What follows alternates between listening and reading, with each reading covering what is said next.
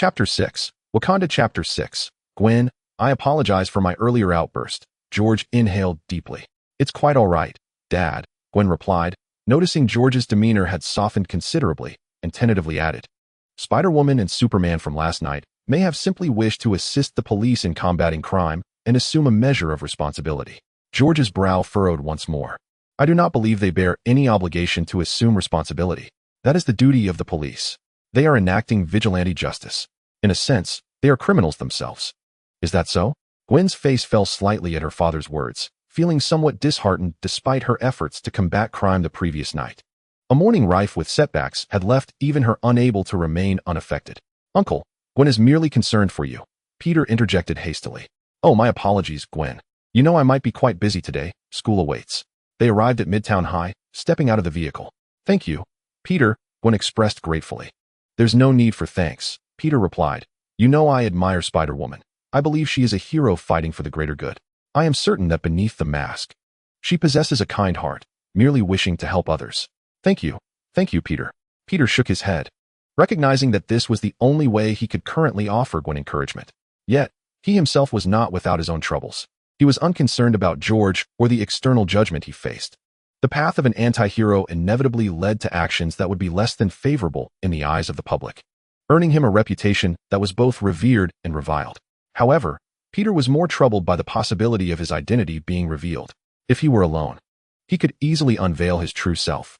But in this life, he had family, friends, Uncle Ben, and Aunt May. Even someone as powerful as Superman could be compromised by the threats against loved ones. How much more so for him, whose actions would oscillate between right and wrong. He was indifferent to the opinions of the masses, but that did not mean Uncle Ben and Aunt May could be so cavalier. Therefore, before he could silence the entire society, he ought to procure a costume and don a mask. And as is well known, which provider of superhero costumes reigns supreme? Naturally, it is the vibranium of Wakanda. Given Peter's current speed, he could manage a round trip in half a day. However, considering the pace at which Wakanda produces costumes, he decided to play it safe and allocate an entire day over the weekend for this endeavor. Alas, there are few clients as understanding as he. Meanwhile, unbeknownst to Wakanda, the system relayed a message. Ding. Task acquired. Costume. As a superhero, how could one possibly be without their own ensemble?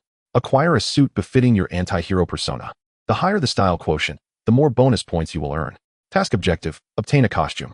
Task reward. Base 2,000 points, with a maximum 100 style quotient bonus. Peter's lips twitched. What on earth is a style quotient? Thus, in the following days, Peter crafted a simple knitted headpiece, traversing several cities and amassing thousands of points. Until the arrival of the weekend. Wakanda, this high-tech primitive tribe, was graced by an unexpected visitor. A meteor streaked across the night sky, tearing through the vibranium barrier that safeguarded this enigmatic nation, landing amidst the encircling royal guard. Thankfully I allotted some extra time. This place is indeed difficult to locate. Peter remarked upon his descent. Faced with a phalanx of vibranium spears, he appeared rather intrigued, pondering which was harder, himself or the armored might of Iron Man. State your intentions. Superman, commanded the head of the guard, the valiant Okoye, stepping forth with unwavering resolve. Oh, you are aware of my identity? Peter replied, aside from you, there should be no one on Earth capable of intruding so boldly.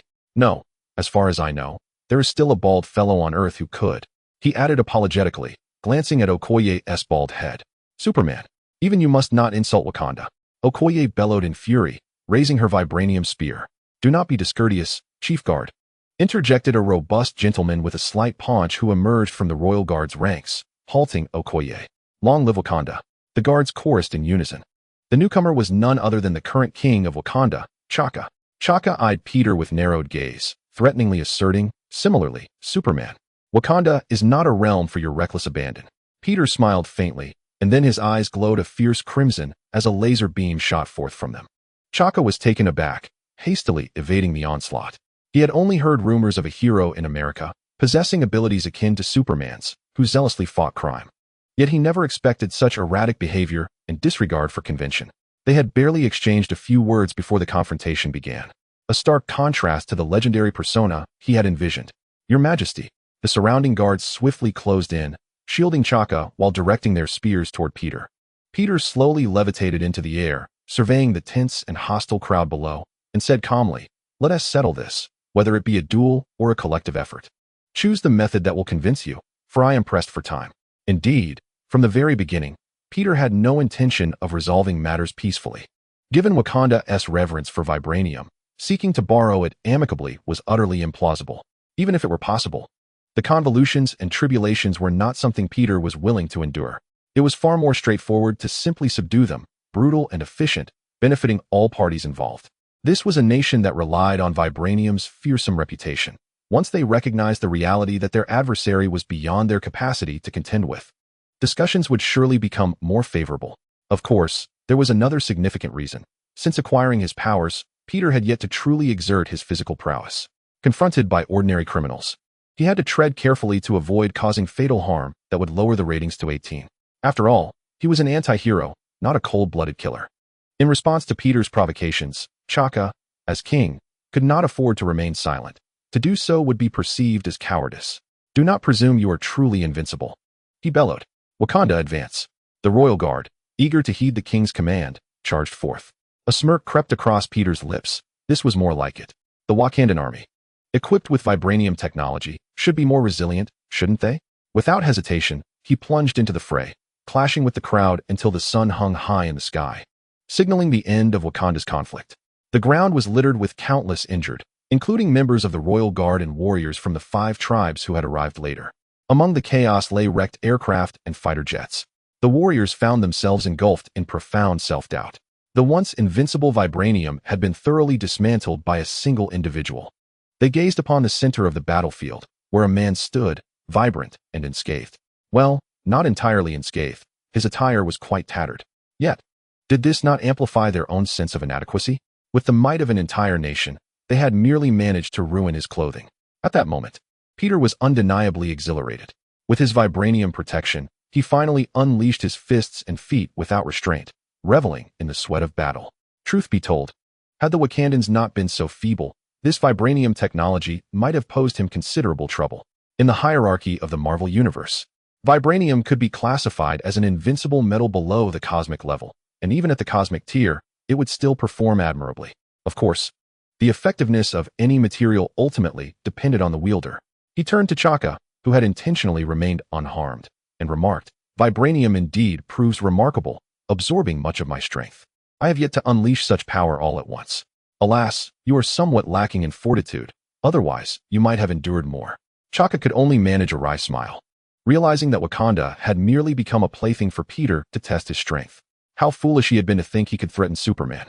"Esteemed Superman, may I inquire what brings you to Wakanda?" he asked with utmost respect.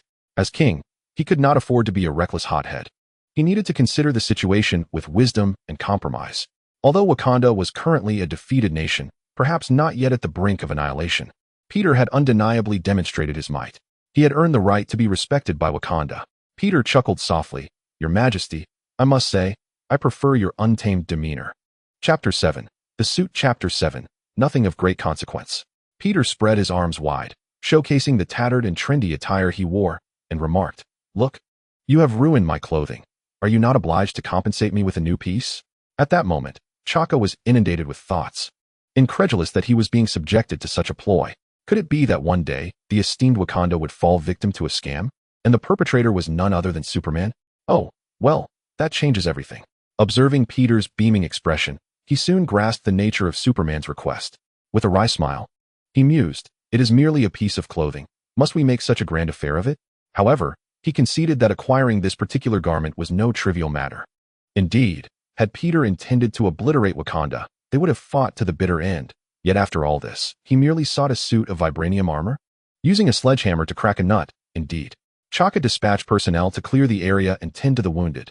Peter had shown restraint in their skirmish.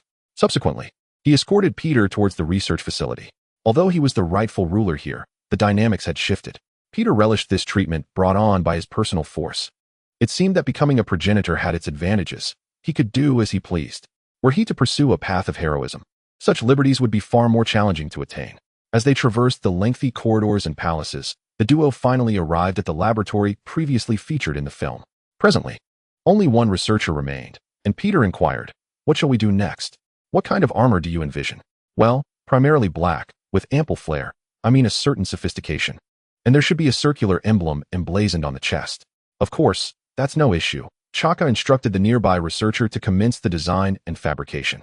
When the final product was unveiled, Peter found himself quite satisfied. The overall design of the armor bore a resemblance to that of Black Panther, albeit with a golden circle at the chest, featuring 3 symmetrical arcs. Additionally, the suit was adorned with golden patterns and precisely placed body armor segments, lending a touch of vitality and an air of majesty to the otherwise heavy and monotonous black. The shoulders and neck were also covered with body armor, seamlessly connecting to a bat-like cape and hood. Notably, the cape featured an exterior of black and an interior of red. Seeking style? Wasn't Superman and Batman enough? Alas, despite Wakanda's technological prowess, it remained limited. The marvels of nanotechnology had yet to be realized. Otherwise, the process would have been considerably more convenient. Nevertheless, with the aid of super speed, Peter donned the suit in mere seconds. Ding. Task completed. Armor. Rewards granted. 2,000 basic points, 2,000 style points, 2,000 score points. You have dominantly conquered Wakanda, compelling them to craft for you a stylish armor, a fusion of Superman and Batman, that exceeds all expectations of fashion. In this process, you have demonstrated your strength without indulging in excessive innocent slaughter, flawlessly adhering to the code of the anti-hero, and successfully completing your mission. However, one must tread carefully regarding copyright. What does be cautious of copyright mean? Peter shook his head. Could the legal department possibly trace this back here? Dressed in his vibranium battle suit, the corners of Peter's mouth turned downwards. If Chaka were familiar with American superhero comics, he would recognize that Peter was currently imitating Batman. By the way, could you also craft a set of battle attire for me? Chaka was taken aback. What battle attire? Peter produced a photo of Gwen as Spider-Woman and said, "Let us make it based on this." Chaka released a sigh of relief. This was far simpler than creating something for Peter. He was now eager to hastily dispatch this pestilence, disregarding all else. No problem, it will be ready soon. However, I do have a few minor requests regarding the battle suit, Peter remarked. No worries, just let me know, Chaka responded nonchalantly, considering it merely a matter of additional time.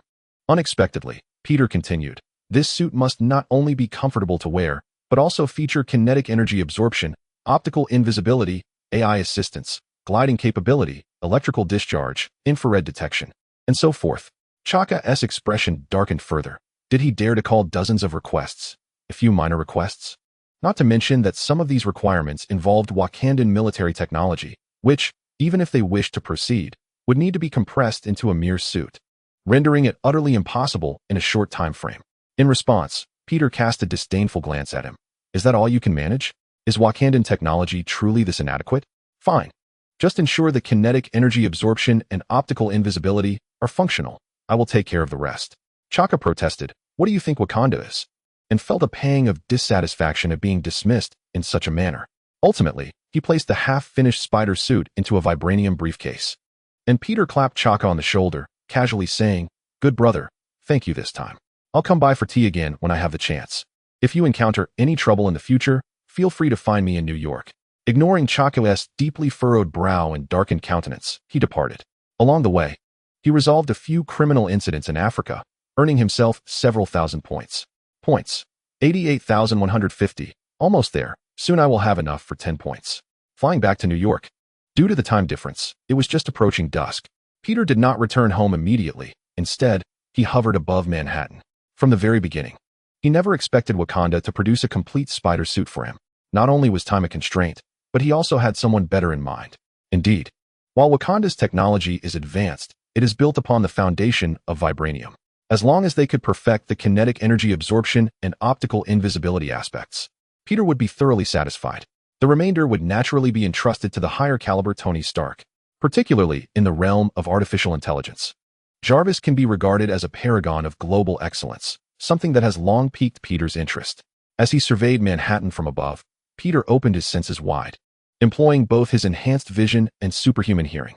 Soon, a smile graced his face. Fortune favored him as he made a discovery. Within the Stark mansion, Tony, having just completed the innovative Jericho missile, stifled a yawn.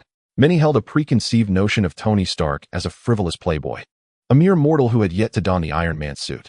While he indeed reveled in extravagance, his remarkable scientific prowess was equally compelling. Otherwise, Stark Industries could not possibly thrive under his stewardship. As Tony returned to his chamber, preparing to catch some much-needed rest before an evening rendezvous with a supermodel, he was abruptly disturbed by a persistent knocking at the window. Irritated, he exclaimed, Who on earth is banging on my window? Then it dawned on him. Who could possibly scale the heights of his abode? His attention swiftly turned to the expansive floor-to-ceiling window, where he beheld a man clad in a black and gold battle suit, holding a briefcase, hovering before him. Upon noticing Tony's gaze, the man shattered the glass with a single strike and floated inside. Chapter 8. Tony's envy. Hey, dude, are you that superhero from the newspapers? Wait, that outfit is really slick. The news of a superhero emerging in New York had reached even the distant shores of Wakanda, and as a local, Tony was acutely aware of this phenomenon, if not well informed. Tony was taken aback by the superhero's unexpected visit, perplexed as to how he had become entangled with such a figure. However, he felt no trepidation regarding any potential threat. It was not a matter of identity, but rather one of inevitability. His keen eye quickly discerned the extraordinary nature of Peter's vibranium suit, from its distinctive technology to its materials, including the briefcase he carried. As a scientist, he was instantly captivated, brushing aside his concern over the damaged window. Thank you. I just acquired it. I quite like it as well, Peter replied. Where did you get it? If it's not too much trouble. Oh, never mind, just disregard my question. Tony began, shaking his head and reverting to the persona of a billionaire playboy. So, superhero, what brings you to my humble abode? Surely, judging by the tone of the superhero, it could not bode ill for him. Just as Peter was about to respond, the bedroom door burst open, and a sprightly, portly man rushed in. Boss, the house alarm has just been triggered. Someone has broken in. He glanced awkwardly at Peter and Tony, who stood facing each other, swallowing his words. Am I interrupting something? Tony rubbed his temples, hesitating momentarily before saying, No worries, you go wait outside for now. Are you sure it's all right? Happy cautiously eyed Peter's eccentric attire. Superman and Batman. This is quite wild. Indeed. Do I need to repeat myself? All right. After a final glance at the two individuals in the room, the door closed behind him. All right, my friend. It appears we are left with just the two of us. What were we discussing? Tony inquired as he settled onto the edge of the sofa. Peter smiled gently. You were asking me if I could procure another set for you, weren't you? Actually, it was I who inquired about your intentions, Tony replied, suddenly pausing. Wait, are you serious? You can truly get me another set? His excitement was palpable. Certainly, but I have a condition. No problem. Such a remarkable item is surely worth any price. Tony responded nonchalantly, exuding an air of lavishness.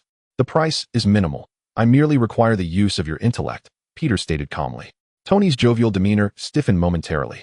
My intellect?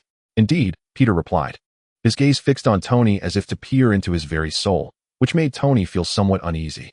Internally lamenting, he thought, this is it. I never imagined this fellow harbored ulterior motives. He actually wants to take my head. Noticing Tony's expression, Peter realized he had teased him sufficiently and finally spoke.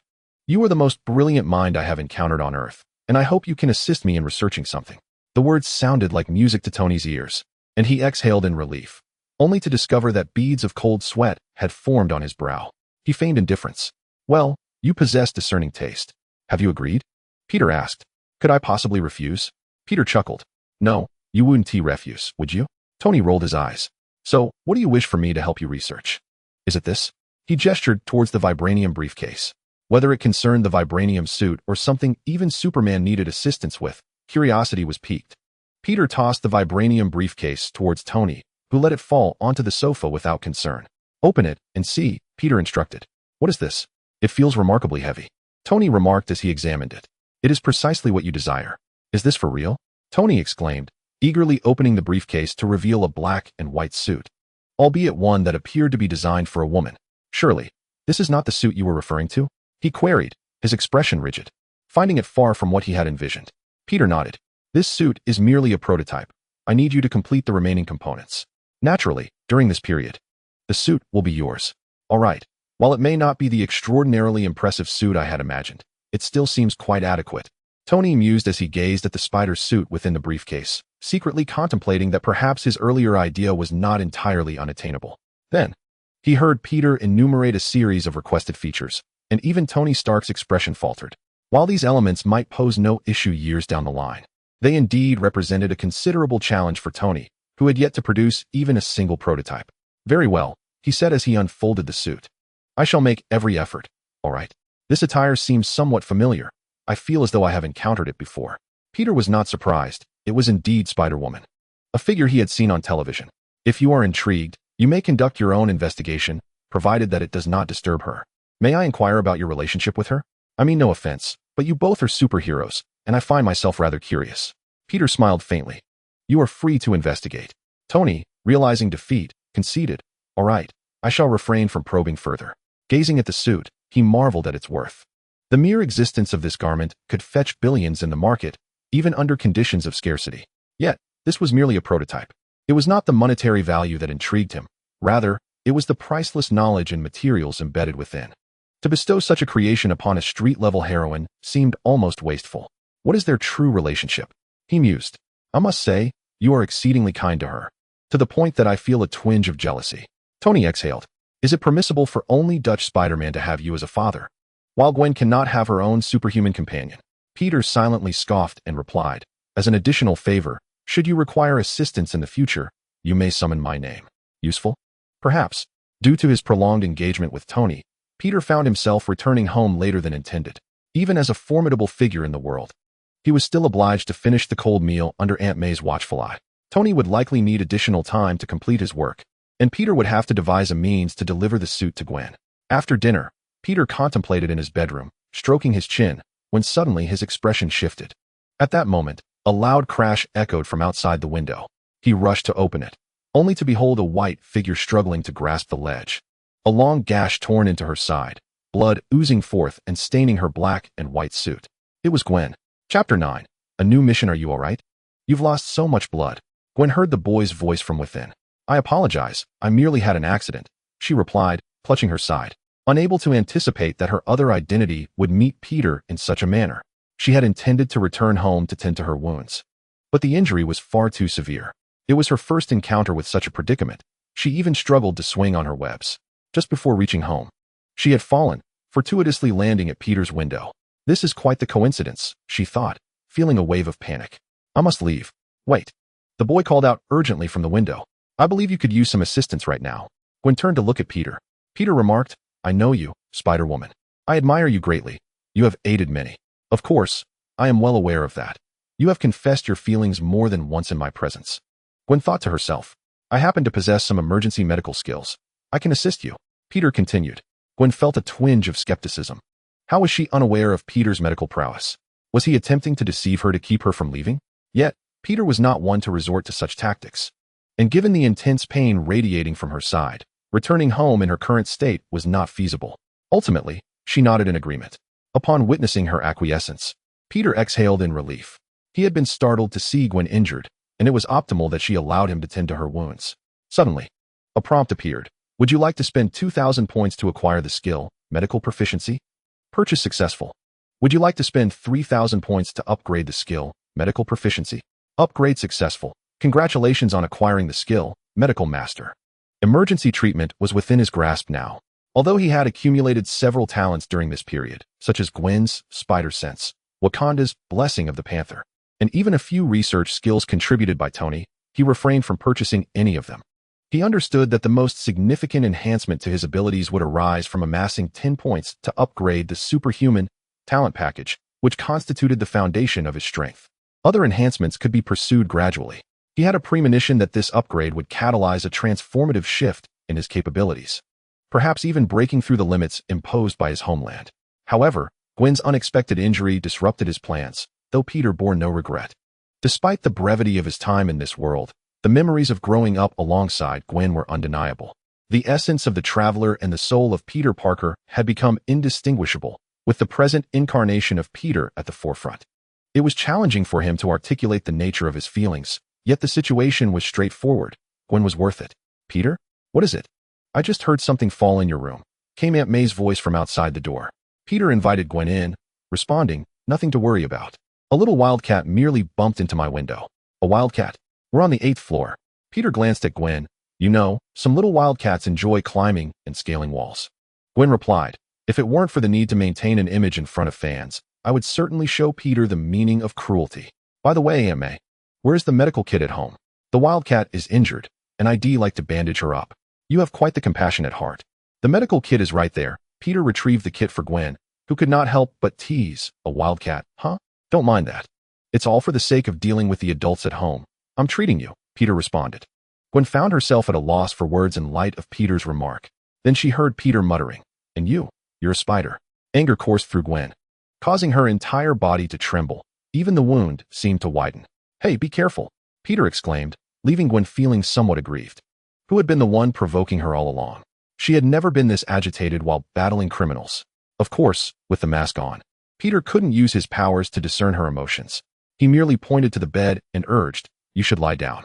"What?" Gwen was taken aback. She had to get on the bed?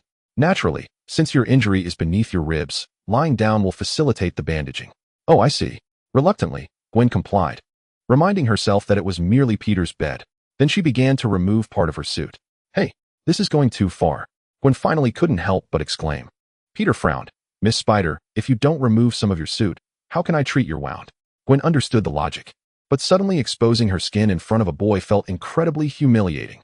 Although American culture is quite liberal, it does not mean everyone shares that sentiment, especially given her traditional upbringing. Peter looked at Gwen earnestly and said, "Trust me, I want to look indiscreetly." Gwen sighed inwardly.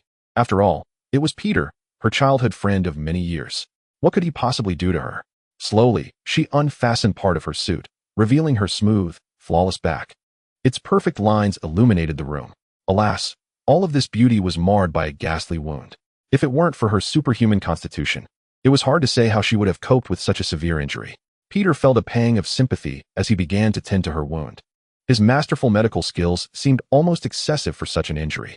Coupled with her extraordinary physique, Peter estimated that this wound, which would typically require stitches, could be treated with just medication and bandaging, and in a few days, she would be fine.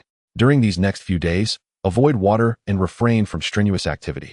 Peter advised as Gwen donned her suit, listening to his incessant reminders, feeling somewhat astonished. She had not expected Peter to possess such emergency treatment skills, and his technique was remarkably proficient. Aside from the initial discomfort when cleaning the wound and applying the medicine, the entire process was rather pleasant. She cast a gentle glance at Peter. Although she was the Spider-Man, it felt as though Peter had come to her aid once more. As such, she nodded along to his somewhat verbose instructions. "So who did this to you?" Suddenly, Peter asked out of the blue, for reasons she couldn't quite grasp. Gwen felt the temperature in the room drop a few degrees. But how could that be? This was Peter. "It's nothing, after all. I spend my days on the streets battling crime, so it's inevitable. You need not say anything. I already know." Peter unlocked his phone and searched for Spider-Man. Indeed, the latest update featured a video captured by onlookers, showcasing a fierce battle between Spider-Man and an evil adversary high above New York City. In the footage, the villain donned a dark green suit of armor, complete with enormous, razor-sharp turbine wings protruding from his back. It was none other than Vulture, one of Spider-Man's arch-nemeses. The wound at Gwen's side was likely inflicted by those lethal wings. Soon enough, the video revealed Gwen's webbing being severed, followed by her being struck down by the mechanical appendages. "I was simply caught off guard since it was my first encounter with this fiend. Next time, I shall be prepared." Gwen, seeing that Peter was aware, decided to be candid. It was also her inaugural brush with a supervillain, and her lack of experience had led to considerable misfortune. The young Spider-Man had vast potential for growth, yet such development often came hand in hand with suffering and sacrifice. Every hero faced this truth. Gwen inquired, "What is your name?" "I am immensely grateful to you." Peter recognized her playful pretense of unfamiliarity and smiled slightly. "I'm Peter Parker, your devoted fan." "Oh, I see. Hee hee. I truly appreciate your support, Peter. I shall continue to follow your exploits." She waved her hand near her temple in a stylish salute. "Really? That is splendid. Could you perhaps sign an autograph for me?" "I have a childhood friend who admires you greatly," Peter requested. Sure. I can manage that," Gwen replied, slightly flustered. Standing by the window after bidding Gwen farewell, Peter finally shed his smile, allowing his expression to return to a calm, even somber demeanor. His eyes narrowed, flickering with a dangerous glint. "Ah, Vulture? Ding. Task obtained. First villain, Vulture has harmed your girl. For the first time, you feel a seething fury and resolve to make him pay. You will unleash your wrath in an anti-heroic manner, demonstrating to all the consequences of provoking your ire. Task objective, defeat Vulture. Task reward, 5,000 points." Chapter 10, Vulture. Chapter 10, New York, night. Within an abandoned church in the suburbs, a multitude had gathered. These individuals exuded an air of menace. Armed with firearms and patrolling, yet lacking the discipline of soldiers. They hailed from New York's most notorious underground empire, the henchmen of Kingpin, criminals of the highest order. This location served as one of Kingpin's strongholds. At that moment, he was inside the dilapidated church, meeting with another figure, the very culprit responsible for injuring Gwen, Vulture. "Vulture, whose real name was Adrian Toombs, was an electronic engineer employed by Oscorp, where he developed flying apparatuses and battlesuits that granted immense power alongside the ability to soar. However, upon completing his project, Oscorp unceremoniously discarded him, even going so far as to frame him and have him imprisoned. Vulture understood that once he entered the prison system, his life would no longer belong to him. By chance, at that moment, Kingpin approached him. Due to Peter's sudden emergence, Kingpin had been occupied with purging his underground empire of traitors and searching for warriors endowed with superhuman abilities. However, this proved to be a formidable challenge, leading him to consider the formidable armor that could enhance human combat capabilities and the scientific prowess of Vulture as a viable option. The two quickly reached an agreement. With Kingpin's assistance, Vulture successfully utilized his previous resources to create the current suit, which combined flight and strength, evading the New York police and transforming into a supervillain. Today marked his debut. The powerful armor allowed him to bring down the rookie Spider-Woman on his first day, although he did not succeed in taking her life. The outcome was satisfactory to Kingpin. After all, compared to Superman, the threat posed by Spider-Woman was considerably less significant. Heaven knows how many Franklins he had lost in recent days. Countless criminals trembled in fear, deterred from venturing outside due to the looming presence of Superman. Mr. Toombs, you performed admirably today. Kingpin, despite being one of New York's most notorious criminals, spoke with remarkable politeness. In contrast, Vulture, an elite intellectual and researcher, exhibited a hint of arrogance. Clad in his armor, he clenched his fingers in the air and proclaimed, Trust me, Mr. Kingpin. Next time I will surely claim the life of that Spider-Woman." This suit possessed an additional side effect. It amplified the desires within one's heart, keeping the mind in a state of perpetual excitement and instability. Spider-Woman is inconsequential. It is Superman who matters, Kingpin reminded him. It matters not. Whether it be Spider-Woman or Superman, I will take them all down. Vulture grinned, extending his arms wide. Kingpin furrowed his brow, having noticed Vulture's abnormal behavior. However, he chose not to comment further. After all, a somewhat deranged Vulture was easier to manipulate. With a face marked by excess, he forced a smile and said, "No, I will not allow you to confront Superman just yet. You have a greater purpose, Mr. Toombs. Do you wish for my assistance in researching the armor?" Although Vulture was somewhat unhinged, he was not foolish and quickly grasped Kingpin's intent. "No, I will no longer assist others in such endeavors. I am Vulture now. This is not what we agreed upon. The situation has changed." The atmosphere shifted abruptly, plunging into silence. Kingpin regarded Vulture with cold disdain. "No one deceives me. You have violated the rules, Vulture." Vulture, with bloodshot eyes filled with mania, met his gaze fearlessly. "But the rules have changed, Kingpin." Kingpin's expression darkened. He had not anticipated such a drastic change in Vulture's disposition. Suddenly, a thunderous noise erupted from outside, followed by a chorus of screams. A panicked henchman rushed in, exclaiming, "A black Superman." Kingpin narrowed his eyes and replied, "So, Superman has arrived, Vulture. I shall prevail, just as I have triumphed over the Spider-Woman." Upon hearing this, Norman Osborn showed no hesitation and turned to leave. Upon closer inspection, one might notice that he departed with an unusual haste and disarray. The Vulture scoffed derisively. He turned back just as the grand doors of the church were forcefully flung open, revealing Peter, clad in his striking golden battle suit, soaring in. Observing this, the Vulture unfurled his iron wings and ascended into the air, proclaiming, "Superman, today I shall be the one to end you." After bidding farewell to Gwen, Peter soon began his search for the Vulture. Enhanced by his superhuman senses, he exerted considerable effort and ultimately pinpointed the Vulture's location. However, despite his heightened abilities continuously tracking this vicinity and overhearing the exchange between the Vulture and Norman, he remained somewhat reticent. Even his super-intellect found itself perplexed. How could the Vulture dare to act so boldly? The fundamental reason behind the stark contrast in attitudes between the Vulture and Norman lays in 3 words: information disparity. As one of Superman's most prominent victims, Norman was perpetually attuned to Superman's every move, having read every issue of Superman comics.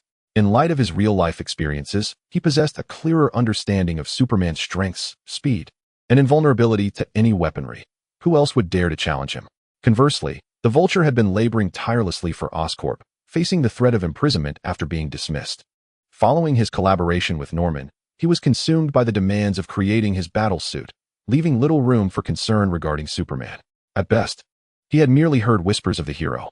Furthermore, under the influence of his diminishing intellect, the Vulture had come to believe, Superman can fly, so can I. Superman is invulnerable, I too am invulnerable. Superman possesses immense strength. I am also immensely strong. Therefore, I am Superman. As an electronics engineer, he had never believed that the characters from comics could manifest in reality. He considered their abilities to be mere coincidences of similarity. The Vulture screeched, his iron wings unfurling with deadly feather blades as he charged toward Peter. This was his most formidable weapon, crafted from Oscorp's hardest and sharpest composite steel, of which he was confident was among the toughest metals in the world. It was precisely due to these feather blades that he had bested the Spider-Woman. Mere mortals stood no chance against them. With a resounding strike, the feather blades met Peter's form, and the Vulture cackled with glee. However, his laughter quickly faltered. The anticipated scene of flesh tearing and skin splitting did not unfold. There was not even a mark left behind. It felt as though he had struck solid steel, despite having utilized the hardest steel himself. Harder than the toughest steel? Impossible. The Vulture shouted, but his exclamation was abruptly cut short. His pupils dilated in shock as he beheld Superman, who had inexplicably materialized before him, gripping his throat with an iron hand. Have you had your fun? Peter inquired, tilting his head slightly. The Vulture trembled, swollen with arrogance ever since acquiring his battle armor, daring even to disregard the Kingpin. Yet in that moment, a sudden wave of fear enveloped him. Let me go? He shouted, struggling fiercely, his iron fists and steel claws flailing at Peter, yet failing to ignite even a spark. All that surrounded him was an overwhelming sense of suffocating pressure. Then, he heard the dark Superman's voice. Do you enjoy flying? What do you mean? Boom. A violent sensation of weightlessness struck him, fierce gusts of wind slapping against his face. When he regained his senses, he realized he had shattered through the church and was now soaring through the night sky. In Superman's eyes flickered a crimson light, accompanied by a maniacal laugh. Chapter 11. Spider Chapter 11. The Vulture felt an eerie calmness, gripped by Peter by the throat. Even with the turbines of his iron wings at maximum power, he could not budge Peter in the slightest. In that moment, he comprehended the vast disparity between them, understanding why the Kingpin fled faster than a mouse. It was futile to fight. He stood no chance. Peter dismantled his two iron wings effortlessly, discarding them as he spoke. Do you realize what you have done wrong? Answer incorrectly, and I shall cast you down. At that height, even with his armor, the Vulture could not guarantee his survival. No, you can't do this. You are a superhero. You cannot treat me this way. Peter tore off one of his arms and stated flatly, my patience is limited. Once an electronic engineer, the Vulture had never encountered such brutality. It was his first encounter with the terror of superheroes, or rather, the terror of anti-heroes. I will tell you. I will tell you. Pain coursed through him, tears and mucus streaming down his face, as blood gushed from the severed muscle fibers of his arm. If left unattended, he would bleed to death in no time. I was wrong. I shouldn't have committed crimes. I deeply regret it. I was an engineer, the kind who toils away in a lab. I am a good person. I was framed into committing crimes. Ah, so you are the type of reluctant supervillain. Peter's expression softened, suddenly embodying the persona of a righteous superhero, leaving one somewhat perplexed. But the Vulture clung to this glimmer of hope. Yes. My real name is Adrian Toombs. I have some reputation in the industry. You can look it up. It's all the fault of that accursed Osborn. A flicker of resentment flashed in the Vulture's eyes. It was him. He burned the bridge and framed me, leading to this downfall. No, Toombs, I do not care. Peter interrupted him with a playful tone. What? I do not care. In fact, I do not mind your criminal activities as a supervillain. It is not your fault, Toombs. Every moment in this world, someone is committing a crime. Even without you, there would be other villains. The original sin lies within society itself. Peter gazed at the Vulture, his expression reminiscent of a divine father forgiving a transgressor, and uttered, I bear no grudge against you. The Vulture, taken aback by such unexpected words from Superman, felt a surge of gratitude that nearly brought him to tears. Despite the constriction around his neck, he fervently nodded. He was not the sort of villain inherently oblivious to good and evil. He was acutely aware of his misdeeds. Indeed, most people possess an understanding of their own wrongdoings. So, apart from those who have wholly descended into the abyss, do not the rest experience a flicker of guilt in the stillness of night? Now, Peter had bestowed upon him an excuse, a source of solace. It is not I who am in the wrong, but this world. Amid the tumult of highs and lows, he even contemplated unwaveringly following Peter. Unfortunately, he had answered incorrectly. However, the next moment, cold words yanked the Vulture back to reality. He suddenly felt the constriction around his neck ease momentarily, only to be enveloped by a sensation of weightlessness, plummeting downward. Still dazed, he stared blankly at Peter, who appeared to shrink in the distance. In the moonlight, he could see Superman, masked in black, uttering something to him. From the shapes of his lips, he discerned the word, spider. The vulture's eyes widened in disbelief until his body crashed to the ground with a resounding thud. Above, silence resumed its reign. After a brief interlude, he found himself surprisingly alive, coughing up blood, greedily inhaling the air. Who would have thought that Superman's armor would save my life? Even as his bones and internal organs lay shattered, he clung to life by the mere thread of the armor. To be alive is to harbor hope, is it not? He extended his remaining hand, striving to crawl forward, murmuring, Superman, Spider-Man. His pallid, sickly visage was etched with bitterness. So, it is true, await your turn. If I cannot defeat you, can I not contend with the spider? Even in death, I shall persist. Suddenly, a crimson laser swept through the air, precisely striking his head. Above, Peter stifled a yawn, as if weary of his toy. He cast a fleeting glance into the distance, a smirk curling his lips before he vanished into the night. As for Kingpin, the underground monarch of New York, he would remain for now. With him around, there would surely be more to ensnare. On a road several kilometers from the church, Kingpin witnessed the entire scene of Peter dispatching the vulture through his binoculars. He saw Peter grasp the vulture by the throat, first tearing apart the vulture's wings, then his arms, culminating in an intense exchange that left the vulture agitated, leading to his sudden release. Finally, Peter added a finishing touch with a blast from his laser eyes. This escalated Kingpin's perception of Peter's threat level significantly. No one wished to fall into the clutches of a powerful and merciless Superman. Alas, even with binoculars, the nuances of their conversation were too indistinct for him to decipher. However, what truly sent a chill down Jin's spine was the fleeting glance Superman seemed to cast in his direction. Jin hastily discarded the binoculars and entered the elongated limousine that had been waiting nearby. It was only after the vehicle had traversed a considerable distance that Jin, in a fit of fury, struck the carriage with his fist, creating a substantial dent. As Peter's most ardent adversary, he was acutely aware that at any moment, Peter could have easily sent him to his demise. The speed of the car was still far from the speed of sound, while Superman's velocity was measured in multiples of it. This 200-kilogram bald man had never felt so humiliated. The sensation of being perpetually threatened with death was akin to a dagger lodged in his throat. Do not be so agitated. He did not pursue us, remarked his blind lawyer, Matt Murdock, in a relaxed tone. Indeed, in the Gwen universe, one of Jin's greatest foes, Daredevil Murdock, had become his second-in-command in legal matters. Known as the Lethal Advocate, Jin shot him a glance and said, Murdock, you are in the car.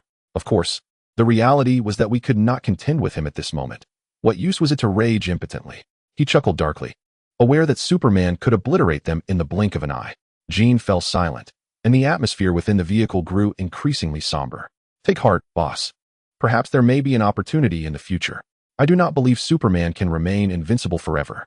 Murdock, wearing sunglasses, appeared to possess a wealth of insight. Moreover, our recent acquisition is quite substantial.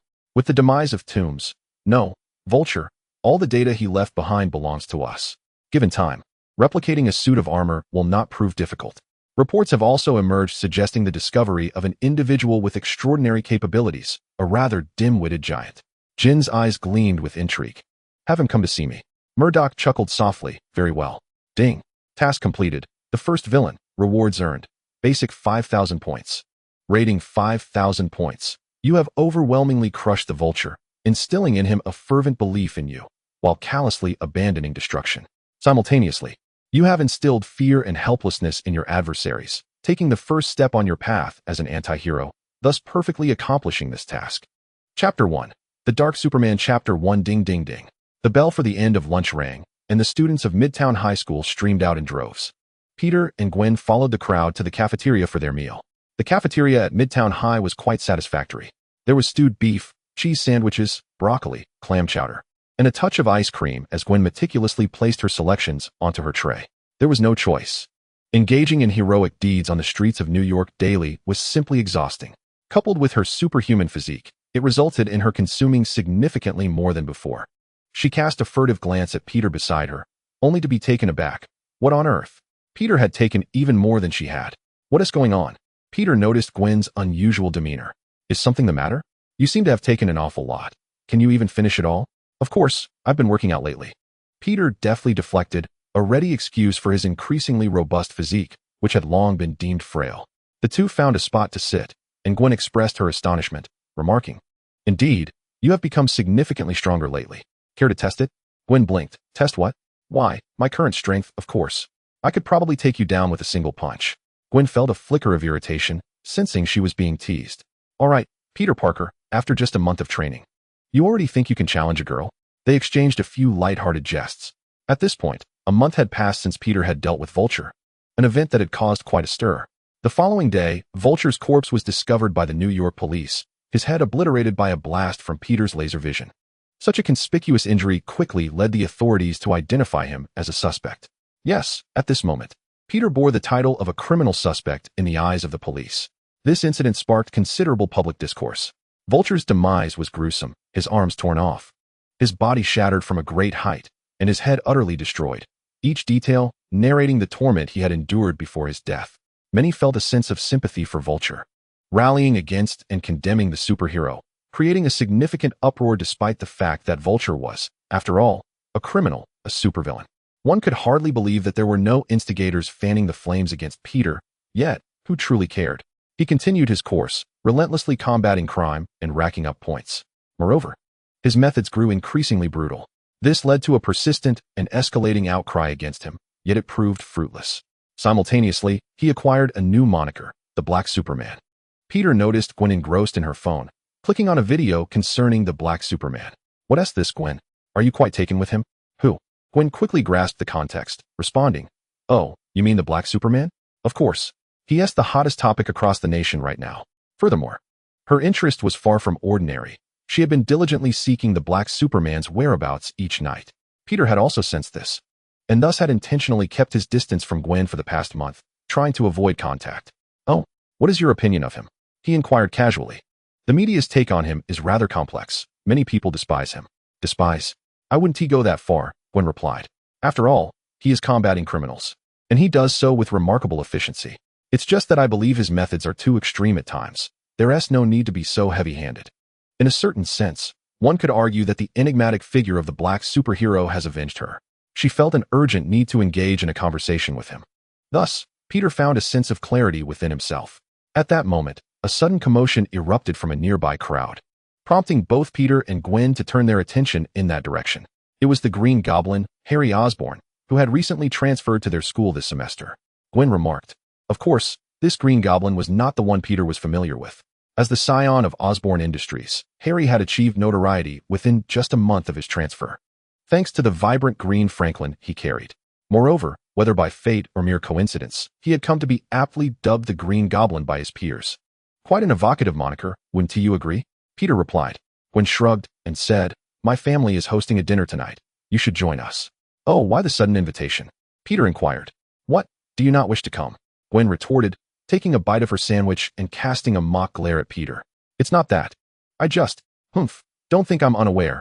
Uncle is working late tonight, and Aunt May has her charity event in Chinatown. You'll be all alone. Goodness. This seems premeditated. Peter exclaimed. Hee, this is also my father's suggestion. We'll be having lemon base tonight. Gwen winked. All right. What's on the schedule for this afternoon? This afternoon, it's Dr. Connor's class. He is my mentor during my internship at Osborn Industries, specializing in interspecies gene transfer engineering.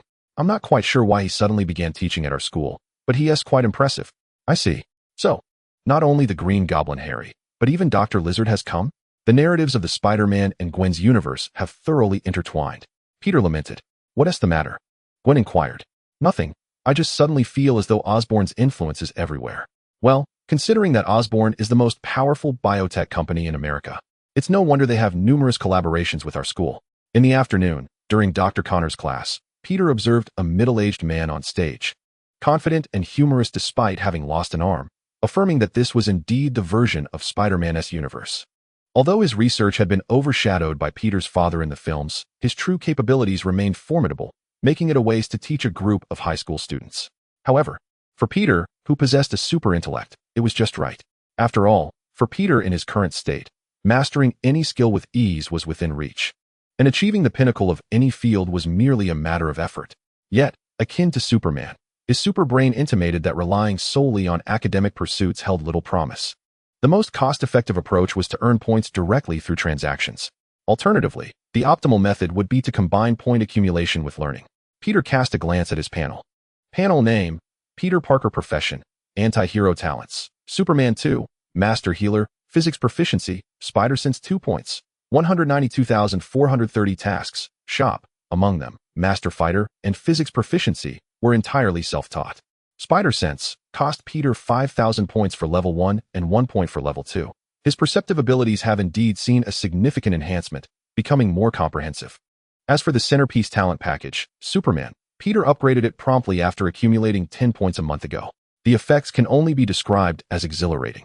According to the classification of powers in the Marvel Universe, he was originally positioned at the subcosmic level, at the pinnacle of Earth-level beings, which was the limit for his original template. However, this upgrade elevated Peter directly to the cosmic level, placing him on par with Captain Marvel. At last, he was liberated from the constraints of his former identity and could truly be called a Superman. Not to mention, his biofield was finally substantial enough to support a plane. Of course, the cost for the next upgrade skyrocketed to 50 points, which left Peter somewhat troubled. As time passed, the criminals in New York grew increasingly timid. He suspected that if it weren't for Kingpin holding the fort, those criminals might have completely surrendered. In fact, the law and order in New York had reached unprecedented heights over the past month. Yet, this was not what Peter desired. He often found himself traveling to distant cities, traversing much of the United States to enact justice. Though 50 points may not seem insurmountable, it was foreseeable that the required points would only increase exponentially. Where could he possibly earn them? It was all the fault of New York's criminals for being so lackluster. Kingpin, a notorious underground king, cursed under his breath and raised a middle finger. Chapter 2. The first fan after class. Gwen approached Peter, and together they went to greet Connors. Connors was packing up his things. Even with his rigorous training, he occasionally appeared clumsy with just one hand. Gwen took over, helping him organize his belongings, and greeted him. "Hello, Dr. Connors." "Oh, Gwen. I didn't expect to see you here," Connors replied. "I also didn't anticipate encountering you at school, Dr. Connors." "It's nothing. I just encountered a minor setback in my research progress, so I was assigned to take a break." Connors' demeanor showed no signs of distress. He remained gentle and refined. He turned his gaze toward Peter and inquired, "And who is this?" A renowned expert dispatched from Oscorp to a high school was no trivial matter. Gwen hesitated, noticing that Connors clearly preferred not to elaborate, so she relented. She introduced Peter, saying, "This is the Peter Parker I mentioned to you earlier." If he hadn't withdrawn midway, he might have been the one to intern at Oscorp before the summer. She had not forgotten the incident where Peter missed an opportunity for further education due to her, and now she was making every effort to make amends. "Hello, Dr. Connors." Peter, too, was going with the flow. Besides not wanting to disappoint Gwen, he personally harbored an interest in connecting with Connors. After all, in the comics of Gwen's world, it was Peter Parker who ultimately concocted the lizard serum, transforming into the lizard and perishing in Gwen's embrace, a tragedy that catalyzed Gwen's transformation. Connors glanced at Peter, recognizing that anyone capable of competing with Gwen must possess considerable talent. After a moment's contemplation, he said, "Very well, if you are interested, you may come to Osborne this weekend to meet me."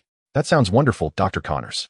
Finalizing the arrangement to visit Connors' research, Gwen added, "I have matters to attend to, but do remember to arrive on time tonight." Peter nodded, assuring her, "Of course, I shall not disappoint." As for Gwen's matters, it was naturally her duties as Spider-Man that called her away. Peter, on the other hand, felt relatively unburdened. After all, the efficiency of earning points had slowed down, and he had no intention of waiting around to grind for points in the evening. Instead, he could dedicate himself to enhancing his skills. Coincidentally, he had just unlocked the skill of biology mastery from Connors, and he planned to devote the next few days to mastering it, aiming to refine the entry before the weekend. Being a speedster, he had far more time at his disposal than the average person. However, while he did not seek trouble, trouble found him. In the corridor, the Lightning Gang had caught Gordon again today, pinning him against a locker and toying with him. As Peter passed by and glanced over, perhaps due to his previous assistance to Gordon, he was met with a look of desperation from Gordon. Yet, he merely averted his gaze, having no intention of intervening. He owed Gordon nothing. On the contrary, he had once extended a helping hand to Gordon, only for Gordon to squander that opportunity. Yet, the Lightning Gang had also noticed Peter. "Hey, look who we found," they exclaimed, immediately releasing Gordon to encircle Peter. Compared to Gordon, who had always hidden behind Gwen, Peter was a far more appealing target for their bullying, especially with Gwen absent today. "Peter, why aren't you hiding behind the girls today?" they taunted maliciously, preparing to teach Peter a lesson for provoking them. As Peter surveyed the encroaching group, he felt a rare sense of challenge. After all, if he were not careful and accidentally overwhelmed them, the scene could quickly escalate into chaos. Peter Parker still needed to lead a normal life. At that moment, he truly grasped the burdens of being a superhero, where one had to tread carefully in all aspects of life. Fortunately, perhaps due to his recent advancement, Peter now found it much easier to control his strength than before. He seized Lightning by the collar, carefully lifting him to smash against the locker, confronting him with a warning, "Listen, you jerk." Peter advanced, his fierce gaze fixed upon him, the oppressive aura belonging to the Black Superman seeping through. "Do not bother me again, understand?" Lightning was taken aback by this sudden shift. "Wasn't it my intention to bully Peter? How did it turn into Peter bullying me instead?"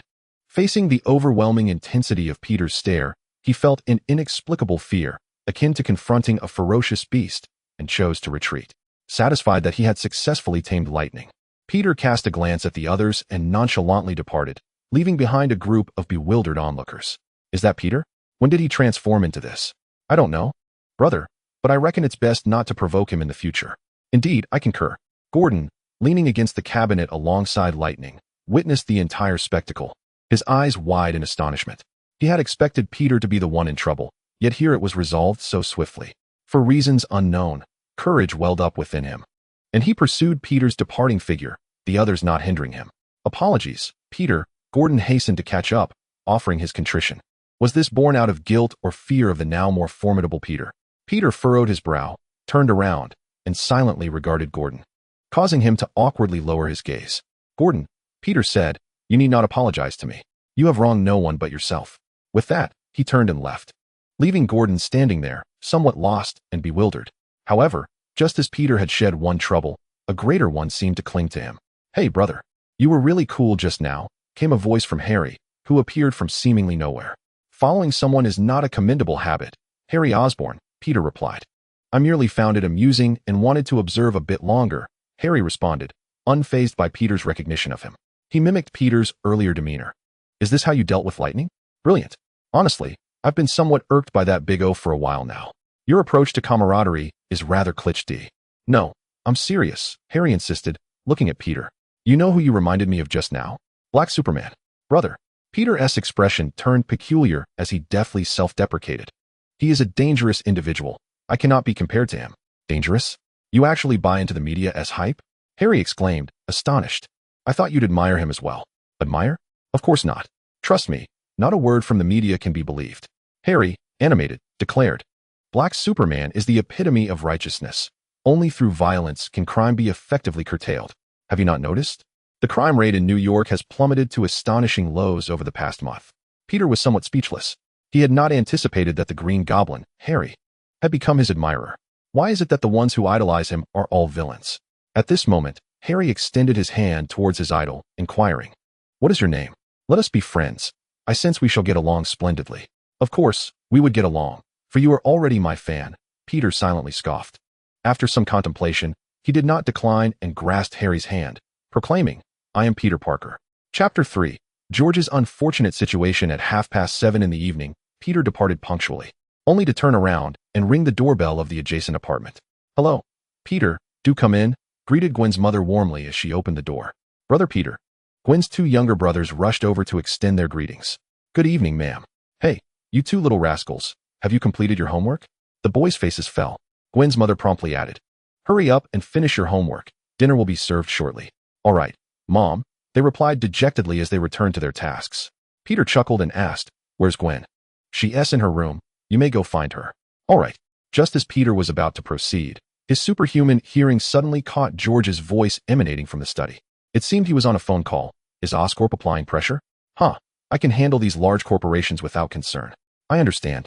But if our police force does not make any progress soon, we will truly be looked down upon. Do you truly wish to entrust the safety of New York to uncontrollable vigilantes like those in black suits?" "Indeed, that's the case. Moreover, I sense something is amiss.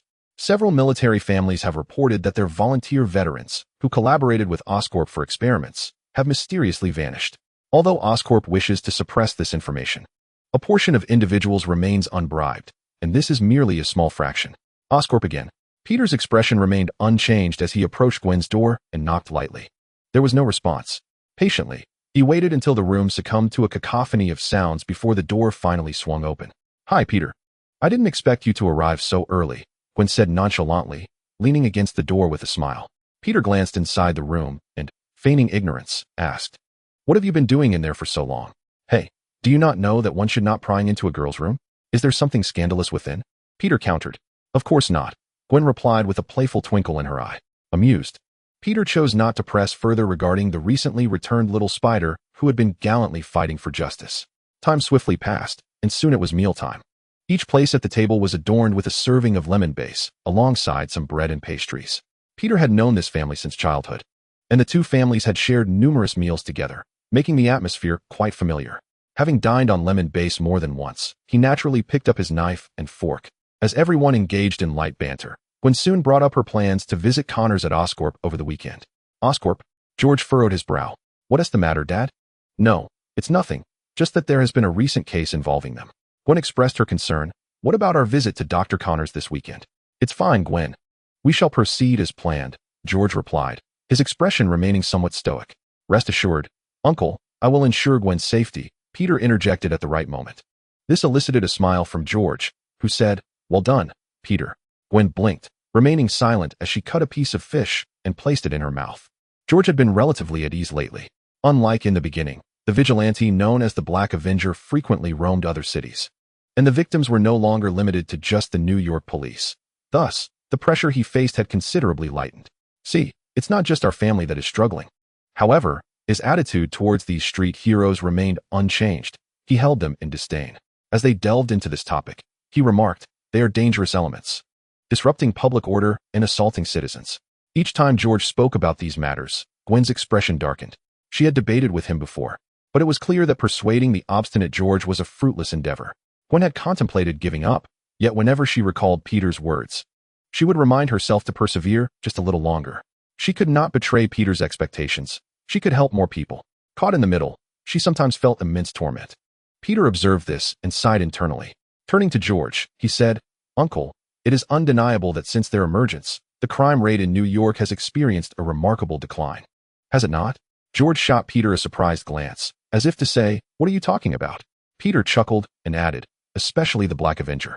The criminals in New York are too afraid to even show their faces because of him. He has accomplished what the police could not." "What the police could not?"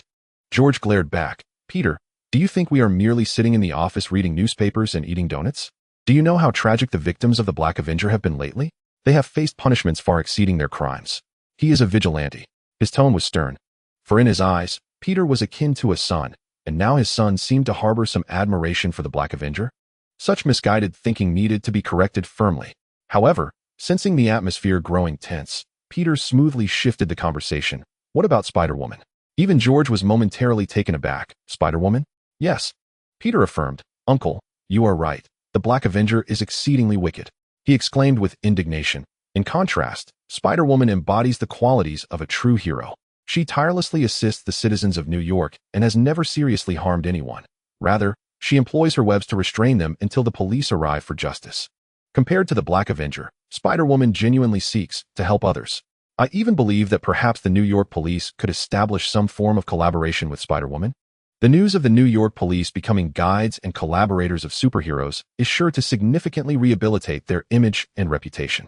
If the cooperation is executed well, it may even pose some challenges for the Dark Superman." Peter shamelessly discussed strategies to confront himself with the police chief. Only a being with superpowers can contend with another superpowered entity. Peter's words left George utterly speechless. He gaped in disbelief, unable to fathom that Peter could utter such sagacious remarks, reminiscent of a seasoned politician. Strangely, upon reflection, he considered that there might indeed be a feasible possibility. He was tempted to inquire whether Peter harbored any aspirations for a political career. Moreover, the broken windows theory is universally applicable, although George was reluctant to admit it. With a dark Superman wreaking havoc, it was undeniable that Spider-Woman appeared far more endearing in comparison. He shot a glance at Peter. "You seem rather fond of Spider-Woman?" Peter unhesitatingly confessed, "I'm her fan, Uncle." George chuckled. The entire family turned their astonished gazes toward Gwen, puzzled by her sudden laughter. "It's nothing, Dad. It's just that opportunities to see you in a predicament are quite rare." Chapter 4, Spider and Gwen, Heroes and Life After Dinner. Peter and Gwen ascended to the rooftop of their apartment. A gentle evening breeze greeted them, perfectly suited to the robust constitutions of Peter and Gwen. "I can't believe my dad was rendered speechless by you," His expression was truly amusing, Gwen remarked. It's nothing. After all, Uncle was slandering Spider-Woman, Peter replied. Slander? Haha, Gwen laughed, her eyes wide in surprise as she looked at him. Do you really adore Spider-Woman that much? Peter propped his chin in thought, provoking a sense of unease in Gwen. Do you think I would argue with Uncle George if I didn't? He is the police chief. What if he locked me up? Peter mused. Uffed, Dad, wouldn't he do that? By the way, Peter approached the railing, resting his hands on it. Isn't it a bit inappropriate to express my affection for another girl in front of you? Don't worry, I don't mind. Why not? Well, because I quite like Spider-Woman too. Really? Absolutely. The two stood by the railing, enjoying the breeze as they surveyed the nightscape of New York City. Thank you, Peter. I'm glad to have you, Gwen said after a while. No need to thank me. It's the least I could do. You don't even ask me what I'm thanking you for. My apologies. It's just a habit. For some reason, Gwen felt a twinge of discomfort. Do you speak this way to other girls now? Hey, Gwen, when did you become just like Uncle George? Peter shot her a glance. What? Slander. You know very well that I spend nearly the whole day with you. When would I have time to interact with other girls? Gwen cursed softly, feeling somewhat foolish this evening. It seemed she was struggling to rein in her emotions, a departure from her usual demeanor. This emotional turmoil stemmed from Peter. For a girl, sometimes an abundance of sweet words and declarations of love pales in comparison to a single genuine act. Tonight, Peter had successfully persuaded George in her presence, leaving him speechless and alleviating the burden on her heart. Moreover, he unabashedly declared himself a fan of Spider-Woman, igniting a rush of exhilaration within her. If this were a game, one could almost visualize their previously green friendship affinity swiftly transforming into a vibrant pink. Yet, in the next moment, Peter countered, and yet, it is you who suddenly vanishes, always busy. Gwen felt a twinge of injustice at his words. Who was she donning the Spider-Man mask for? In that fleeting moment, she contemplated revealing her identity to Peter, reasoning that he cared for her deeply. What reason? Peter inquired. Gwen clutched the railing tightly, her heart torn in turmoil. She feared Peter might misconstrue her intentions and dreaded the uncontrollable changes that could arise from her identity being exposed. Ultimately, despite her outward appearance of wisdom and maturity, she was merely an 18-year-old girl, recently endowed with extraordinary abilities. Donning a mask and aspiring to be a hero, she oscillated between two starkly different identities. Caught in the crossfire of her vibrant, yet confused inner world, she required considerable time to digest, adapt, and find equilibrium between being Spider-Woman and Gwen, a hero and an ordinary individual. This challenge, even for Peter Parker, who had been Spider-Man for years, remained an unending endeavor. I'm sorry, Peter. Please give me some time, Gwen managed to say with difficulty. She grasped Peter's hands tightly, tilting her lovely face upward, her eyes locked onto his. But please believe in me, all right? Peter gazed at Gwen, who was so close, her hopeful expression stirring a pang of empathy within him. Recently transformed into a hero, this vibrant young woman bore an almost imperceptible weariness in her eyes. After all, being a hero was a physically demanding endeavor. Besides her daily academic responsibilities, she had to carve out time to traverse the bustling streets of New York, managing her parents, teachers, and friends. Had it not been for Peter helping to eliminate much of the crime and her extraordinary resilience, she would have long since succumbed to the pressure. And to suggest she should abandon her role as Spider-Woman? Although Peter was not fond of the notion of fate, within the Marvel Universe, destiny was a tangible reality, prevalent among many heroes, a prominent example being Batman in Gotham. Even if Gwen decides to relinquish her aspiration of becoming Spider-Man at this moment, it is inevitable that one day, whether influenced by another or through her own choices, she shall ultimately reclaim that identity. I have always believed in you, Gwen, and I will patiently await the day you are ready to speak of it. Peter, gently stroking Gwen's golden hair, smiled and said, there is no rush. Take your time. It is perfectly acceptable to pause and rest if you feel weary. Gwen was taken aback by Peter's tender words, which were imbued with a warmth that was simply overwhelming.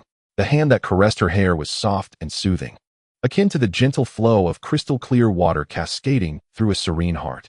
For a fleeting moment, she wondered if Peter had already discerned her true identity. But how could that be possible? Indeed, Peter had not changed. He remained the same Peter as ever. Thank you, Peter, you are truly wonderful, Gwen expressed, savoring the moment. Peter's expression turned peculiar. Had he just received a nice guy card? A sudden and rather unrealistic cough broke the silence, prompting Gwen to glance toward the hallway, realizing, to her surprise, that her mother had appeared without her noticing. Like a startled rabbit, Gwen quickly distanced herself from Peter, her hands clasped behind her back to clarify their relationship. Her mother's face bore an awkward expression as she said, I just came to call you both down. There's no need to rush. She waved her hand dismissively, adding, You two continue. I will take my leave. And with that, she hurried off the rooftop. Oh, Gwen exclaimed, covering her flushed face, glaring at the grinning Peter through her fingers. It's all your fault. On the weekend, at Oscorp Tower, Peter gazed up at the towering edifice. Activating his supervision and X-ray abilities, the secrets of Oscorp were laid bare before him. In a single sweep, he discovered numerous intriguing elements. The thrill of power could only be truly appreciated through personal experience, the invincible strength, the speed, and the keen detection abilities. Should he desire, merely standing before the Pentagon would unveil all of America's secrets to him. Quite impressive, isn't it? If you had not given up earlier, perhaps you would be interning here this summer, Gwen remarked. It seemed she was still quite invested in the matter, though it was unclear whether she was concerned about Peter stepping back from the competition or if she felt guilty for seizing his opportunity. Peter smiled softly, looking at her as he said, I have never regretted this decision, Gwen. Gwen instinctively averted her gaze, unable to confront Peter's eyes. Even so, you cannot dismiss this. Do you realize how much easier it would be for you to gain admission to those Ivy League universities with an Oscorp internship on your resume? You could secure more scholarships because of it. Gwen, you are sounding increasingly like a mother, Peter teased. Hey, that's unfair. I'm merely looking out for you. The two exchanged playful banter as they entered the building. After that night, their relationship returned to its former state, childhood friends, remarkably close. Yet, it was not without its changes. It is evident that the frequency of unintentional physical contact between them has increased, accompanied by subtle moments that only the two can perceive. They seem to linger on the precipice of a line, transcending mere friendship, yet falling short of romance. Perhaps one day they will cross that line. Or perhaps they will remain in this limbo indefinitely. Excuse me, do you have an appointment? The receptionist inquired politely. We are students of Dr. Connors and have a meeting scheduled, one of them replied. Just a moment, let me check. All right, I have confirmed it. Please go ahead. The laboratory of Dr. Connors awaited them. As they approached the lab, Gwen, being well acquainted with the place, guided Peter inside. Dr. Connors' office is just this way, follow me. They arrived at a glass-enclosed room, and perhaps due to a moment of carelessness, the door was ajar. Suddenly, raised voices erupted from within. Chapter 5. The Lizard Doctor, I am merely one step away. Just one final equation, and I can achieve the transfer of lizard attributes to humans. You cannot halt this now. The final step? Dr. Connors, I have heard you say that for 3 years, and still, we are in this position. But this proves its potential, does it not? It merely requires a precise formula to identify the correct nodes. Enough, even if it is feasible. It will not be realized through you, Connors. A brief silence enveloped the room before Connors resumed. And what of Osborne? Year after year, Mr. Osborne can no longer afford to wait. Fortunately, he need not wait any longer. What do you mean? There are more projects within the company than just the lizard, are there not? Regarding the spider project, despite the incident a month ago, it has serendipitously led to new advancements. I have heard that Osborne has recently entangled himself in some disputes. Those who aim for greatness must often make sacrifices for Mr. Osborne, do they not? You bastards. Have you forcibly made them subjects of your experiments? Call it what you will, regardless, it must cease. The man arguing with Connors exited the room and nearly collided with Peter and Gwen, pausing momentarily, but dismissing them, and continuing on his way. Connors noticed the two. His expression a mix of weariness and melancholy. Gwen, Peter, I apologize for the scene you just witnessed. Dr. Connors, is what you just said true? Gwen asked, her excitement palpable. Having interned with Osborne, she understood the implications all too well. Has Osborne forcibly made volunteers into test subjects? I am truly sorry, Gwen, that you had to hear this. No, Doctor, this is not your fault. I never imagined Osborne would resort to such measures. Gwen was visibly enraged. As a superhero, she could not tolerate the violation of human life. Connors sighed. Please, come inside. His office was cluttered with various experimental data and samples. The middle-aged man was genuinely devoted to his research, striving and yearning to transfer lizard genes into humans, aiming to achieve limb regeneration. This ambition stemmed from his experiences as a military doctor in his youth, where he witnessed countless soldiers rendered disabled by war. And he himself lost an arm while saving others. Essentially, he was a good man, hoping to restore the limbs of his former comrades while also longing for his own physical wholeness, which imbued his research with an intensity that bordered on fanaticism. Ultimately, he succumbed to becoming a lizard man, a tragic twist of fate. Gwen appeared somewhat distracted, prompting Peter to take the initiative and speak up. Doctor, could you elaborate on this? The idea of transferring lizard genes into humans is brilliant. Connors glanced at Peter, surprised by the boy's unexpected calmness. To be precise, this research project was termed interspecies gene transfer, with lizards being merely one branch, aimed at enabling humans to regenerate lost limbs. Connors self-deprecatingly waved his severed right hand. The ultimate goal of this endeavor was to allow humans to selectively transplant animal genes to repair and enhance themselves, achieving perfection without flaws. If successful, many diseases would cease to be a concern. Spiders? Peter suddenly interjected. You are quite perceptive, my boy. Connors finally expressed his astonishment. Spiders were indeed another branch of this project. He scrutinized Peter closely. The boy's ability to deduce this conclusion from such scant evidence was undeniably impressive. In research, besides possessing a wealth of knowledge, such insight often serves as a crucial factor for rapid breakthroughs. Connors felt a growing appreciation for Peter's talent. Thus, he promptly began to explain some more intricate aspects of the project to him.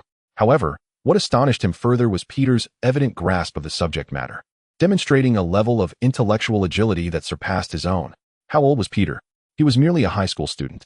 Yet here he was engaging in a substantive dialogue with an esteemed expert in the field of biology. Connors found himself momentarily bewildered. What an extraordinary prodigy. Had he inadvertently discovered a super genius?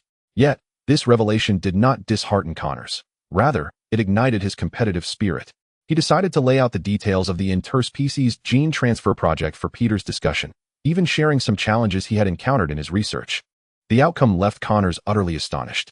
Peter's knowledge exceeded all expectations. Aside from his lack of experimental experience, he hardly resembled an average high school student. Moreover, his quick wit often inspired Connors with fresh ideas, and even when faced with difficult questions, he could provide correct answers after brief contemplation. This filled Connors with a mix of excitement and bittersweet realization. Peter cast a glance at the biological mastery displayed on his panel. Over the past few days, he had indeed managed to level up this particular attribute. Furthermore, with his supervision activated, he could effortlessly sift through the information in the entire office and laboratory. It was under these enhancements that he found himself adeptly handling the challenges posed by Connors. Although his knowledge of biology was merely at the mastery level, the intellectual prowess granted by his superbrain had long surpassed that of Connors, enabling him to swiftly formulate answers and even inspire Connors with fresh ideas. To Peter's delight, he noticed that amidst the intensity of their discussions and contemplations, his biological mastery was evolving at an extraordinary pace. He merely needed a catalyst to ascend to the next level. Gwen, captivated by the discourse, gazed at him with bright, sparkling eyes, her attention predominantly focused on Peter. Ultimately, all inquiries circled back to a singular, fundamental point, the formula. Connors was unable to locate that elusive equation. Peter's mind raced, absorbing the collective knowledge of the laboratory as nourishment, germinating and budding in his thoughts. In an extraordinary film, Peter Parker had aided Connors with a formula left behind by his father. However, Peter had confirmed that in this world, his deceased parents were merely ordinary individuals and had not bequeathed anything to him. The protagonist of this realm was Gwen, not Peter Parker. Connors, with a glimmer of hope in his eyes, looked towards Peter. Perhaps this young lad could surprise him yet again today? At that moment, a deafening explosion erupted nearby, or rather, on one of the floors of the Osborn building. Both Peter and Gwen's spider senses flared simultaneously as a maniacal, piercing laughter echoed in their minds. Oh, Peter, I must step away for a moment. Gwen quickly regained her composure, casting one last glance at Peter. Go ahead, I'll wait here with Dr. Connors, Peter replied. What is happening, Gwen? Connors inquired, a hint of confusion in his voice after she departed. It's probably just a minor inconvenience. Otherwise, the alarm would be blaring by now, Peter chuckled. As for Gwen, girls often require a bit of personal space, don't they, Dr. Connors? Shall we continue? Connors, invigorated, assented wholeheartedly. He had fully acknowledged Peter's capabilities as a researcher. Now, the two were collaboratively tackling the final equation. Chapter 6. Choices outside the Osborn building.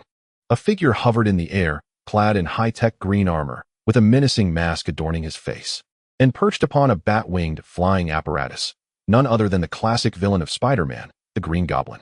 As is well known, the identity concealed beneath the Green Goblin's mask is Norman Osborn, the chairman of the Osborn Corporation. His family suffered from a rare genetic affliction, a malady that proved resistant to all forms of treatment, leading each generation of the Osborns to an untimely demise. As the chairman of the most formidable biotechnology company in the United States, Norman Osborn was unwilling to accept such a grim fate. He endeavored to extend life through interspecies gene transfer technology. However, the project perpetually stalled at various stages due to technical difficulties or other impediments. A prime example was Connor's lizard serum, which caused the entire laboratory to languish for years due to a single set of equations. Norman's resolve was unyielding. He resorted to developing a mechanical life support system to sustain his bodily functions, even if it meant he would be tethered to this apparatus for the rest of his life. Though the device was ultimately created, a suit of armor, the results were insufficient. It could heal bodily injuries, maintain life functions, and even bestow formidable strength upon its wearer. Yet it could not save his life. Repeated failures rendered Norman Osborn increasingly frail. He fell into a state of near death, forced to summon his son, Harry Osborn, who was studying abroad. Then, a month prior, the Spider Gene Engineering Project, once filled with promise but ultimately deemed a failure, experienced an unforeseen incident that led to the escape of the genetically altered spiders, resulting in chaos. Yet from calamity came opportunity. In the aftermath, researchers discovered that a long-standing problem had resolved itself. The laboratory was revitalized, but Norman could not afford to wait. In a desperate bid, he conducted human trials on the immature spider serum. The outcome was catastrophic. Every subject perished from the toxins in the serum, a dilemma that remained unresolved until the end. Norman Osborn directly injected himself with the unrefined spider serum. He should have succumbed to its toxins. Yet he had recently developed a life-sustaining suit capable of healing injuries and maintaining bodily functions. Thus, the union of two imperfect entities birthed a more perfect and powerful being, the Green Goblin. Clenching his fists, he reveled in the resurgence of vitality coursing through him. Exhaling in satisfaction, I have been reborn as a more perfect and powerful existence, liberated from years of suffering and fueled by the catalyst of the biological armor. An insatiable desire for destruction surged within him. A demon from the depths was being born. He redirected his flying apparatus, aiming 2 small bombs at the unsuspecting crowd below.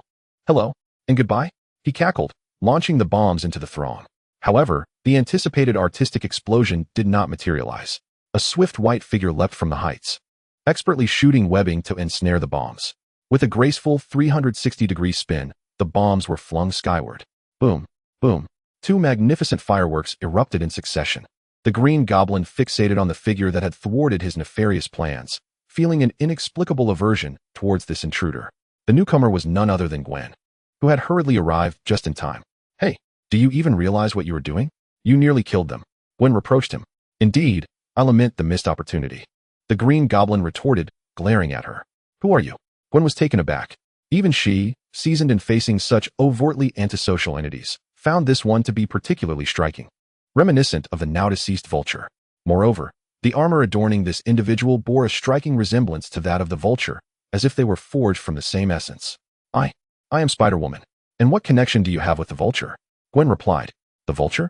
Do not dare to compare me to that inferior thief," the Green Goblin bellowed.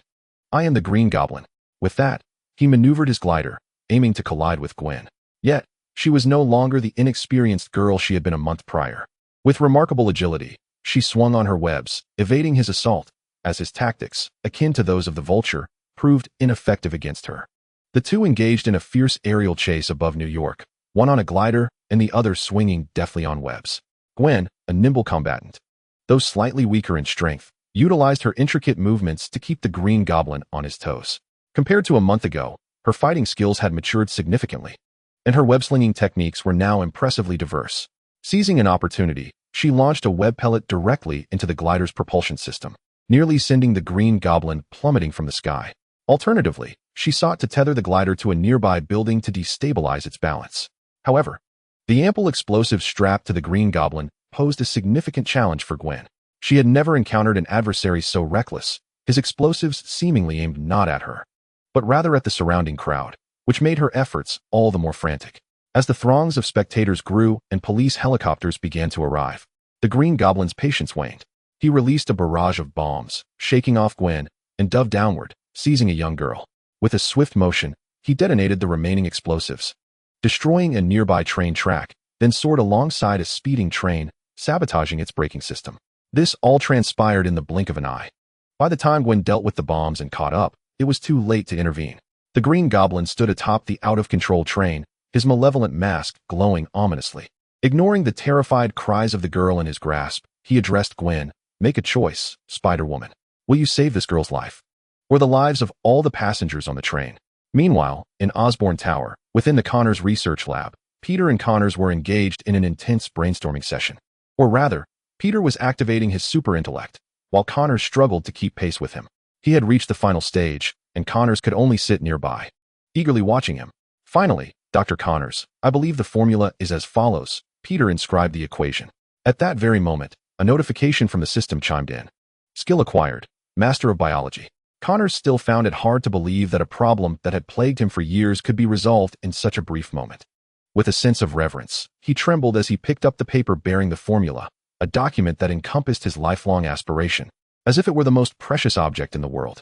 Oh, Peter, I truly do not know how to express my gratitude. He could no longer regard this young man as merely a junior. The sheer brilliance of his talent left Connors in awe. Recognizing that he could never aspire to reach such heights. No need for thanks. I am merely standing on the shoulders of giants, Peter replied. Were it not for the extensive research accumulated by Connors over the years in a single laboratory, he might not have achieved this breakthrough. Simultaneously, he couldn't help but reflect on the exhilarating nature of earning points. Moreover, Dr. Connors, the formula can only provide you with the correct direction. You still need to conduct extensive testing and experiments to truly apply it to the human body. Even if Peter has devised the formula, the experiments cannot be accomplished in a single attempt. Connors will need to undertake countless adaptations and adjustments before arriving at a clinically viable version. Any great achievement is built upon a foundation of numerous trials and errors. I understand. The next step is the labor-intensive work. I will see it through, Connors exclaimed, already unable to contain his eagerness to begin the trials.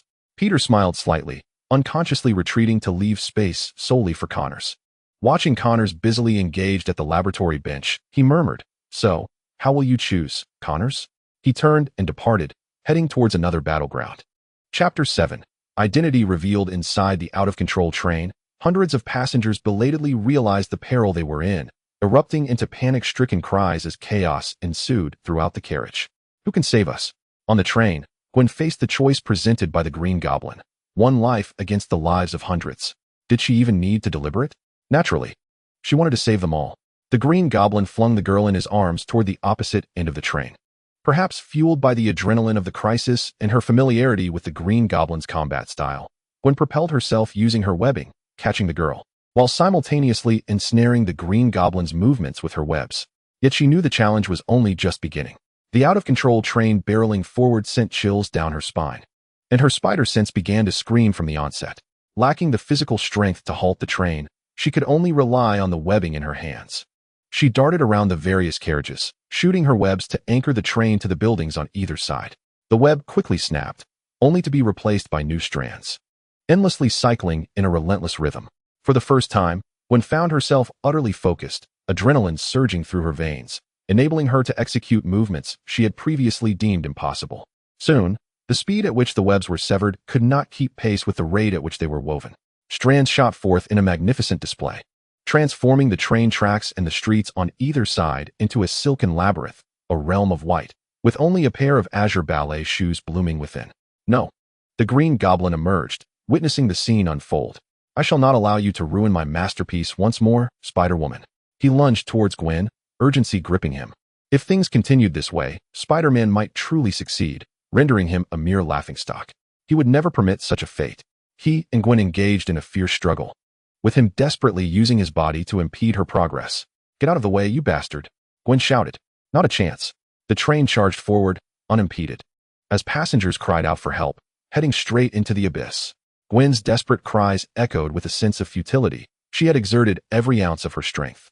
The Green Goblin's maniacal laughter filled the air, his destructive urges thoroughly satiated, as the demons within him fully manifested.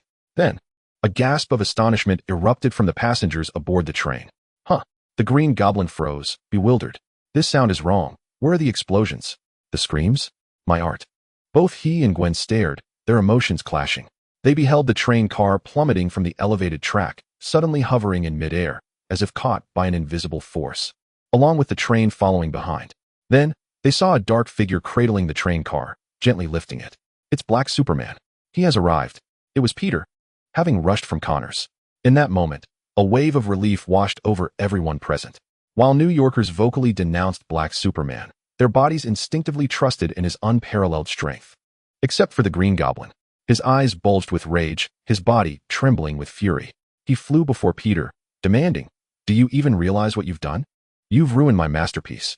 Peter furrowed his brow at him, wondering why this madman persisted. He glanced at Gwen, reassured upon seeing she had suffered no serious injuries. This act of disregard incited the Green Goblin's wrath. He maneuvered his glider, launching a sharp strike toward Peter.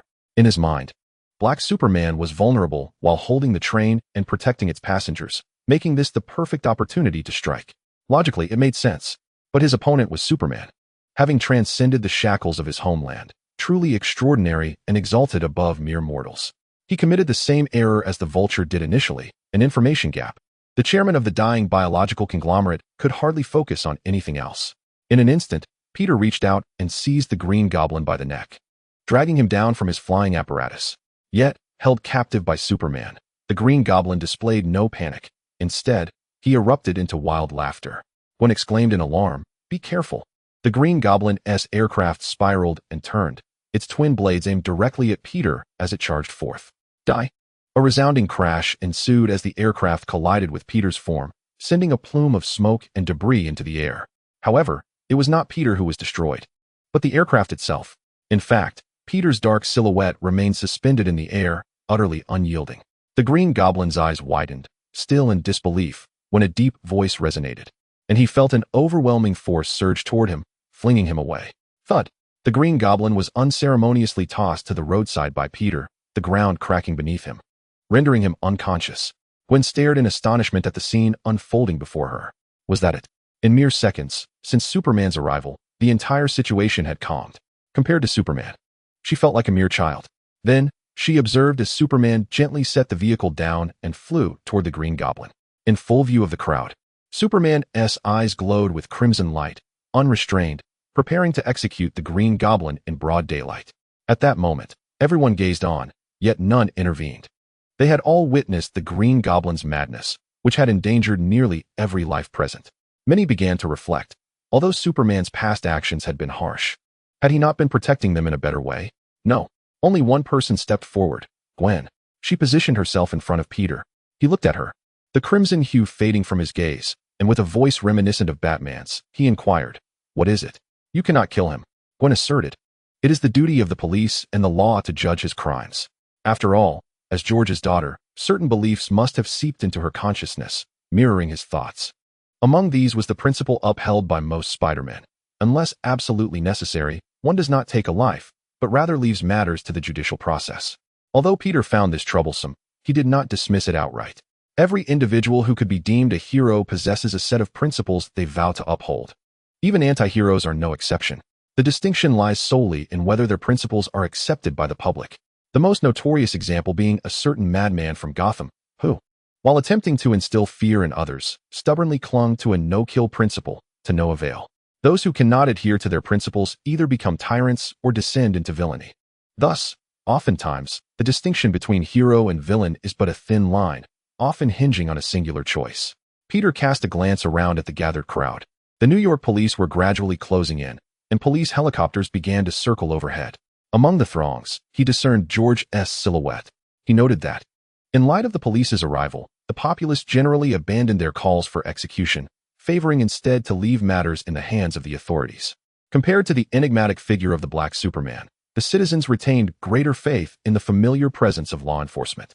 Peter let out a low chuckle, hovering above.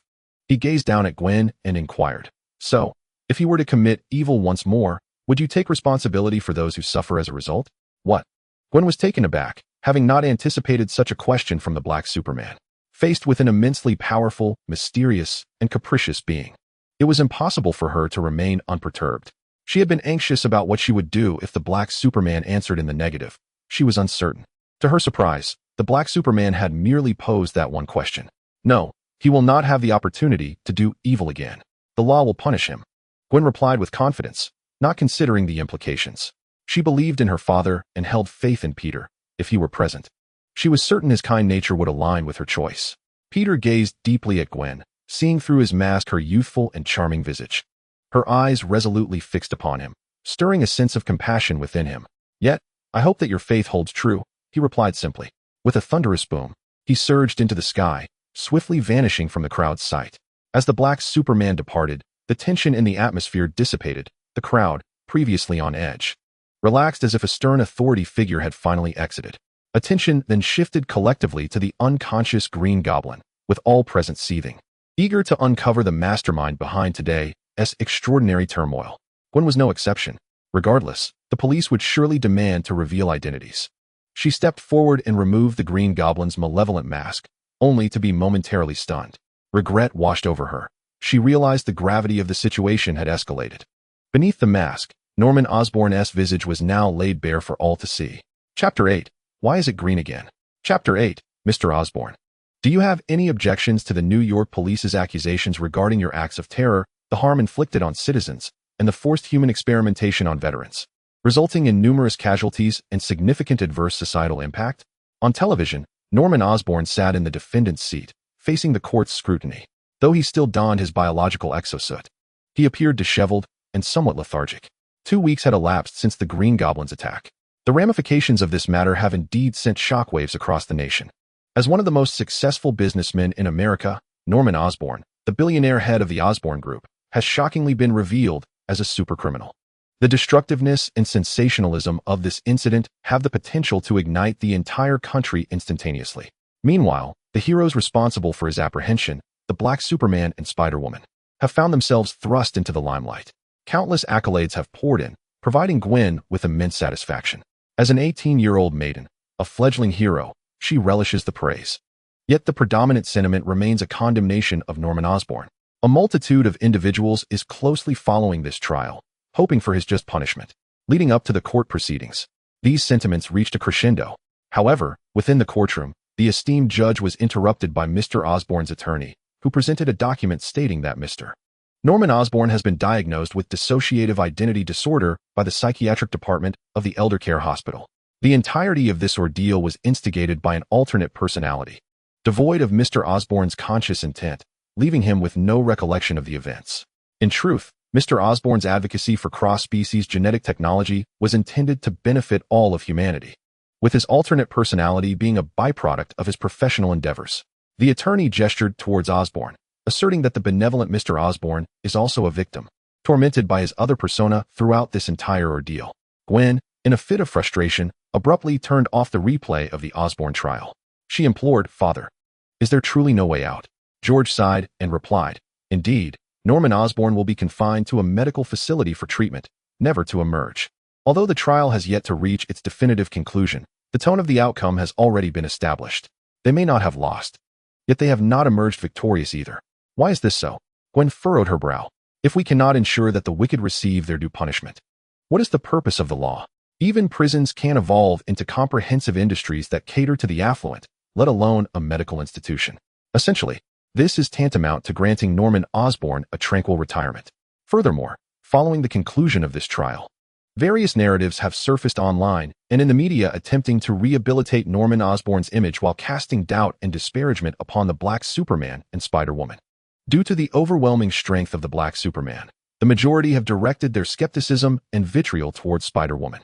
After a torrent of praise, a subsequent wave of disparagement has left Gwen in a tumultuous state. Remember, Gwen, society is far more intricate than the ivory tower of academia. Despite his misdeeds, Osborn is still a billionaire, and his achievements have reached their zenith. In truth, beyond being a billionaire himself, he is also the benefactor of countless politicians, and the outcome he attained is largely a reflection of the interests he embodies. Despite the considerable side effects, both interspecies gene transfer and biological warfare armaments are undeniably tantalizing and immensely profitable endeavors. It is thanks to these two elements that he was able to emerge unscathed. No, Father, Gwen seethed with indignation. Even as a billionaire, he should not have allowed a vehicle full of people to be put in peril, nor should he have caused the demise of countless veterans under the guise of his experiments. Yet he could still enjoy the latter half of his life in tranquility. However, there are moments when we must acquiesce. George gently patted Gwen's head and said, "All right, my dear, let us leave this matter here, shall we? This outcome is sufficient to satisfy everyone." Yet, deep within, Gwen thought, "But I cannot be satisfied, Father." Had she been an ordinary person, she might have accepted it without question. But she was not. She was Spider-Man, the one who personally thwarted the black-suited man, vowing that the Green Goblin would face the justice he deserved. Yet now, This seemed like a cruel jest. Once again, she felt a sense of confusion. If the law could not bring the wicked to justice, what then was the purpose of her unwavering resolve? Meanwhile, various slanders and doubts circulating in the online media have led her to question her own worthiness. Am I truly qualified to be Spider-Man? And do I possess the capability to shoulder this responsibility? In recent days, she has been unable to resist recalling the question posed to her by the enigmatic figure in black. If you were to commit malevolence once more, would you be able to take responsibility for those who suffer as a result? This sentence lingered in her mind like a haunting nightmare, refusing to dissipate. No, it cannot be. In his next life, he would be confined within a medical institution, never to emerge again. Gwen? Gwen? Peter's voice echoed in my ears. What is impossible to emerge? Gwen swiftly regained her composure, recalling that she was indeed at school, merely momentarily lost in thought. You've been like this quite often lately. Even unable to answer the teacher's questions this morning, Peter remarked as they walked side by side. You can share any concerns with me. It's nothing. Gwen began, but was abruptly interrupted by a cacophony of noise. Not far away, a crowd had gathered, shouting, "Look, the Green Goblin has arrived." To my astonishment, the father is the Green Goblin, and the son is also a Green Goblin. Your entire family consists of nefarious individuals. The two exchanged a glance, each comprehending the other's intent. Amidst the crowd, a voice rang out, "Make way for me, you bunch of ruffians." Harry shouted in fury. He found himself trapped amidst the crowd, unable to escape. The mocking jeers that reached his ears inflicted an unprecedented blow to his self-esteem. Once, he took great pride in the title of the Green Goblin, which symbolized the verdant riches of Franklin, earning him the respect and admiration of all. Yet now, everything had turned upside down, especially after the Spider-Woman removed the Green Goblin's mask. The father he once revered had transformed into a notorious supervillain, nearly causing the deaths of countless innocents, a reality he could hardly bear, subjecting him to the disdain and bullying of others. It seemed as though a father's wickedness destined his son to inherit the same malevolence. At that moment, a voice echoed, "The principal. The principal is coming this way." The students, startled, scattered like mice fleeing from a cat. Harry glared at the retreating crowd, his teeth clenched, until he spotted Peter and Gwen among them. A bitter smile crossed his face as he uttered a word of thanks. "No need for that.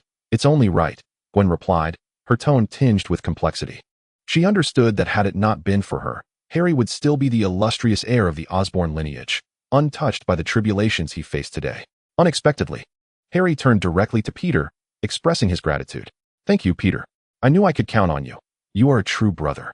Gwen's eyes widened in disbelief as she gazed at Peter, silently questioning when their camaraderie had blossomed, something she had been oblivious to. Peter shrugged, engaging in brief conversation with Harry before allowing him to depart. He seemed preoccupied, not in the mood for idle chatter. As Gwen watched Harry leave, she was struck by a sudden realization about herself. The ordeal with the Green Goblin instilled a profound fear within her. What if her identity were to be unveiled one day? How would her parents and friends perceive her? What would others think of her and her family? The cautionary tale of Harry loomed large, leaving no room for Gwen's recklessness. Presently, there were already numerous detractors online, disparaging her as a grotesque figure hidden behind a mask. Infuriating. As for Peter, he provided a sense of reassurance. If he were to discover that she was Spider-Woman, he would undoubtedly be overjoyed. Gwen found herself inexplicably blushing at the thought, an unexpected warmth in her chest. This was perhaps the sole piece of comforting news she'd encountered in recent times. Suddenly, a sharp, piercing sound reverberated in her mind. Damn it, her spider sense had been triggered. This time, it was a potent scent of a predator, dangerously close, right within the school. Before Gwen could brace herself, she heard a thunderous crash as a section of the hallway wall collapsed. A massive, over 2-meter-tall green creature burst forth from the debris, roaring. The beast elicited startled screams from the remaining students in the corridor, who panicked and turned to flee. As the dust settled, Gwen finally discerned the creature's form: sharp claws, vicious teeth, a formidable jaw, and a long tail.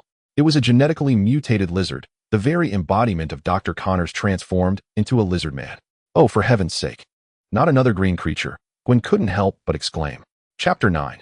The first choice. Dr. Connors' astonishing new appearance left Gwen utterly bewildered. Why, oh why? Was there such a monster in her school? Yet, this was not the time for inquiries. This formidable entity clearly posed a grave threat, marking the moment for Spider-Woman to make her entrance. The transformation of Connors into a lizard man and the emergence of the school can be traced back to the aftermath of the Green Goblin incident. The revelation of Norman Osborn's true identity caused the stocks of the Osborn Group to plummet, plunging the entire company into chaos. Among the remnants of Osborn's cross-species genetic transfer project, there was an undeniable surge of interest and a flurry of competing interests. At this inopportune moment, Connors managed to revive a genetic formula that had languished for years, placing him at the epicenter of the maelstrom. In a world where financial and political dealings intertwine, those lacking sufficient power often find that their brilliance can lead to a rapid demise. Connors, a prominent figure in the field of biology and an authority on genetic engineering, found that these accolades offered him little protection. He was swiftly dismissed and, relying on his previous connections, secured a temporary position at Midtown Tech High School. Yet, as he approached the brink of successfully synthesizing the lizard serum, how could Connors resign himself to failure? He depleted all his savings to continue his research, ultimately producing a preliminary version of the serum that successfully restored a severed limb in a lab mouse. This breakthrough caught the attention of the Osborn Group, which soon approached him with an arrogant and domineering ultimatum: expedite the serum's commercial application to salvage the company's stock or cease all research. One might wonder what authority the Osborn Group had to impose such restrictions. The truth is, they wielded substantial power. Over the years, Connors had accrued numerous patents and copyrights while working for Osborn, making it nearly impossible for him to proceed without their consent. Thus, just as Connors had taken his first steps toward achieving his life's ambition, he found his path obstructed once more, ironically by the very creations he had painstakingly developed. Consumed by sorrow, helplessness, and fury, he grappled with the reality that his funds were nearly exhausted. In a desperate bid, Connors resolved to become the first test subject for the lizard serum himself. He succumbed to unconsciousness, and upon awakening, he was astonished to discover that his long-disabled right hand had miraculously regenerated. It was a sight to behold, beautiful and delicate, its skin as soft and pink as that of a newborn. Connors gazed at his hand in awe. However, he soon felt an insatiable hunger. This was only natural. After all, such a miraculous regeneration must have demanded immense energy. Dismissing his hunger, Connors rummaged through the refrigerator in search of sustenance. Milk, cereal, meat, and fruit. Yet where was the meat? Why had it disappeared so quickly? Why was he still unsated? In a fit of rage, Connors struck the fridge, reducing it to ruins. From the wreckage emerged a colossal lizard, its eyes filled with primal ferocity, driven by the instincts of a predator. Food. I am in pursuit of the lizard man. Connors extends his enormous and razor-sharp claws, shredding the lockers in the corridor. His vivid yellow slit eyes are fixated intently on a student named Gordon, who, paralyzed by fear, collapses to the ground, unable to flee. Stay away from me, Gordon cries out in panic. The predator lizard man contemplates this, opening his vast maw to reveal sharp fangs and drooling saliva as he lunges towards Gordon. Just then, Gwen, disguised as Spider-Woman, makes her entrance. At the last moment, she ensnares Gordon with her webbing, causing the lizard man to miss his bite. Hey, eating humans is uncivilized, big guy. Upon the lizard man's emergence, she quickly pulls Peter to safety, ensuring she can confront the reptilian creature without distraction. She then excuses herself under the pretext of notifying a teacher, returning alone.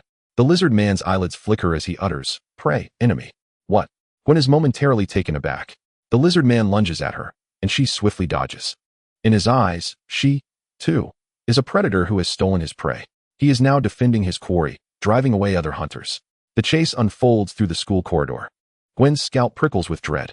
Unlike the agile foes she has faced before, the reptilian lizard man possesses tremendous strength, armed with lethal claws and fangs capable of easily rending her flesh. She must avoid him at all costs. Yet, in the next instant, as she binds the lizard man with webbing, he effortlessly breaks free, swinging his tail and sending her crashing to the ground, rolling twice. Gwen clutches her abdomen, struggling to rise, but the immense force leaves her momentarily weakened. The lizard man leaps off the wall towards her, his gaping maw poised to bite. Die, you vile thief. In a moment of desperation, Gwen braces both hands against the lizard man's jaws, barely managing to hold him at bay. Hey, big guy, your breath is atrocious. Her words seem to infuriate the lizard man, intensifying his bite. Her arms tremble as she struggles against the immense pressure of his jaws closing in. Suddenly, with a loud thud, the lizard man's head is struck, interrupting his assault. He turns to see a shadowy figure, the timid Gordon, cowering and clutching a fire extinguisher. Don't come any closer, he shouts. Even the lizard man appears momentarily bewildered. What? Wasn't it you who ambushed me? And now you tell me not to approach? He roars with fury, extending his green claws to swat the insolent creature. In a flash, 2 strands of webbing ensnare his limbs, while a figure dashes from the corner, pulling Gordon away once more. Gwen seized this opportunity to create a dramatic scene, launching her webbing to ensnare the lizard man completely in a cocoon. Gordon was still gasping for breath from the recent adrenaline rush, his heart racing wildly. "Why did you go up there, Gordon?" Peter's voice echoed in his ear. Gordon glanced at Peter, who had just saved him once again, and struggled to steady his heartbeat. "I don't know. I should have run. I was terrified. But if I hadn't done something, the Spider-Woman might have been in danger. I feel like, for once, I've done right by myself." Peter, a bit taken aback, soon broke into a smile. "You'd better not have a next time. I can't guarantee I'll save you again. I won't dare next time." "You did well, Gordon. You made an unexpected choice. I didn't think it would be you. Now, let us run. It's perilous here." "Oh, all right. What about you? Aren't you running?" "Me? No. I have to stay and help her. Otherwise, we might suffer a devastating loss." Chapter 10. The Informant. Peter. "What are you doing here?" "This is my school. What do you think?" Peter's identity as Spider-Man had already been revealed to Gwen when he healed her last time. Gwen thought, surely, he meant to find a teacher and regroup in a safe place. Why had he returned? But she could not voice these thoughts and simply played along. "What a coincidence. But it's very dangerous here. You must leave quickly. I feel like you need help." Once again, those words. Gwen, exasperated, gestured dismissively. "Me? I'm fine. Look, I've already subdued this big guy." "Well, I don't think so." "Huh." Gwen turned to see the lizard man as claws tearing through the webbing. As he began to free himself from the cocoon. "Run," Gwen shouted. As the web was entangled with the lizard man, Gwen was agile and swift, elusive in her movements. But against an opponent with greater strength and formidable defenses, who could also scale walls and matched her agility, she found herself at a loss. She could not inflict effective harm on the lizard, while he could endanger her life with a single blow. Her abilities were sufficient against ordinary foes and smaller villains like the Green Goblin, but when faced with a large creature like the lizard, she felt utterly overwhelmed. Through the corridors, the chemistry lab, and the library, Gwen fought and fled, leaving chaos in her wake. Eventually, the lizard caught her by exploiting a moment of her inattention, his tail ensnaring her. The immense force constricted Gwen's slender form, making her feel breathless. She struggled desperately, but it was futile. "Spider die?" the deranged lizard growled. As Gwen gradually felt her strength waning, despair suffocated her, and she sensed that her end was near. "Stop, Connors!" A thunderous roar interrupted the lizard's rampage. Gwen felt the grip of the enormous claw loosen slightly, and with a thud, she fell to the ground. However, there was no time to catch her breath as she scrambled to her feet and positioned herself in front of Peter, shielding him from the lizard man. Her hands trembled slightly as she urgently exclaimed, "Peter, why haven't you left yet?" She feared that this time, she might not be able to protect him, which filled her with guilt. Unexpectedly, the lizard man before her halted abruptly. Peter, in a hoarse whisper, uttered, "Connors," seemingly regaining a fragment of his sanity. "Connors, I am helping you, not to see you reduced to this monstrous form," Peter asserted. "Wait, Dr. Connors? Peter, what are you saying? This lizard creature is Connors?" Gwen's eyes widened in disbelief. Peter nodded, continuing to gaze at the lizard man. Connors' awareness gradually returned, yet he wished it hadn't. "What have I done?" he rasped, staring in horror at his own massive hands. He had transformed into this abominable form and had attacked his own student. Connors could scarcely comprehend it, and Peter's gaze filled him with profound shame, prompting him to turn and flee. At last, Gwen exhaled in relief, her body collapsing as Peter caught her. Cradled in his arms, her first instinct was not to dwell on her predicament, but to say, Peter, you know, Dr. Connors is quite famous. I merely, of course. I understand. You've just seen him in some newspaper or literature," Peter interjected. Gwen found herself uncertain whether Peter's understanding was a blessing or a curse. How could he have transformed into such a being? "This is partly my fault," Peter confessed. "Had I not provided that set of formulas, he wouldn't have become this way. I am intimately familiar with those equations." Peter briefly explained the circumstances that led to Connor's transformation into the lizard, sharing details both known and unknown to Gwen. "Osborn is still Osborn," Gwen exclaimed angrily. It was only then that she realized she had been lying in Peter's arms, causing her to spring up like a startled rabbit. "Are you all right?" Peter inquired. "I'm fine," Gwen insisted, waving her hands dismissively. "You saved me once again. Thank you. I told you, you need help." "You really shouldn't say that," Gwen retorted, but the more disheartening truth was that Peter was right. Her performance had been utterly inadequate. She was no match for the lizard. "Dr. Connors, I'm sorry," Gwen mumbled, her spirit deflated. "I should have done better." Upon hearing this, Peter quickly encouraged her. You held off Dr. Connors and saved everyone at the school. You did well enough. One's strength is limited. Everyone needs assistance, don't they? Look, we worked together to repel Dr. Connors. Does this mean I'm a sidekick to a superhero now? Gwen chuckled, her spirits lifted, and with a smile, she replied, Do you want to be my partner? Peter blinked, yearning for what he could not attain. As he exited the school, he found that the area outside had been cordoned off by the police. He quickly spotted some acquaintances amidst the crowd. Classmates and teachers appeared to be unharmed. It seemed that Gordon had once again fallen into the clutches of Lightning and his gang. Initially intending to intervene on Gordon's behalf, Peter suddenly paused. Chuckling to himself, I seem to be unnecessary here. Lightning had embraced Gordon, exclaiming, Hey, Gordon, finally found you, you rascal. Gordon instinctively recoiled, stammering, What do you want this time? Can you let me off today? What are you saying? Lightning shot him a glare, then turned to the others, declaring, I told you. He is perfectly fine. Are you all right, Peter? George had also arrived and approached Peter quickly. I'm fine, Uncle. What about Gwen? Have you seen her? George appeared quite anxious, and he pressed on. What on earth is happening here today? Peter sighed internally. It seemed he would have to clean up after Gwen this time. Gwen is safe, he stated, his expression turning serious. However, there is something far more grave. George looked taken aback. What? Are you familiar with Oscorp's interspecies gene transfer technology? I suspect there are new victims, a lizard person. Wait, are you referring to the kind of lizard person found in novels or comics? Are you sure? Absolutely. Peter nodded. I once discussed this with Dr. Connors, a biologist at Oscorp. It is indeed possible that it could lead to genetic mutations. Wait, you can actually converse with Connors? That renowned reptilian authority? Yes, just the previous weekend, remember? Dr. Connors even remarked that I was a rare genius. Thus, Peter led George's attention further astray. Meanwhile, in another part of the school, in the classroom allocated for Connor's research, Gwen hurriedly made her way there after having received contact details from Peter's first informant. Indeed, Connors had vanished, and the lab was in disarray, suggesting he had fled towards the sewers. Gwen glanced at the damaged restroom, confirming that he had completely departed. She turned back to rummage through the classroom, which contained mostly documents. The only item missing appeared to be the remaining lizard serum that had been on the desk. This was dire news. Chapter 11. Interlude. That evening, in her bedroom, Gwen sat before her computer, using the new account she had created to send a friend request to Peter. The other party has accepted your friend request. You may begin chatting. A swift response. Earlier that day, Gwen had arranged contact with Peter in her Spider-Woman persona. On her end, she only needed to establish a brand new account to ensure no connection to Gwen Stacy would arise. She hummed with delight and typed, Hello. The reply came promptly. Hello, Spider-Woman.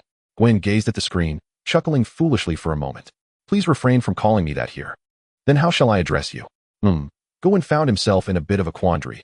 How should Peter refer to himself? Meanwhile, Peter sent another message. Do you remember our first encounter? Of course. May I call you Kitty or Catwoman? Oh. Gwen recalled that Peter had referred to her as a wildcat in Aunt May's presence. This is truly excessive. Does this seem reminiscent of a superhero's title? Of course. You may call me Batman, Gwen replied. Peter, you claim you haven't flirted with any other girls. Isn't that quite the contrary? Gwen felt a twinge of anger. Ultimately, Peter had flirted with another girl behind her back, yet she seemed to lack any solid ground on which to admonish him. Did she not? They are not in a romantic relationship. Moreover, Peter is flirting behind her back with none other than herself, a bizarre feeling that twists Gwen's emotions into knots, as if she is touched by everything yet remains untouched. This is exceedingly strange. So, should she accept it? Gwen was completely unaware that she had never entertained the notion of refusal. Her mind was solely occupied with thoughts of superheroes and her informant partner, reminiscent of Superman and Lois. Indeed, Peter must be thinking along these lines. The day Peter uncovers her true identity will undoubtedly be quite amusing.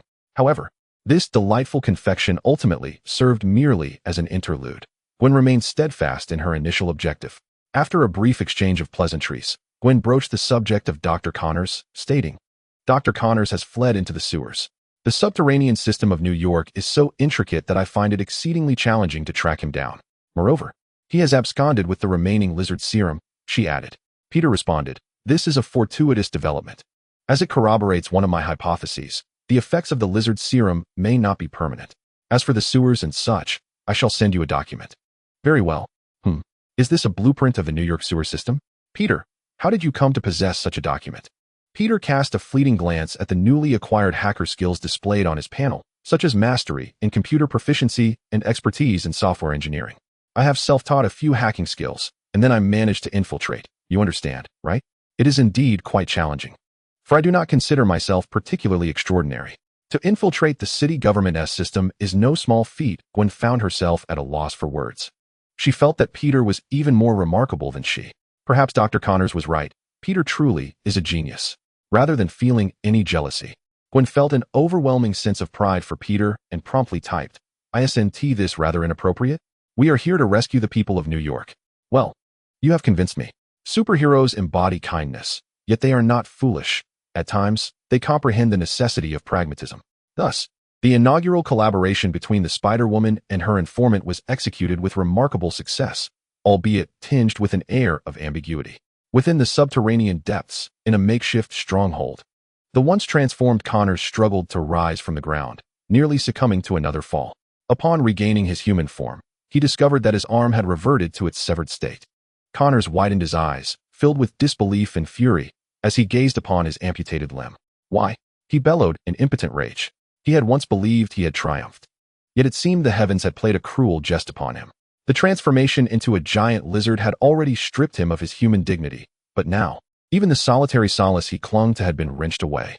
With his remaining arm, Connors affixed the framework and camera, documenting his current state and inner monologue.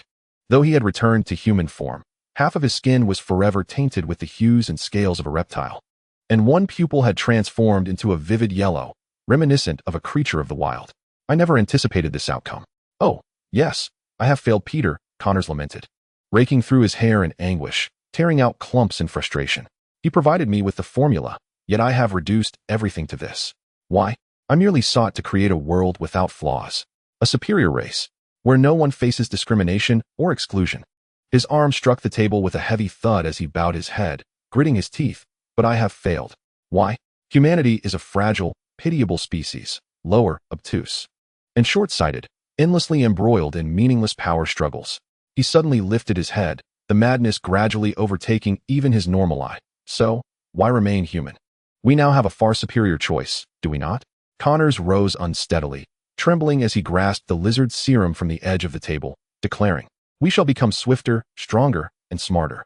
He injected the serum into his veins, his body swelling with veins, yet his gaze remained fixed on the camera, proclaiming, "Let us all embrace the glorious evolution." "Oh no," Gwen gasped, covering her mouth in disbelief as she watched the playback of the recording. Armed with the sewer map Peter had provided, she had located Connor's hideout, but it seemed she had arrived too late. Inside, she discovered only this harrowing recording. Connors had completely descended into the abyss, intent on transforming everyone into genetically mutated monstrosities. She could not comprehend how the once esteemed and witty Dr. Connors had succumbed to such a fate. She needed to find Dr. Connors before he wrought irreparable harm. At the Elders' Sanatorium, Harry navigated through layers of surveillance and protection, reaching the innermost depths. In a small visitation room, through the window and iron bars, he beheld his father, Norman Osborn, once more. Harry's heart was heavy with conflicting emotions. His father's complexion had turned pale, veins manifesting a sinister green hue, his eyes bloodshot and clouded. His mental state appeared to be rather unwell, exhibiting signs of nervousness. He was adorned in biohazard armor, with shackles encircling his wrists.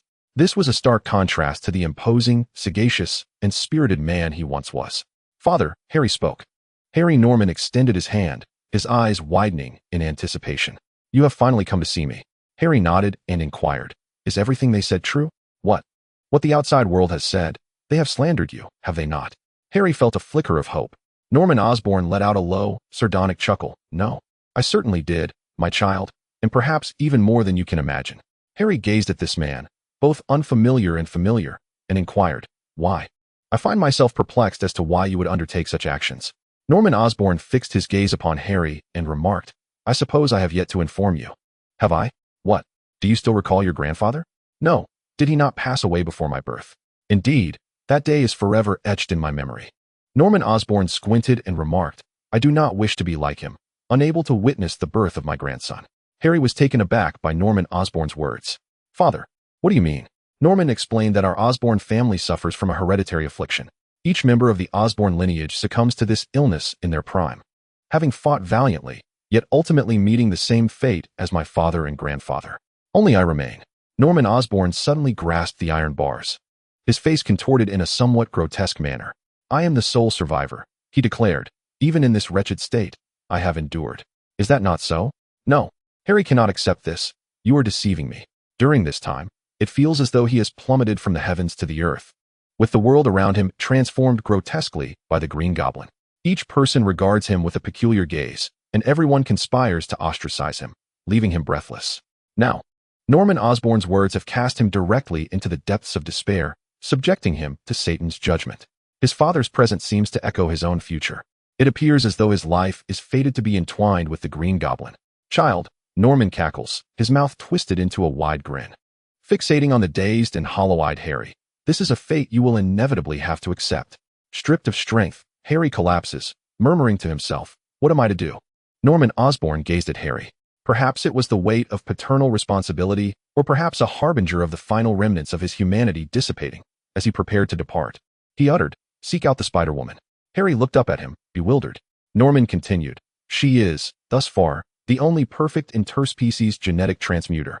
I can feel it. When I encountered her, the genes within me surged, yearning to consume her. Now, she alone holds the key to your salvation." As he watched Harry depart in a daze, Norman lowered his head, lost in contemplative thought. Until the caregiver arrived to take him back, he suddenly erupted, swinging his hand to tear apart the handcuffs. Immediately, alarms blared throughout the entire elderly care center. Inside the apartment, Peter reclined on the sofa, listening to the piano's brief interlude nearing its grand climax. On the television, news outlets urgently interrupted their programming with a bulletin. Mr. Stark, the chairman of Stark Industries, a billionaire playboy, had recently been attacked by terrorists while conducting weapons tests with the U.S. military in Afghanistan, and his whereabouts were currently unknown. The military had dispatched troops for a rescue operation, yet no updates had emerged. Stark Industries stock plummeted today. Tony Stark's significance to the company, as one of its many weapons developers, was undeniable. Notification: mission acquired. Rescue Tony Stark. Call upon my name when aid is needed. Useful? Perhaps. Mission objective: respond to Tony Stark's call and rescue him before his life ebbs away. Mission reward: 6,000 points. Chapter 12. Ding. Ding. Ding. Ding. Chapter 12. Who am I? Where am I? Oh right, I am Tony Stark. Awakening from unconsciousness, Tony gradually regained his awareness. He noticed the wires connected to his body and the mechanical device embedded in his chest. Although a whirlwind of confusion remained, he had begun to remember more. After receiving a request from Superman, he had eagerly embarked on research and modifications for the Mark III armor. He was baffled as to where Superman had sourced such technology. While it bore similarities to human technology, it also featured numerous intriguing innovations. Tony was immensely inspired, bursting with creative ideas. Regrettably, his uncle, Obadiah Stane, had sought him out, urging him to accompany troops to Afghanistan to test the Jericho missile's efficacy, to pave the way for the weapon's marketability. This was customary. Tony created, while Obadiah managed.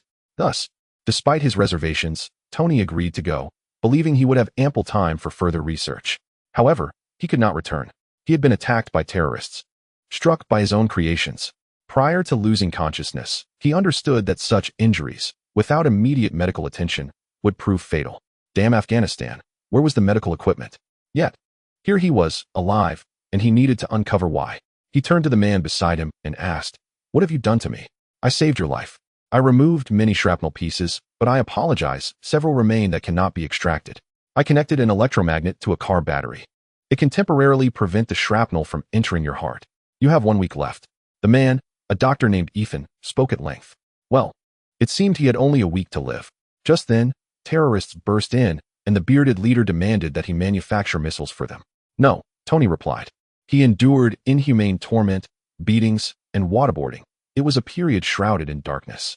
Yet, Tony never wavered, steadfast in his belief that his weapons were designed to safeguard the innocent and protect his homeland. It was only when he beheld Stark's armaments within the terrorists' camp, an abundance of Stark weapons, that his resolve shattered. He realized he was no guardian, but rather a ruthless executioner. Consumed by despair and retreating into himself, he was roused by Ethan's words. "This final week is crucial for you, is it not? The great Mr. Stark." Tony acquiesced to the terrorist's demands, though he intended it merely as a stalling tactic. Thoughts of the suit Superman had gifted him surged forth, along with a myriad of ideas. Perhaps, he contemplated, he could strive to truly make a difference, to become a genuine protector. The rhythmic clang of metal echoed through the confines of the cave. Outside the surveillance monitor, the terrorist leader observed intently. Tony's subtle maneuvers did not escape his notice. "Boss, should we have our men whisper reminders?" One asked. "No, that's unnecessary." The leader replied, relaxed. "Let our Mr. Stark continue. Let him believe he is succeeding, only to be plunged into despair later." He glanced toward a corner where a suit of armor lay quietly awaiting its fate. The leader caressed the armor, remarking, "Mr. Kingpin from New York has bestowed upon us a splendid gift. Ah, those damned Americans." Since that fateful day, Gwen had not gleaned any news regarding Dr. Connors. However, her interest in him had waned, as she found herself overwhelmed by a different dilemma. The words of Black Superman echoed ominously. The Green Goblin had indeed escaped. He had already orchestrated several heinous bombings, resulting in numerous casualties. Gwen was consumed by guilt. If he were to wreak havoc again, could she bear the responsibility for those who would suffer? The haunting question lingered. Could you be accountable for the injured? In a way, those harmed were partly due to her actions.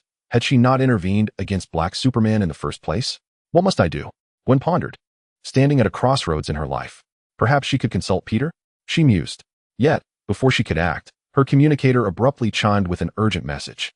This was a device she and Peter had crafted together, capable of infiltrating police communication networks to expedite her arrival at crime scenes. Originally developed during Spider-Man's adulthood, she had now put it to use with Peter's assistance. Alert! Alert! An assault has occurred at Oscorp Tower. The assailant is a colossal lizard-like creature. The adversary possesses immense strength and regenerative abilities, and is dispersing a toxic gas that has incapacitated several officers. Danger! Danger! In the latest developments, all officers exposed to the toxic gas have exhibited varying degrees of mutation. Urgent reports indicate that the lizard monster has ascended the Osborn building. The communicator even echoed George's voice. All officers, assemble and proceed to the Osborn building. Alas, it is Dr. Connors. Gwen recalled Connors' sinister plan to transform humanity into lizard men. It now appears he has nearly succeeded, with only the final step remaining, dispersal. The laboratory. Suddenly, the key came to Gwen's mind. Connors required more serum, enough to expand its reach, and the laboratories within the Osborn building were stocked with it. I must hurry, she thought, as she swung into action, propelling herself toward the Osborn building. Along the way, she encountered numerous officers converging on the same destination. Police cars lined the streets, and helicopters hovered above. The officers aimed their weapons at her. "Hey, I'm on your side," Gwen exclaimed anxiously. The lizard man is inside the Osborn building, attempting to transform everyone into his monstrous likeness. The urgency of Connor's plan weighed heavily on her. She could not afford to waste time with the police. At that moment, George was also among the police force, situated in a helicopter. He observed the Spider-Woman and was suddenly reminded of Peter's words. Once at home, he had come to view her in a different light, realizing she was not the irredeemable outlaw that he had initially perceived. Another time, at school, he had learned of the lizard man's existence, a concept that seemed absurd. Yet here was the creature attacking the Osborn building, intent on transforming others into monsters. If Spider-Woman spoke the truth, after careful consideration, he instructed the officers to lower their weapons. "Come aboard, Spider-Woman," George said. "We'll give you a lift." Gwen was astonished. She had not expected her usually stern father to be so accommodating today. "All right. Thank you, Officer Dad." With the helicopter, Gwen's speed was greatly enhanced. Familiar with the Osborn building, she quickly located the laboratory and spotted Dr. Connors through the window. She leaped inside. "You shouldn't have come," Connors remarked upon seeing Gwen. "I had to come to stop you, Dr. Connors," Gwen declared as she landed. "Stop me?" Connors retorted, retrieving a freshly concocted batch of oversized lizard serum from the apparatus behind him. "I am more powerful and more intelligent than you. What makes you think you can thwart me, Spider-Woman?" "Cease this, Dr. Connors. Humanity does not require such evolution. You've seen the video I left, Haven to you? You should understand my intentions better. I merely wish to create a world without flaws. To transform everyone into another type of monster?" Gwen challenged. "Monster? No, a superior race. Peter would never agree to this." "Enough," Connors interrupted, visibly agitated. "Peter will understand. He will." He turned and leapt from the building, then began to ascend. "I shall detonate the serum atop the Osborn building, casting its influence over all of New York, heralding a glorious evolution for everyone. You shall not succeed." Gwen could only pursue him as they scaled the walls in a fierce chase to the rooftop. Connors placed the lizard serum atop the pinnacle and set the timer. Countdown, 10 o'clock. Gwen rushed forward, firing her web to impede him, but Connors yanked her back into his grip. This time, No one can save you. Bang! Bang! The sound of gunfire interrupted him once more. Seizing the opportunity, Gwen broke free, and they both turned to see George, gun in hand, emerging on the rooftop. Monster! Do not forget, the New York police are here. Simultaneously, several police helicopters encircled the building. Chapter 13. A father-daughter team. Connors met his fate with an unsettling calm. The rooftop fell into a contemplative silence, prompted by George's words. In this world dominated by superheroes, the police often remain an overlooked and forgotten entity, arriving only after the heroes have resolved the chaos. Much like the tragic figures in the world of a certain Grim Reaper schoolboy, they frequently serve as mere backdrops to the protagonists. Yet tonight, they played a crucial role.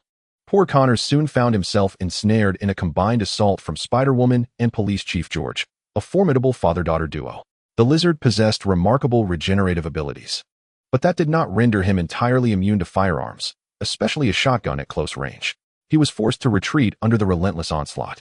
Gwen's agility and web-slinging were already bothersome, but the only drawback was their insufficient firepower to inflict meaningful damage on the Lizard.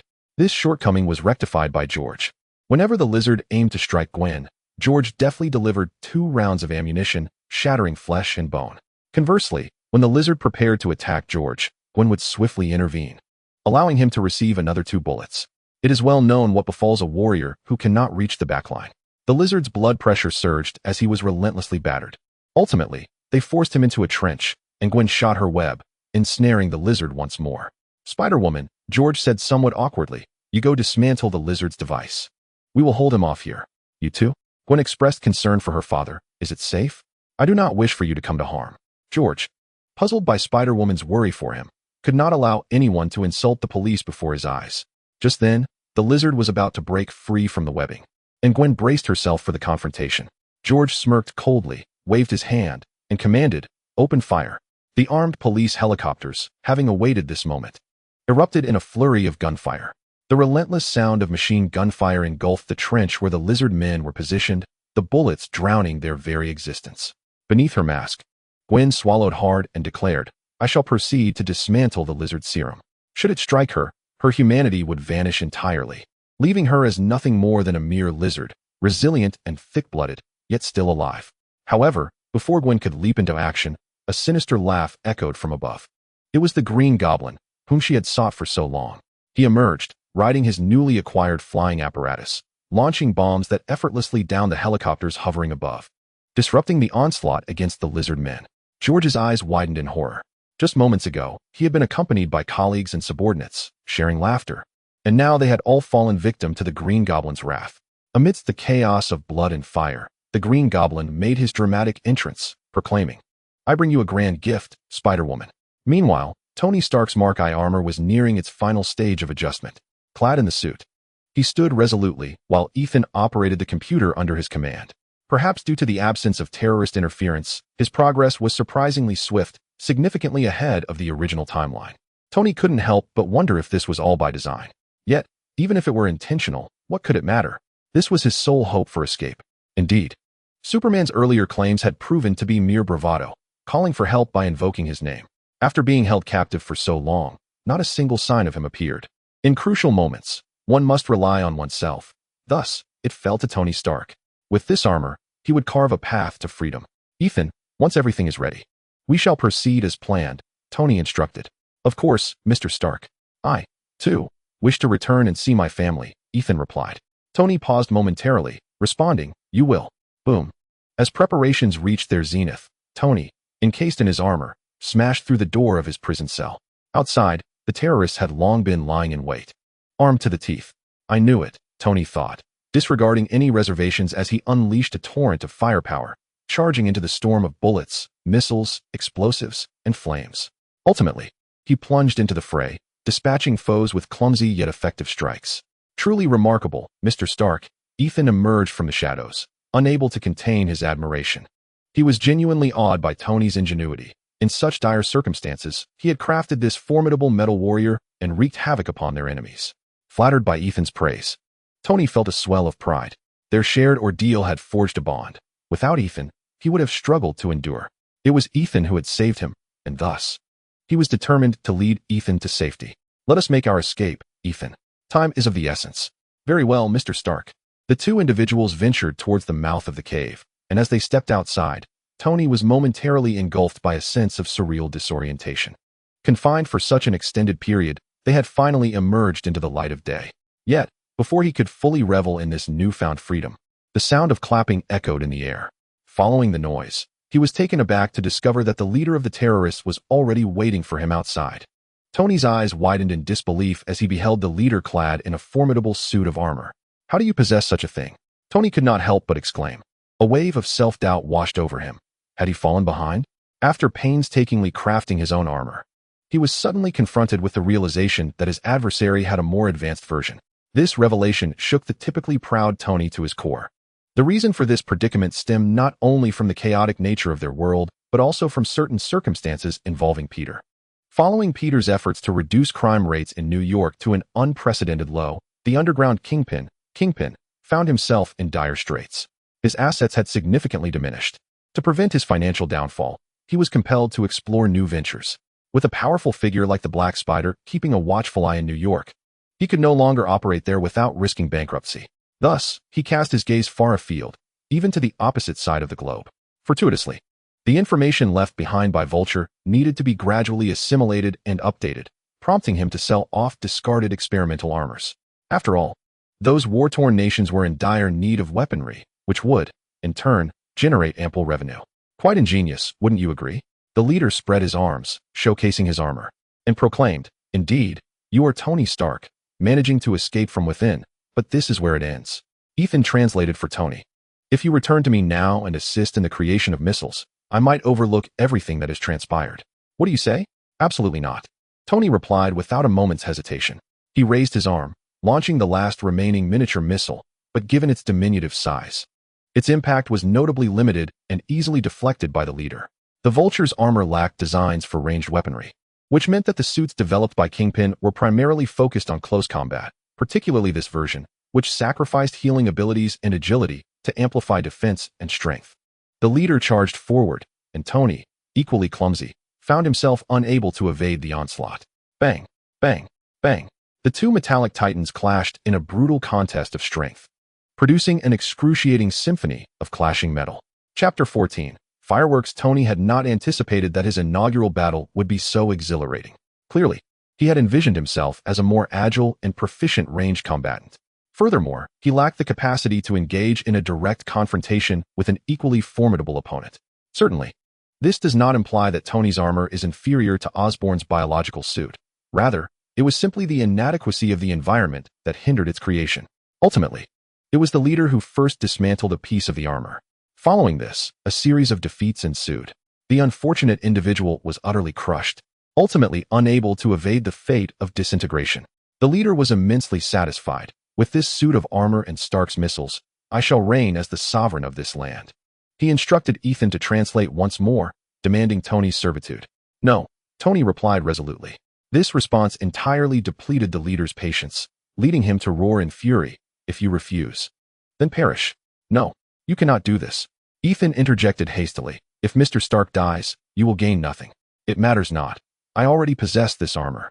Seeing the leader's determination, Ethan realized the gravity of the situation and shouted to Tony, "Mr. Stark, activate the final plan and flee." "What?" Tony was taken aback. "Run now? I will hold him off." Ethan positioned himself in front of the leader, using his own body to buy time for Tony. "No, we agreed to return together, as planned."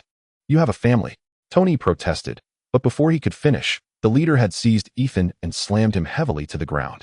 Tony's eyes widened in disbelief. "What are you doing? Your family is still waiting for you. Didn't you say you have a lovely daughter?" Tony was nearly frantic. "You can't let her lose her father at such a young age." Coughing up blood, Ethan gasped, "Mr. Stark, this is my plan." A grim smile spread across his face. "My family has long since perished, victims of a violent upheaval, including my daughter. I wish to see them." "No. Run, Mr. Stark, I will hold him." The leader coldly regarded the two, raising his iron fist once more, this time aimed at Tony. "Damn it." Tony gritted his teeth, though his expression remained eerily calm. His facial muscles twitched as he suppressed his words. "Superman, where are you? You promised to come and save us. Come now. Are you calling for me?" "Yes." Tony was momentarily stunned, then abruptly looked up. There stood the dark figure of Superman, gripping the leader's iron arm, gazing down at him. He was backlit by the sun, casting an imposing shadow over everything, leaving only his form refracting light. Tony's lips quivered slightly before he uttered, "Save us." "As you wish." The leader, clearly still in a state of confusion, could not comprehend how in the blink of an eye, someone had appeared at his side, seizing his arm. Even more terrifying was the inability to move his arm, completely ensnared by the other's strength. "Who are you?" the leader demanded, sensing imminent danger, only to lose consciousness the next moment. After neutralizing the terrorist, Peter glanced at Ethan, and with his keen perception, swiftly assessed his injuries. "Do not worry. There is still hope," he assured. He found some first aid tools in the terrorist camp and promptly stabilized Ethan's injuries. The entire operation, surprisingly, did not consume much time. The true challenge lay in locating individuals. It must be said that these terrorists were quite adept at concealing themselves. Peter's task system provided only a vague location, indicating Afghanistan. Additionally, there were numerous alerts about ongoing criminal activities. Taking advantage of the school break, he conducted a thorough search, overturning vehicle after vehicle belonging to various terrorist organizations, thus accumulating a significant number of points. Tony, relieved that Ethan had finally emerged from the danger zone, sighed, "Thank you. You really came, Superman. I truly do not know how to express my gratitude." "No need for that. Your suit is still not ready," Peter replied in a deep voice, causing the corners of Tony's mouth to twitch involuntarily. The carefully cultivated mood was abruptly shattered. "So, I am merely a tool for you to craft your suit, am I?" Exhausted, he redirected the conversation. "So, how do you plan to take us back?" "Take you back? You seem to have misunderstood something, Mr. Stark," Peter said. "What?" Tony was taken aback. "I have already cleared the area nearby. The rest is up to you. I have urgent matters back in New York." "Ah, I see. Farewell." In the next moment, Superman vanished from sight. Ethan gradually regained consciousness and found himself staring at Stark's grim face. "Mr. Stark, have you come to heaven as well?" Stark rolled his eyes. "Ethan, wake up. You are not dead. Prepare yourself. We must fend for ourselves to return." In New York, at Oscorp Tower, the arrival of the Green Goblin abruptly disrupted the situation. All external support had been eliminated, leaving only Gwen and George. The lizard crawled out from the drainage ditch, appearing utterly wretched, covered in bullet wounds and injuries, barely retaining a human form, resembling more of a monster. The flesh around his wounds writhed incessantly, attempting to heal itself. A grotesque sight to behold. "Damn, that hurts." "Oh, Connors, I never imagined you would end up like this." The Green Goblin, hovering on his glider, approached, saying, "Look, we share a common plight. Why not collaborate to take down Spider-Woman?" On the other side, witnessing the convergence of two formidable villains while their own ranks were dwindling, Gwen and George sensed impending doom. Dealing with one lizard was already daunting. Now, facing another was unbearable. They felt a chill run down their spines, knowing a fierce battle awaited them. Unexpectedly, the lizard seized the Green Goblin, yanking him off his glider and crashing him heavily to the ground. "Osborn, damn it!" he roared. Gwen and George were left dumbfounded by this turn of events, astonished that the two adversaries were now at odds with each other. In truth, the Green Goblin and the lizard have never been allies. Osborn and Connors have always been at odds. One might even assert that it was Osborn who led Connors to his current predicament. In comparison to Spider-Woman, his resentment towards Osborn runs even deeper. The Green Goblin was caught off guard by the lizard's sudden ambush, suffering considerable damage despite his extraordinary physique and biological armor, requiring a moment to recover. As he witnessed the lizard open its foul maw to strike, he was taken aback and quickly maneuvered his flying apparatus to collide with the lizard, sending it sprawling, while he escaped by seizing control of the vehicle. "Damn it, Connors, has your mind turned to that of a reptile?" The Green Goblin bellowed after his escape. The lizard roared defiantly in return. "Osborn, had it not been for you, none of this would have transpired." The Green Goblin spat in disdain, realizing he could no longer rely on the lizard and had to fend for himself. He turned to the onlookers, Gwen and George, and proclaimed, "Spider-Woman, I have a magnificent gift for you." "I cannot possibly accept such a thing," Gwen responded. "No, do not be so hasty in your refusal. I have been quite busy these past few days preparing this present," the Green Goblin retorted, producing a remote control. With a startling revelation, he continued, "I have placed dozens of bombs throughout this city. As for the exact number, well, to be honest, I have somewhat lost track of how many I actually deployed. Now, I have activated them." The Green Goblin waved the remote, declaring, "In 10 minutes, boom, the entire city will be set ablaze with fireworks." "Are you insane?" George shouted. "What benefit does this bring you?" "Benefit? The thrill of amusement is precisely the reward I seek." The Green Goblin laughed heartily, before his tone shifted ominously as he declared, If you wish for me to deactivate the bombs, you must surrender, Spider-Woman. Chapter 15. Do not use webs to save anyone anymore. No. Before Gwen could utter a word, George was the first to refuse, which stirred a sense of warmth in Gwen. After all, a father is still a father. For George, there was no hesitation. Regardless of his disdain for these street-level heroes, he remained a police officer at heart. There are certain principles he cannot compromise. If he were to recklessly sacrifice others in this situation, how would he differ from those he opposed? Thus, the scene fell into a tense stalemate, with the Green Goblin, the Lizard, Gwen, and George forming a precarious equilibrium. It is well known that a triangle is the most stable of shapes. Yet, Gwen and George could not allow the situation to drag on. Whether it was the impending explosion of dozens of bombs in mere minutes, or the imminent launch of the Lizard's serum, Gwen suddenly felt the weight of her responsibility pressing down upon her. Should she fail, the lives of all New Yorkers would hang in the balance. Moreover, she bore a share of the blame for allowing matters to reach this critical juncture. Ultimately, it was she who intervened against the Black Superman. The Black Superman was right.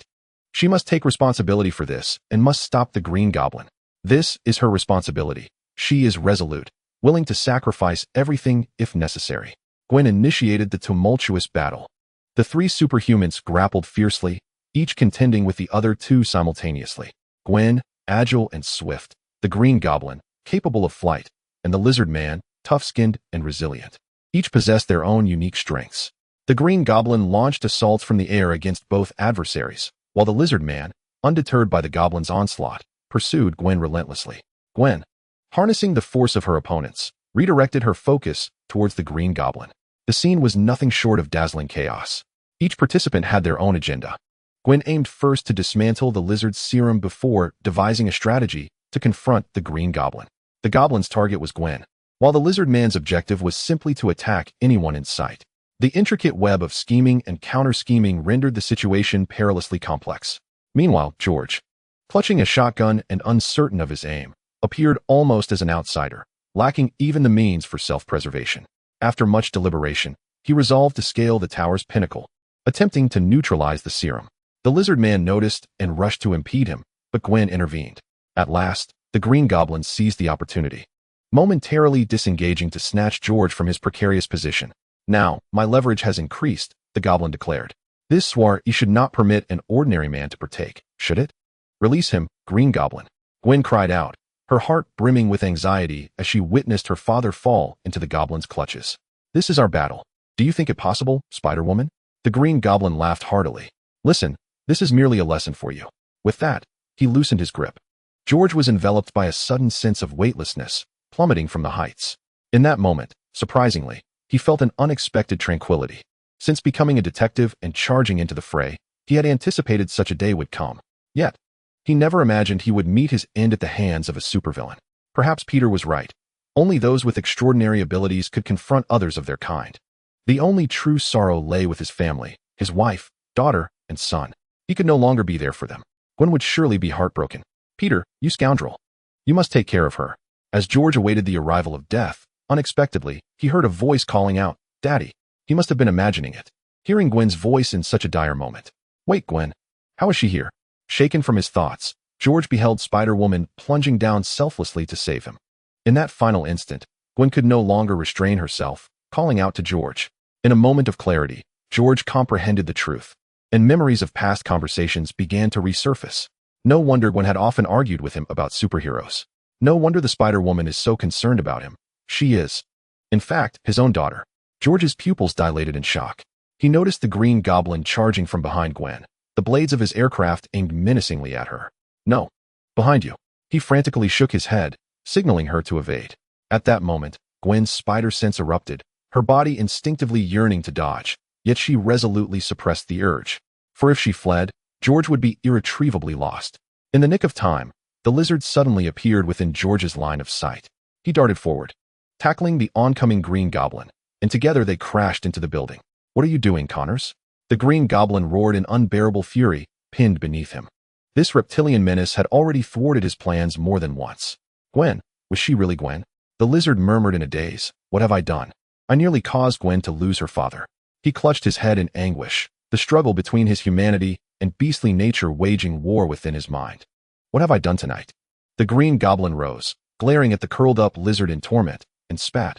madman. He leaped back onto his flying machine and sped away. Outside the building, just as she was about to descend, Gwen finally launched her web shooters towards George, who was now within reach. The web ensnared him. However, due to its inherent elasticity, George did not halt his fall in time. At that critical moment, Gwen sensed a shadow darting past her.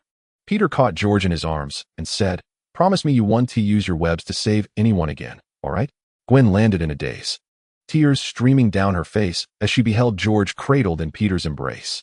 It had been so close, only a heartbeat away from losing him. She had never imagined her father's life would be endangered due to her presence. Had the consequences been irreversible, she would have regretted it for the rest of her days. At that moment, George comprehended that the Spider-Woman was indeed Gwen. Observing her weeping inconsolably, his heart ached for her. Yet, as he surveyed the police controlling the scene and the onlookers, he ultimately restrained the impulse to reveal their connection. He turned to the Black Superman and asked, could you please set me down? Being cradled in someone's arms, albeit the Black Superman's, was a humiliation he could only imagine his subordinates would relish in mocking him for upon his return. He felt the piercing gazes of the detectives around him. The integrity of the NYPD had been utterly compromised. "Of course," Peter replied, his voice deep and resonant. Finally on solid ground, George breathed a sigh of relief, then turned his gaze back to the Black Superman. This masked hero, whom he had pursued and resisted for so long, stood before him, leaving him momentarily at a loss for words. Fortunately, he reacted swiftly, exclaiming, "There is lizard serum on the rooftop, as well as green goblin bombs." "I know," Peter interrupted. "I was about to handle it." In the air, upon spotting Black Superman, the Green Goblin, who had chosen to flee, suddenly felt a chilling sensation, as if a terrifying presence was fixated upon him. Chapter 16, Double Standards of George. Chapter 16, the Green Goblin departed with a sense of tranquility. He was pursued by Peter and was soon struck down onto the roof of Oscorp Tower. In passing, Peter also dismantled a vial of lizard serum. The Green Goblin, seeing stars, struggled to regain his senses. Gwen had also returned to the rooftop. Though she had steadied her emotions, her eyes were still slightly red. Peter retracted his X-ray vision, his expression impassive as he gazed down at the Green Goblin beneath his foot. Black Superman. The Green Goblin has planted dozens of bombs throughout New York, which will be detonated imminently. We must make him stop. Gwen urgently interjected. "Oh," Peter acknowledged, then turned to the Green Goblin. "So, how do we make them stop?" "Let me go," the Green Goblin pleaded, feeling the weight of Black Superman intensifying upon him. "Let me go, and I will stop the bombs. Otherwise, boom, we all perish together." "You." Gwen glared at the Green Goblin, exasperated by their utter lack of limits.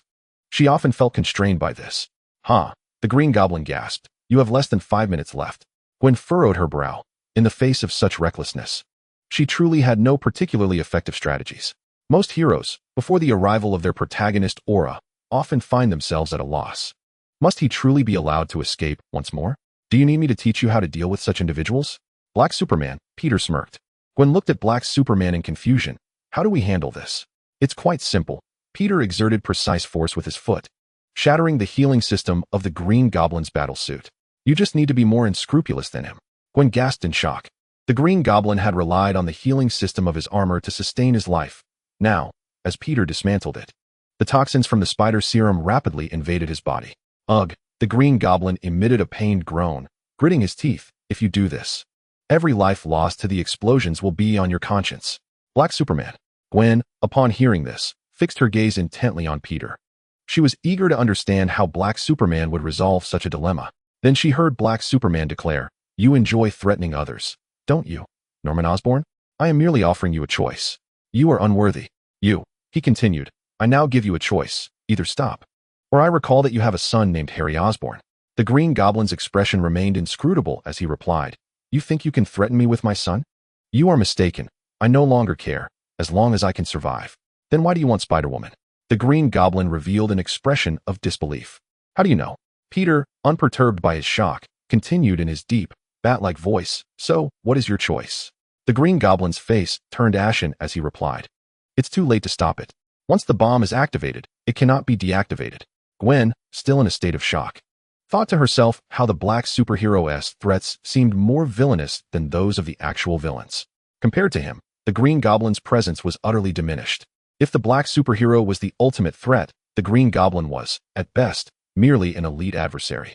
It was only upon hearing the Green Goblin's final words that she felt a chill run down her spine. If the bomb could not be stopped, then the consequences were unimaginable. The mere thought of it sent shivers through her.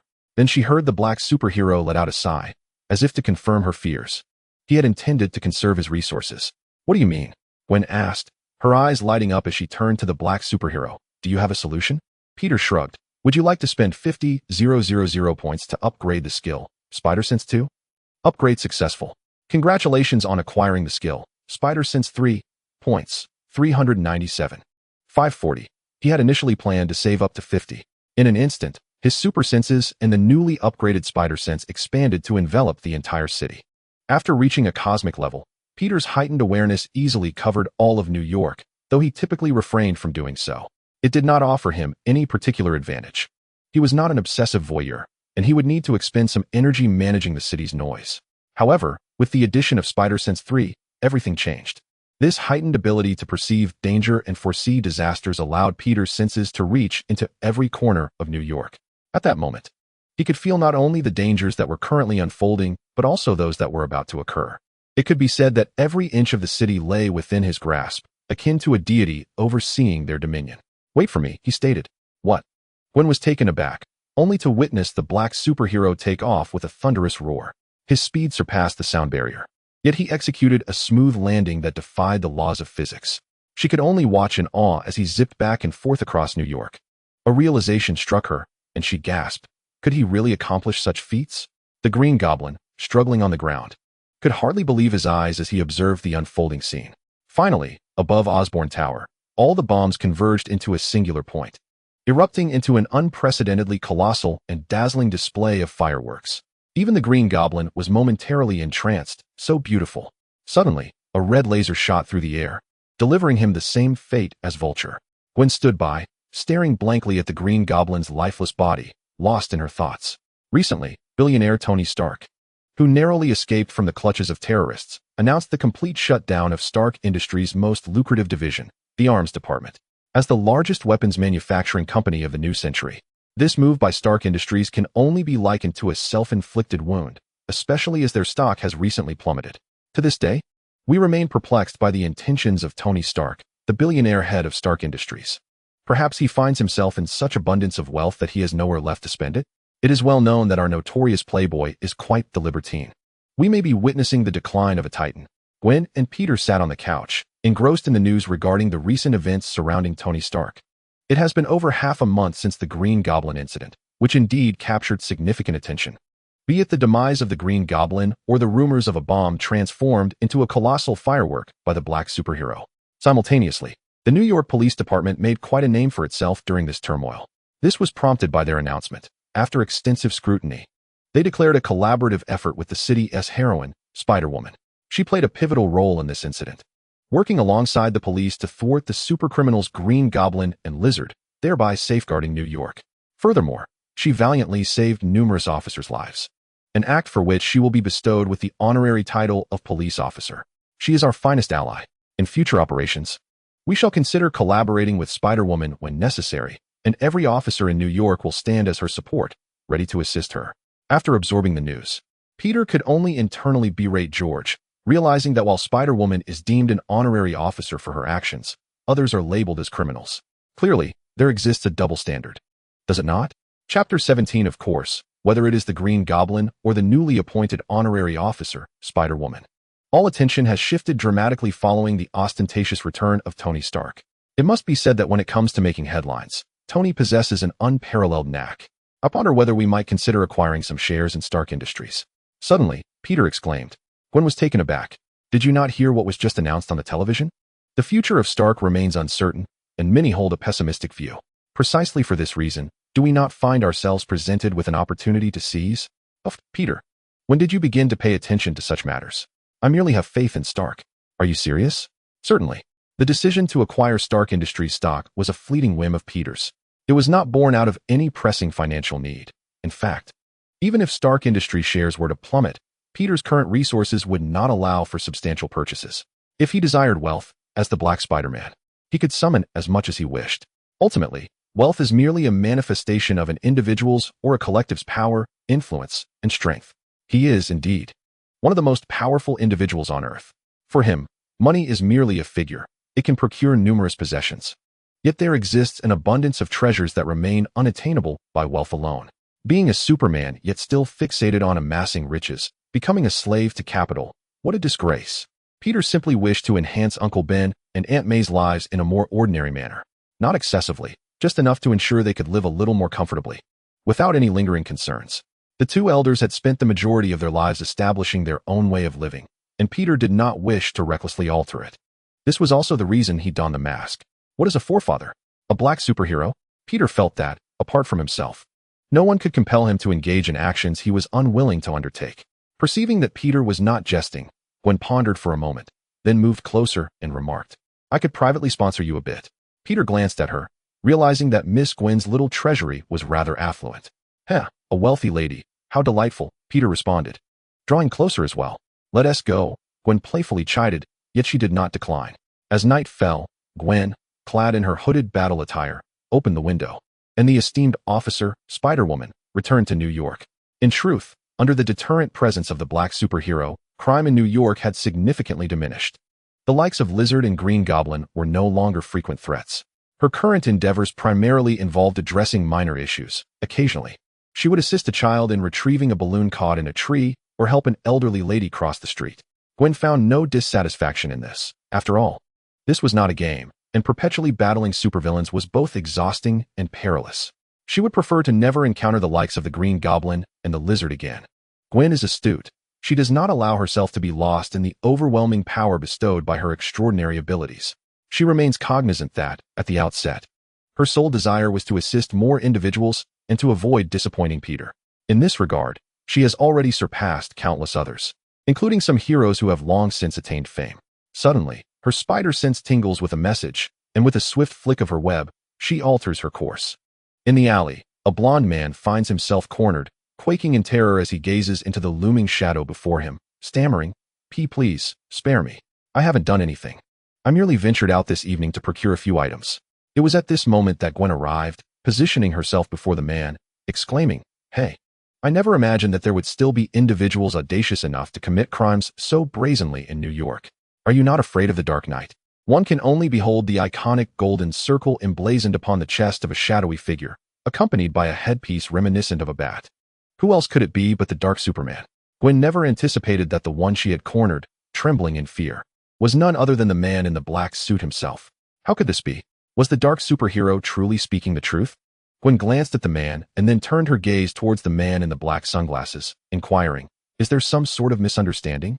The image of the black superhero, reminiscent of a miraculous figure, dismantling all the bombs and saving New York, remains vivid in her memory. She is reluctant to believe that he would engage in criminal activities without cause. However, given the superhero's previously tarnished reputation, the notion does not seem entirely implausible. Gwen hoped this was merely a misunderstanding. Otherwise, it would mark the greatest catastrophe in history. To her astonishment, the Dark Superman confirmed, "There is no misunderstanding. Everything he said is true." Gwen was taken aback, as if struck by a thunderbolt. Dark Superman, with a hint of amusement, inquired, "So, esteemed officer, what course of action do you intend to take?" Gwen took a deep breath and said, "I am aware that I am no match for you. Yet I cannot stand idly by while an innocent person is harmed. Therefore, regardless of the circumstances, he is a murderer. He brutally took the lives of an entire family several years ago and has since evaded justice. His information remains in the police records to this day." Peter interjected. Just a moment ago, Gwen had been striving to steel herself, refusing to succumb to fear of a formidable foe, even if that foe were a Dark Superman. Wait. 5 minutes later, the New York Police Department successfully arrived at the alley and took away the ashen-faced blonde man. "Thank you, Spider-Woman. I never anticipated that you would be able to apprehend a murderer who had been lurking for several years. Truly, you are remarkable." The police expressed their profound gratitude. "Oh, it's nothing," Gwen replied, her cheeks flushing slightly.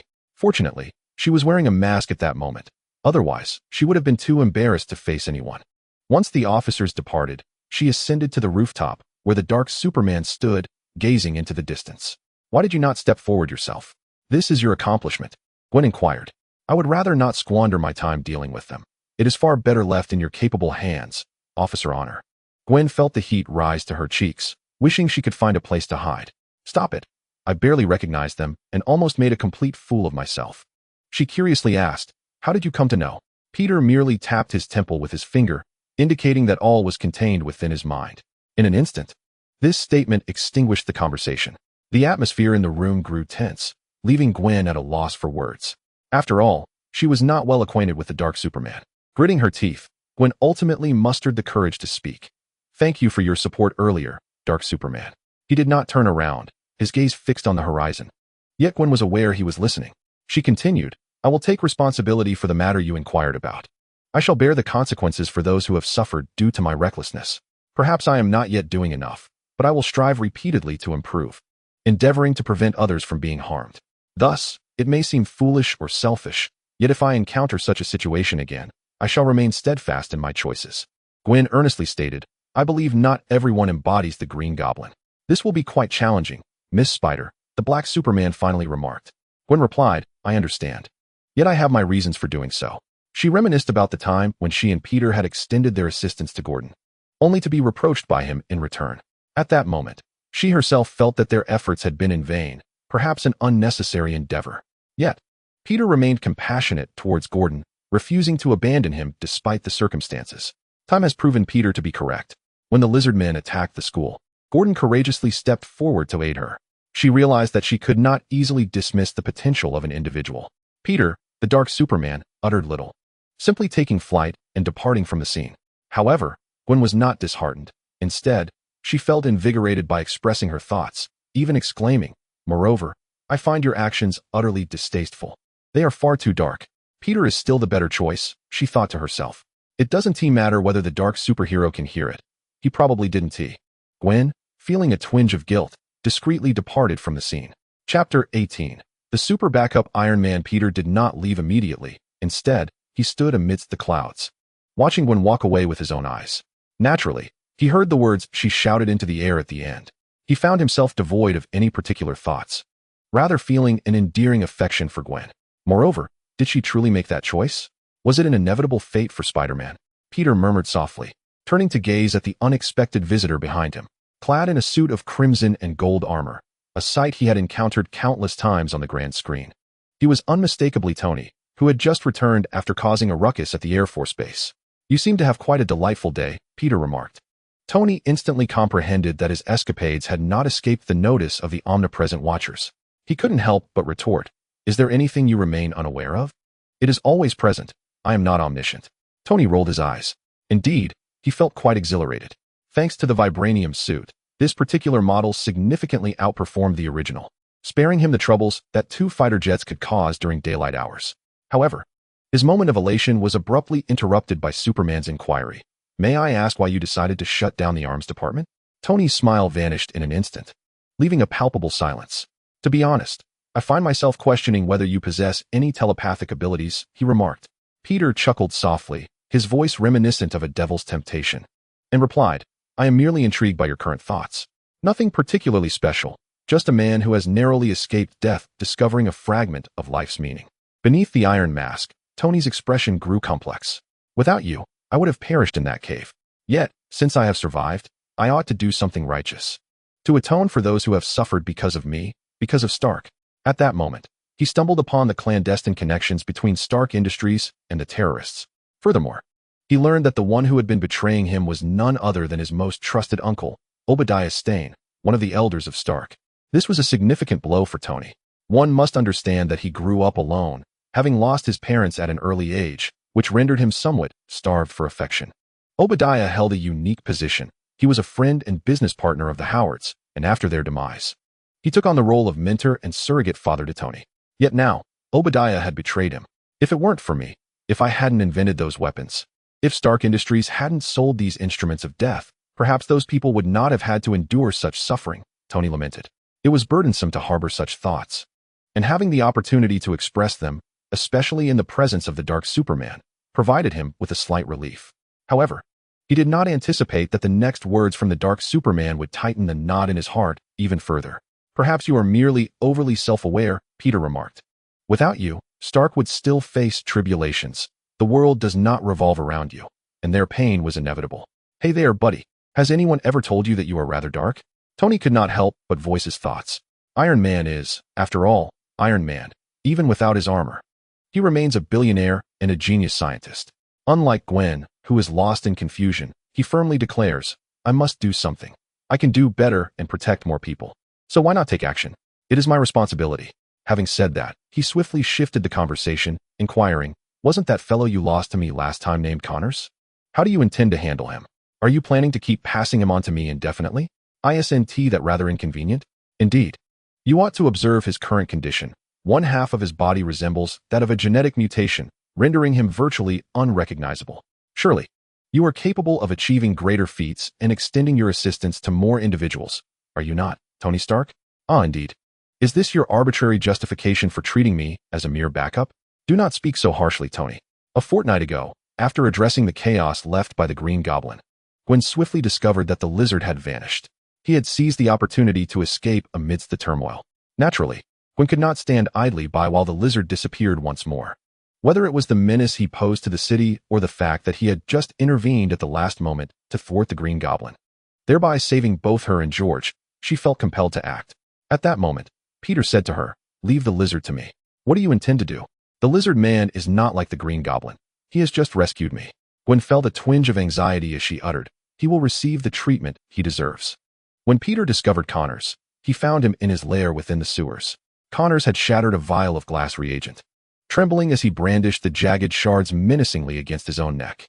It is worth noting that this substance does not yield an instantaneous demise. Over the ensuing agonizing 3 minutes, one would gradually succumb to suffocation, excruciating pain, and the slow, tormenting loss of blood. Upon hearing the voice, Connors felt as though his arms had lost all strength, and he sank into a state of despondency, self-deprecatingly muttering, I truly am a worthless being, incapable even of ending my own life. He lifted his gaze, revealing half of his face, his body entirely transformed by the lizard-like mutation that had intensified over time. Most individuals would have perished under such circumstances, yet here stood Connors, remarkably alive. His bright yellow, reptilian pupils fixed upon the dark figure before him as he inquired, Ah, just in time, Black Superman. Would you assist me in ending my existence? My existence has only brought calamity upon others. You still have other choices. Peter's voice was low and somber. No, I have none left. Connors exhaled deeply. I once aspired to create a world devoid of flaws. A sanctuary for those marginalized by disabilities, for the suffering, and for myself. Yet, I have failed. I have become a monster, causing harm to those who trusted and revered me. Connors pounded his head in anguish, feeling at that moment the relentless release of torment within his mind, as a cold and cruel instinct relentlessly sought to supplant him. Black Superman, you are a hero. Please, in my life, do it for the greater good, or I will inevitably lose control again. This is a dilemma rooted in genetics. Connors had injected himself with an excess of lizard serum, which had become inseparable from him. The primal instincts from another species would continually assault Connors' humanity until he was irrevocably transformed. Peter watched Connors, curled on the ground, clutching his head in torment, and calmly stated, Unfortunately, I am not a hero. He picked up the last vial of serum nearby, approached Connors, and grasped him firmly. What are you doing? Connors widened his eyes in terror as he watched the Black Superman plunge the needle of the serum once more into his body. No, Black Superman. You cannot act in such a manner. You scoundrel. I shall devour you. Chapter 19. The autistic canine lizard man. In this chapter, Connors has once again transformed into the visage of a lizard man, with primal instincts overtaking his rationality. He can only recall the agony and fury of the final moment when Peter forcibly administered the lizard serum, igniting a feral rage within him as he lunged towards Peter like a rabid dog. Boom. With a single punch, Peter sent him crashing into the wall. This blow was sufficient to inflict severe injury upon the lizard man, yet for one endowed with the power of regeneration, such wounds were inconsequential. Once his injuries healed, the lizard man charged forward once more. Boom. A single punch, inflicting yet another severe injury, followed by a swift recovery, and then lunging forward once more. Boom. A grievous wound, a resurgence, and another assault. Boom, boom, boom. Peter's merciless fists relentlessly struck the lizard man, each blow reducing the creature to a mangled heap of flesh and blood, teetering on the brink of death. Yet, as the lizard man struggled to mend itself, Peter would wait patiently before launching another ferocious assault, perpetuating this brutal cycle. Given the untamed nature of the reptilian beings and the primal instincts that are inherently difficult to control, He decided to invoke the most fundamental and potent instinct of all living creatures, fear. He would forge fear into a cage, confining the wildness and instincts of the reptilians within it. In this endeavor, credit must be given to the Purple Yam Essence's annihilation tactics. Peter drew inspiration from the methods employed against the Hulk. With each successive strike, the ground trembled, and gradually, the reptilians' response time slowed, with longer intervals between each attack. It was not a matter of the reptilians' stamina waning, but rather a simple act of resistance. It no longer wished to recover. Even a fool, after being struck repeatedly by the same blow hundreds or thousands of times, would learn, let alone the reptilian, whose intelligence, despite its transformation, was not diminished. Ultimately, it even ceased its offensive, rising submissively, resembling a tamed dog, casting a pitiful glance. It had given up. Witnessing this, Peter took the initiative to approach and unleash a barrage of blows, causing the reptilian, or rather, Connors, to retreat to a corner in terror, pleading, "No, no, Black Superman. Enough, enough. I can feel it, he is afraid. I think it would be prudent to deliver another beating. No, I am one with him. I feel every pain, every fear." Very well. Peter clicked his tongue regretfully, for such a durable punchbag was a rarity. Connors, with a pained smile, remarked, "What meaning does this action hold? I have become this abomination. It is impossible for me to return to society." Why return to society? What? As you stated, you have become stronger, faster, and smarter, evolving into a more formidable species.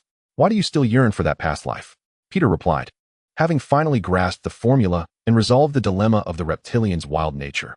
You should seize this opportunity to diligently pursue your dreams, applying the reptilian serum to those in need. Indeed, I should, but in my current form, who would accept me to continue my research? Connors suddenly paused, staring at Peter in astonishment. Who are you? How do you know so much? It is I, Dr. Connors, Peter replied in his original voice. Peter? Connors stood frozen. Disbelief etched on his face. Is it truly you? At that moment, everything fell into place. No wonder Black Superman was willing to exert such effort to save him. Connors' expression darkened. So it was Peter who had just beaten me like a dog? Despite Peter's intellect, Connors had never regarded him as merely a junior. Yet there was a semblance of dignity to uphold. This was the last shred of stubbornness and pride he possessed as a researcher, but at this moment, all of it lay shattered. The Black Superman is Peter, and Peter is indeed the Black Superman, a revelation that takes Connors by surprise. Momentarily stunned, he recalls something and remarks, "Wait, if I am not mistaken, Spider-Woman is Gwen, right?" Despite currently being in his lizard form, Connors' expressions are nothing short of captivating. Unable to restrain himself, he curses, realizing that all along, he had been ensnared in their grasp, repeatedly deceived regarding his emotions. If it weren't for the presence of Black Superman, he would likely have lost control once more. Gwen, unaware of the situation, listens as Peter explains, dismissing Connor's complicated feelings with a statement. "I believe I know a place that can return you to the present." Tony protests, but after Peter coldly rebuffs him, he is left with no choice but to support Connors. In truth, once Connors successfully completes the full lizard serum research, this technology is poised to bring him considerable wealth, provided he can resolve the patent issues with Osborn. Overall, Tony stands to gain. After this brief interlude, everyone returns to their respective lives. Iron Man is preoccupied with his uncle, while Gwen, fighting for justice, periodically chats with Peter through her Spider-Woman persona. She feels immensely grateful for having reached out to Peter as Spider-Woman. His presence has liberated her from the solitude of her struggles.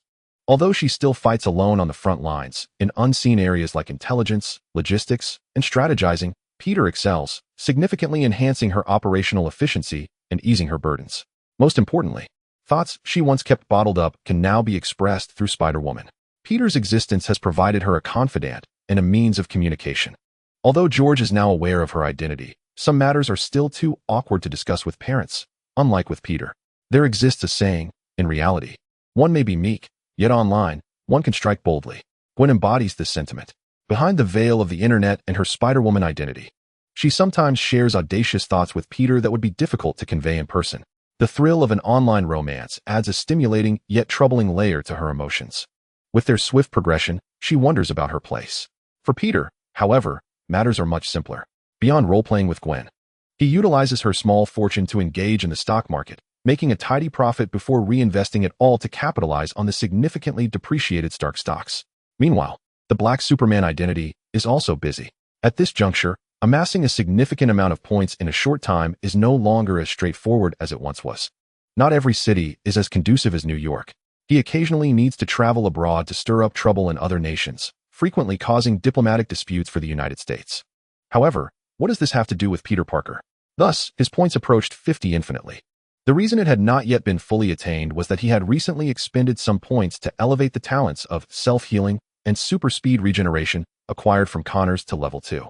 The cost was akin to that of Spider Sense, requiring 5 points for level 1 and 1 point for level 2.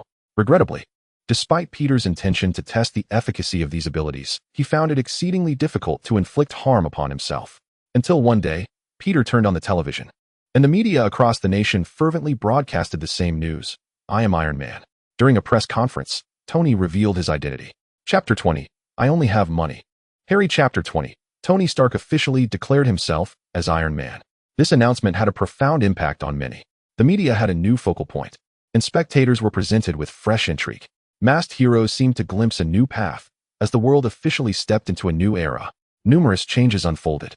Yet for Peter in the present, the most immediate effect was the surge in Stark Industries stock. It had reached its limit. It is not merely the allure of the Iron Man persona that captivates attention. Rather, it is the advanced armor technology and energy innovations that pique the interest of many, representing the true potential for substantial profit. Consequently, the shares of Stark Industries have soared, consistently setting new records each day. Oh, Peter, we are destined for wealth. Gwen gazed at the expanse of crimson on the screen, her excitement compelling her to grasp Peter's arm. What is this? Peter, swaying slightly from Gwen's vigorous shaking, teased. Is a sudden windfall enough to elicit such fervor from our dear Miss Gwen?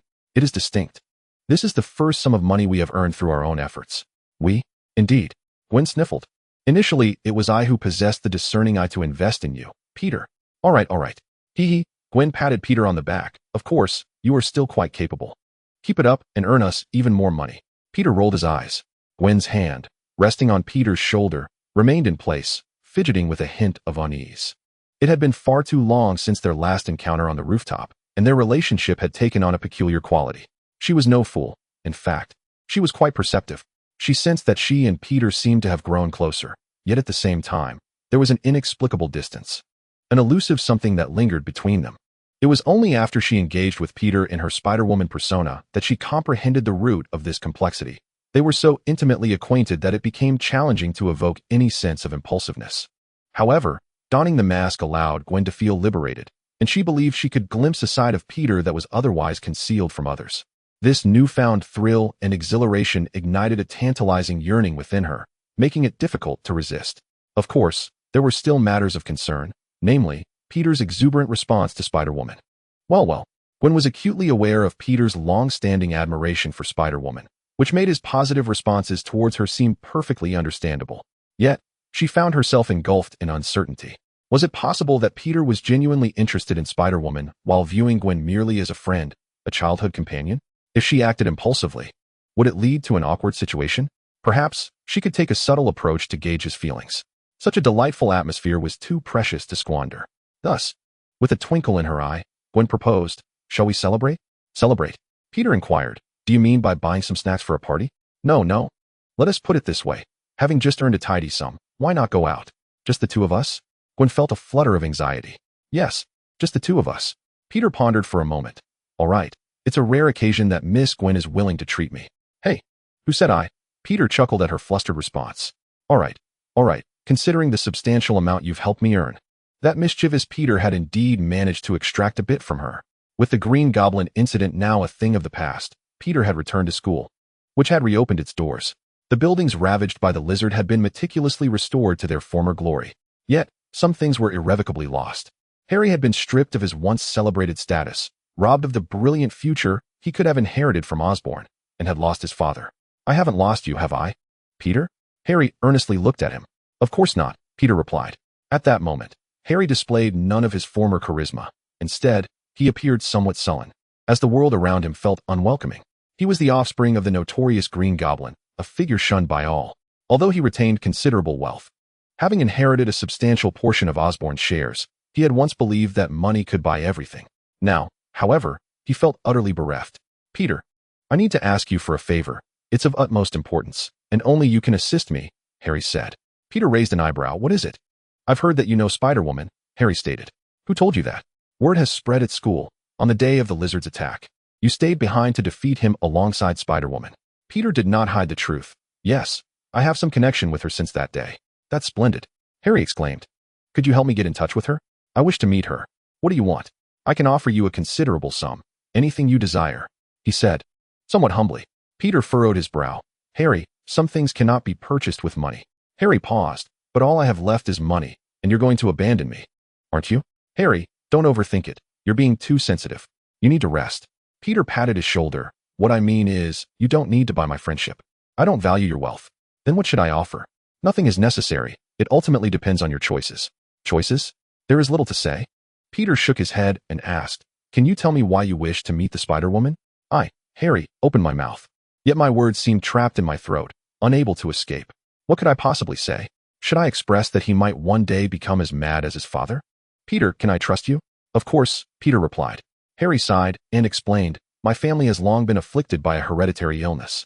Thus, only the Spider-Woman can save me. I merely require a small vial of her blood. I harbor no other intentions. I simply wish to survive. Hope loomed before him, and he chose to trust Peter, just as Peter did not abandon him. No, the Spider-Woman cannot save you. Yet, Peter's haunting voice, like the claws of Satan, dragged him back to despair. Why? On what grounds are you so certain? Harry furrowed his brow. Do you know Connors? Peter inquired. Harry nodded, recalling that he was the foremost authority on interspecies gene transfer, who had recently made significant breakthroughs, yet had inexplicably vanished. The formula for his breakthrough was provided by me, Peter stated matter-of-factly. Harry hesitated briefly before waving his hand dismissively. Stop joking, Peter. How could that be possible? Are you serious? His eyes widened in shock as he stared at Peter. Absolutely, Peter affirmed. When it comes to interspecies gene transfer, if I claim to be second, no one dares to assert they are first. No. Peter, it's not that I don't want to believe you. It's too outrageous. Indeed, it is absurd. You are but the same age as I. Harry felt as though he were living in a bizarre nightmare. But do you believe it? Harry certainly did not. Yet, as he gazed into Peter's calm eyes, he noticed that Peter's gaze had remained steady from the very beginning, as deep and inscrutable as a cold pool. All right, but what do you mean when you say the Spider-Woman cannot save me? Harry asked, his voice quivering slightly. Literally, Peter replied. The emergence of the Spider-Woman was merely accidental, or perhaps destined. Nothing substantial can be gleaned from her. No, it cannot be like that. Harry murmured in disbelief. Chapter 21. The Troubled Father. George, after a day of handling affairs, George, weary in both body and spirit, drove home. In middle age, having survived a life-threatening crisis, he cherished all that he possessed even more dearly, both in his career and his family. Naturally, it was inevitable that every middle-aged man, after a day's work, would sit quietly alone in his car, savoring a moment of peace before contemplating life. George sighed deeply, his brow furrowed in worry. Over a month ago, he discovered that his excellent, well-behaved, and sensible daughter was, in fact, the masked vigilante Spider-Woman he had long denounced and resisted. The mindset of the New York police chief shattered in an instant. The erroneous thoughts regarding the Spider-Woman were swiftly eradicated from his mind, leaving only the exasperated musings of a father. Heavens, why is she acting so recklessly? The sight of his daughter weeping for him tugged at his heartstrings, nearly causing him to melt. In recent days, George had undertaken numerous actions. The foremost was to leverage his authority to unify the police department's stance on Spider-Woman from top to bottom, alongside bestowing honorary medals and extending substantial support. Yet, such efforts did little to alleviate his concerns. Having faced off against these superhuman criminals and fought alongside his own daughter, George had come to profoundly grasp the perilous nature of this profession, the dangers inherent in battling these superhuman offenders, as well as the risks posed to his family and friends, weighed heavily on his mind. Not to mention the potential ramifications on her future career, romantic pursuits, and marital prospects. George began to fret that his daughter might never find a suitor. How lamentable, given that Gwen was so remarkable and endearing. He had heard whispers that even Stark, the billionaire, had recently announced his debut as a hero. Pressing his temples, confusion clouded his eyes. What was happening to this world? Was he merely aging, or had the world transformed too swiftly? He recalled his youth spent outsmarting gangsters on the front lines, yet at some point, the trend had shifted towards superheroes and villains. Contemplating the meaning of life must have its conclusion, and ultimately, George decided to return home. His dutiful wife, Helen, greeted him at the door. Their two sons were frolicking in the living room. Everything seemed well. And Gwen? George inquired. She's still in her room. Helen's expression hinted at something amiss. Instantly, George's anxiety surged. What was wrong? Was she injured? What are you saying? Helen cast him a puzzled glance. Gwen is perfectly fine. Why would she be hurt? Then what is it? Helen bit her lip and replied, Come here. Slipping into his slippers, George followed Helen to Gwen's door. Inside, he found Gwen unusually rummaging through her wardrobe, indecisively perusing her clothing. She's been at it for an hour, Helen remarked. George's expression shifted dramatically. Well, his daughter appeared unscathed. But it seemed there was an even greater issue at hand, further complicating his mood. Dad, which one do you think looks nice? Gwen asked upon noticing George's return. Clearing his throat, George replied, You would look lovely in any of them, dear. Gwen frowned. All right, I'll continue looking.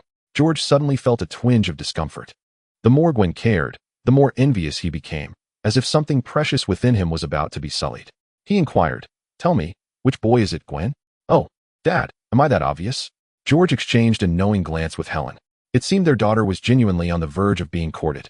Just moments ago, he had been fretting over her potential inability to marry, and now he found himself in a new quandary. How infuriating. Who could it be? Gwen smiled sweetly, feeling a hint of embarrassment. I have made plans with Peter for this weekend, but of course, it is merely a casual outing. Peter. George felt as if a great weight had lifted from his heart, letting out a sigh of relief. He and Helen instinctively disregarded Gwen's subsequent remark. After all this time, with no news of Peter and Gwen, he had assumed the two children were no longer involved, but it seemed that at least the outcome was not the worst. Nonetheless, George couldn't help but squint slightly. From this moment on, Peter was not only his quasi-son, but also a partial rival. Eventually, he found an opportunity to summon Gwen into his study. Does Peter know? George inquired. Gwen understood that George was asking whether Peter was aware of her identity as Spider-Woman. She shook her head. I haven't told him yet. George exhaled, saying, Peter is a bright child with boundless potential, well acquainted with us. He is indeed the most suitable choice. I know, Dad. Therefore, please do not involve him. Gwen was momentarily taken aback, only to hear George continue. Gwen, I am not opposed to you being with Peter. I merely wish to express that you are special. You possess your own thoughts, and I cannot nor do I have any reason to prevent you. As your father, all I can do is wholeheartedly support and protect you. George spoke earnestly, but Peter is different. He is just an ordinary person, and if he becomes entangled in this, it will only lead to disaster. Just like me, who nearly lost my life because of it. But he is already involved, Gwen thought to herself. It was only then, reminded by George, that she was jolted into remembering that fateful night when her father fell from the skyscraper. Had it not been for the black superhero, she and her mother might be facing a vastly different scenario now. The thought of Peter encountering such a fate was something Gwen deeply wished to avoid. Yet now, what could she do? With a heavy heart, Gwen departed from the study. Oscorp Tower. Recently, the Oscorp group has been beset by calamity. First, the incident involving the Green Goblin, followed by the Lizard's attack, and a chaotic brawl among several superhuman heroes atop the building. Not only was public sentiment in turmoil, but the most significant concern was the company's market value, which had diminished by more than half in such a short span. This left the shareholders of Oscorp gnashing their teeth in despair. Particularly painful was the sight of Stark Industries, once their equal, now experiencing a meteoric rise in market value. A stark reminder of their losses. Oh, they were already incurring significant losses, and their morale was shattered. Thus, the primary culprit, Norman Osborn, became the object of their intense ire. Following Norman's demise, this animosity was regrettably passed down to Harry. Even though Harry theoretically inherited all of Norman Osborn's shares, he remained excluded from the core circles of Oscorp. They have even begun their operations, preparing to consume Harry's shares as well. So, have they truly claimed to have destroyed all the projects left by his father? Ephesia, Harry inquired, seated at his father's former desk. Indeed, Mr. Osborn. At least on the surface, she replied. This narrative is intended to restore investor confidence and to manage the ongoing lawsuits. Ephesia, once the secretary to Norman Osborn, remained Harry's sole confidant within the Osborn enterprise. And what lies behind the scenes? He pressed. I inadvertently overheard the new chairman, Mankin, and the head of security discussing that they had been transferred to a location, a clandestine department. However, I regret to inform you, Mr. Osborn, that I lack the clearance to know more. Ah, very well. Ephesia, you may leave, Harry said, now alone at the desk, his gaze dark and brooding. Why not wait a while? He recalled Peter's final words to him at school. The research on interspecies gene transfer continues. While it may not resolve your issues at present, It will surely do so in the future. Can you be certain? He queried. I assure you, Peter replied. I'm sorry, Peter. I truly wish to believe you, but… Harry's facial muscles twitched from tension. I cannot wait. I cannot allow those thieves to take everything my father left behind. He exhaled deeply, accessing the internal network of Osborne Industries, searching for entries on secret projects. Apologies, project not detectable, the system responded. Logged in as Harry Osborne. Account successfully logged in. Searching secret projects. A total of files found for you. Harry painfully closed his eyes, knowing this would be the final gift his father had left him. He clicked on the documents, and as their contents unfolded before him, even with prior preparation, he could not help but feel his pupils constrict in shock. Interspecies Gene Transfer Project, Spider, Lizard, Electric Eel, Black Cat. Biological Armor Technology, Vulture, Green Goblin, Octopus, Venomous Scorpion. Codename 713, Max Dillon? What is this?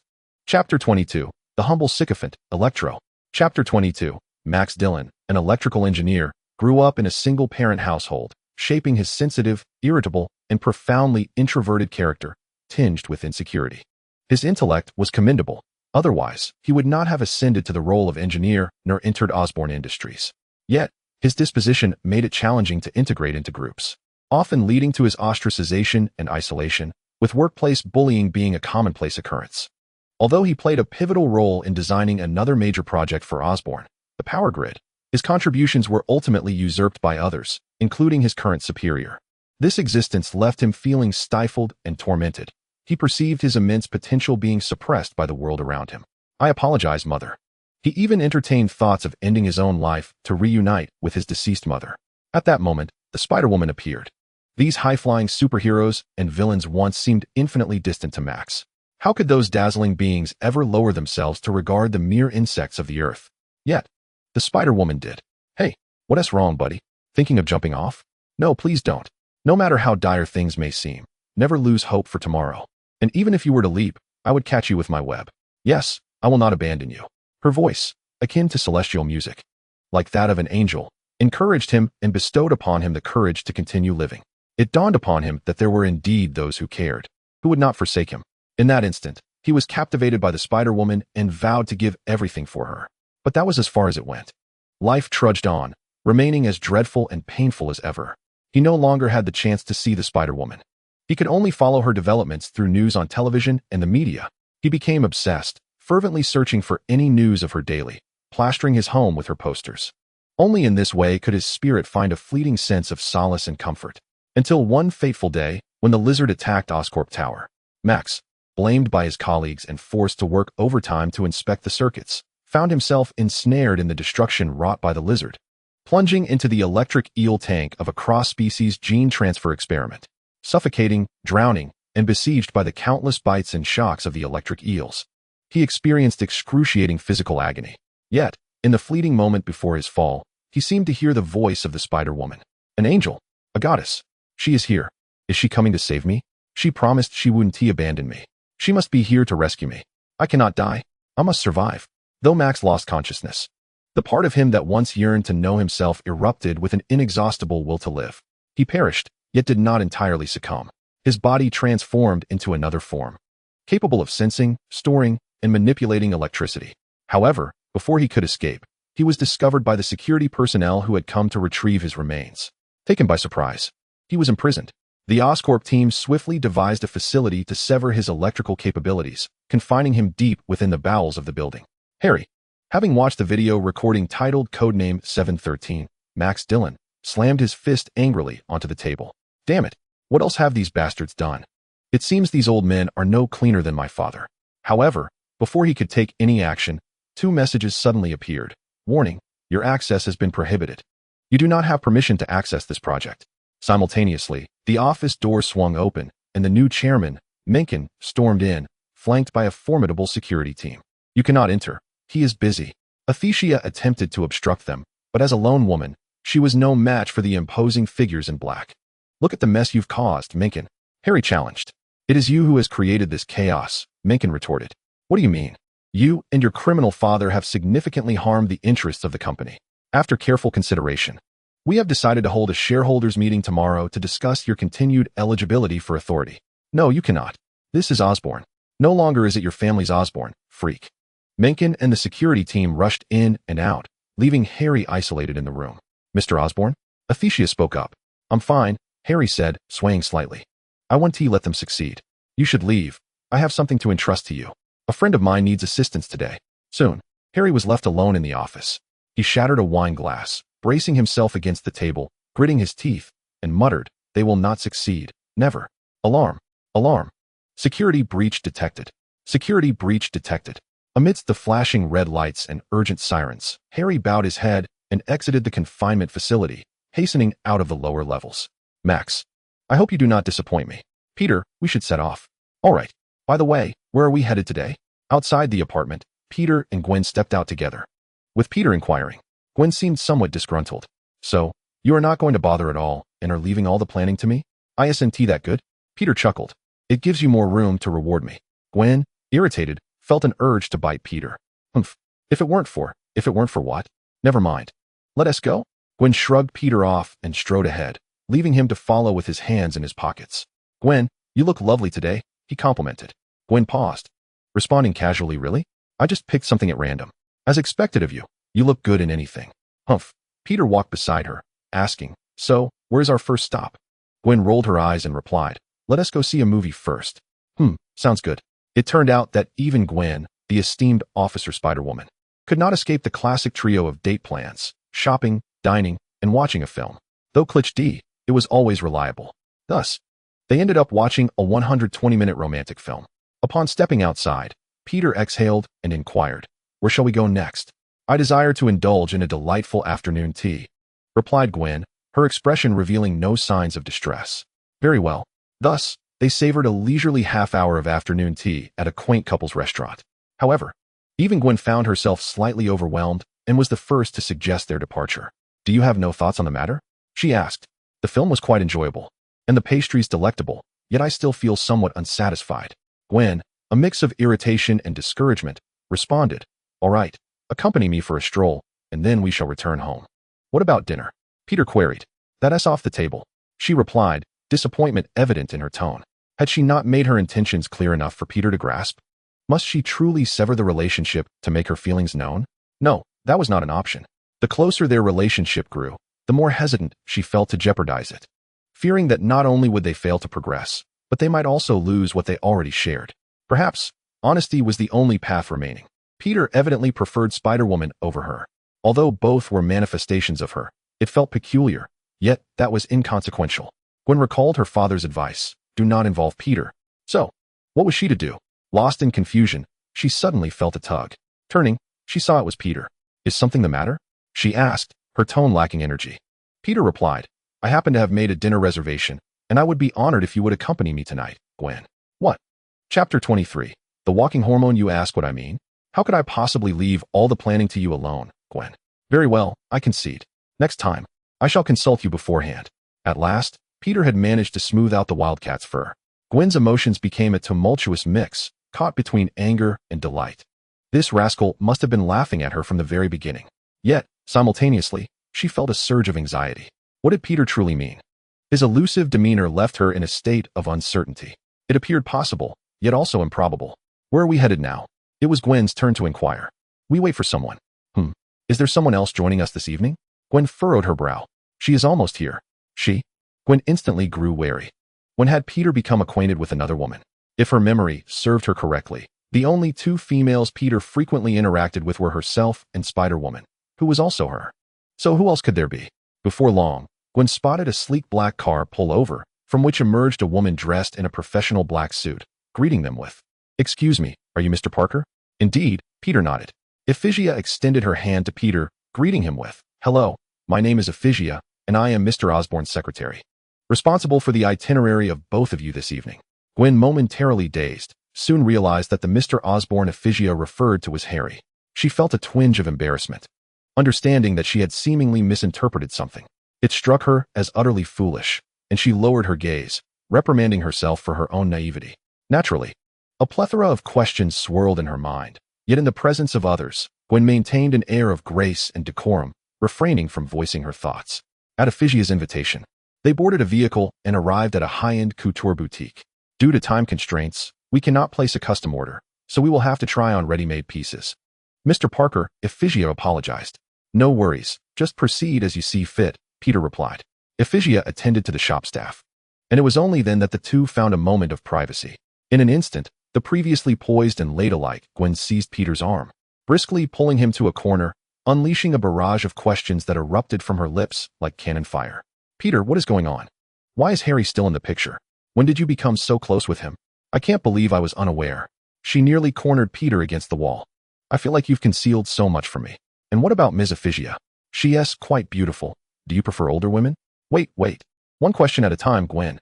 What does Ephigia have to do with this? Why would I be attracted to someone older? Oh, my apologies, I misspoke. I was merely a bit overwhelmed. You know, everything that just transpired was quite astonishing. I understand.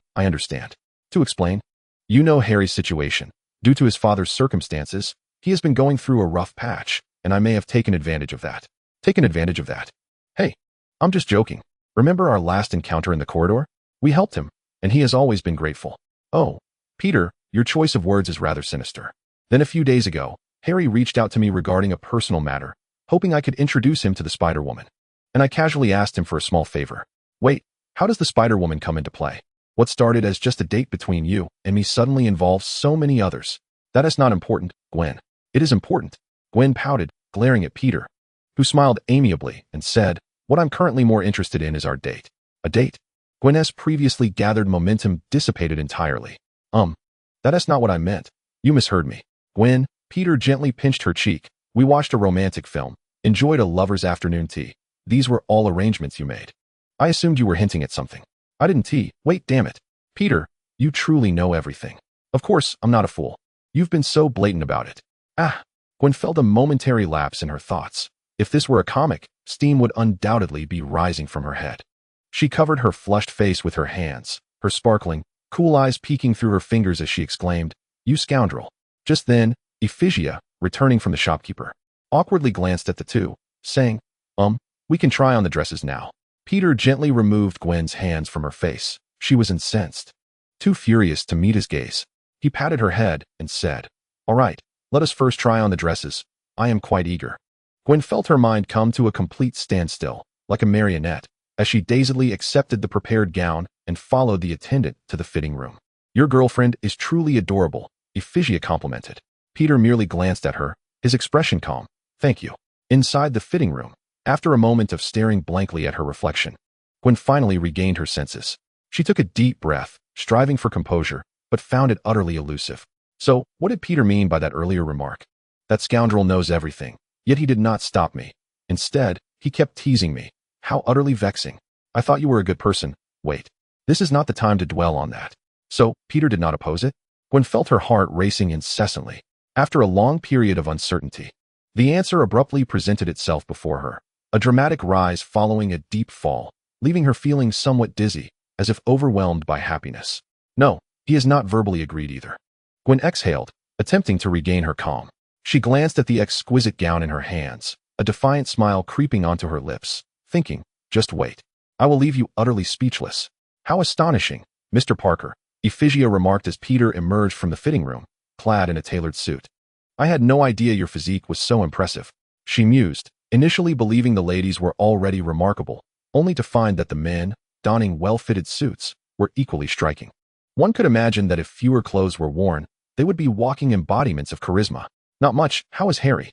Peter inquired. Ephigia frowned.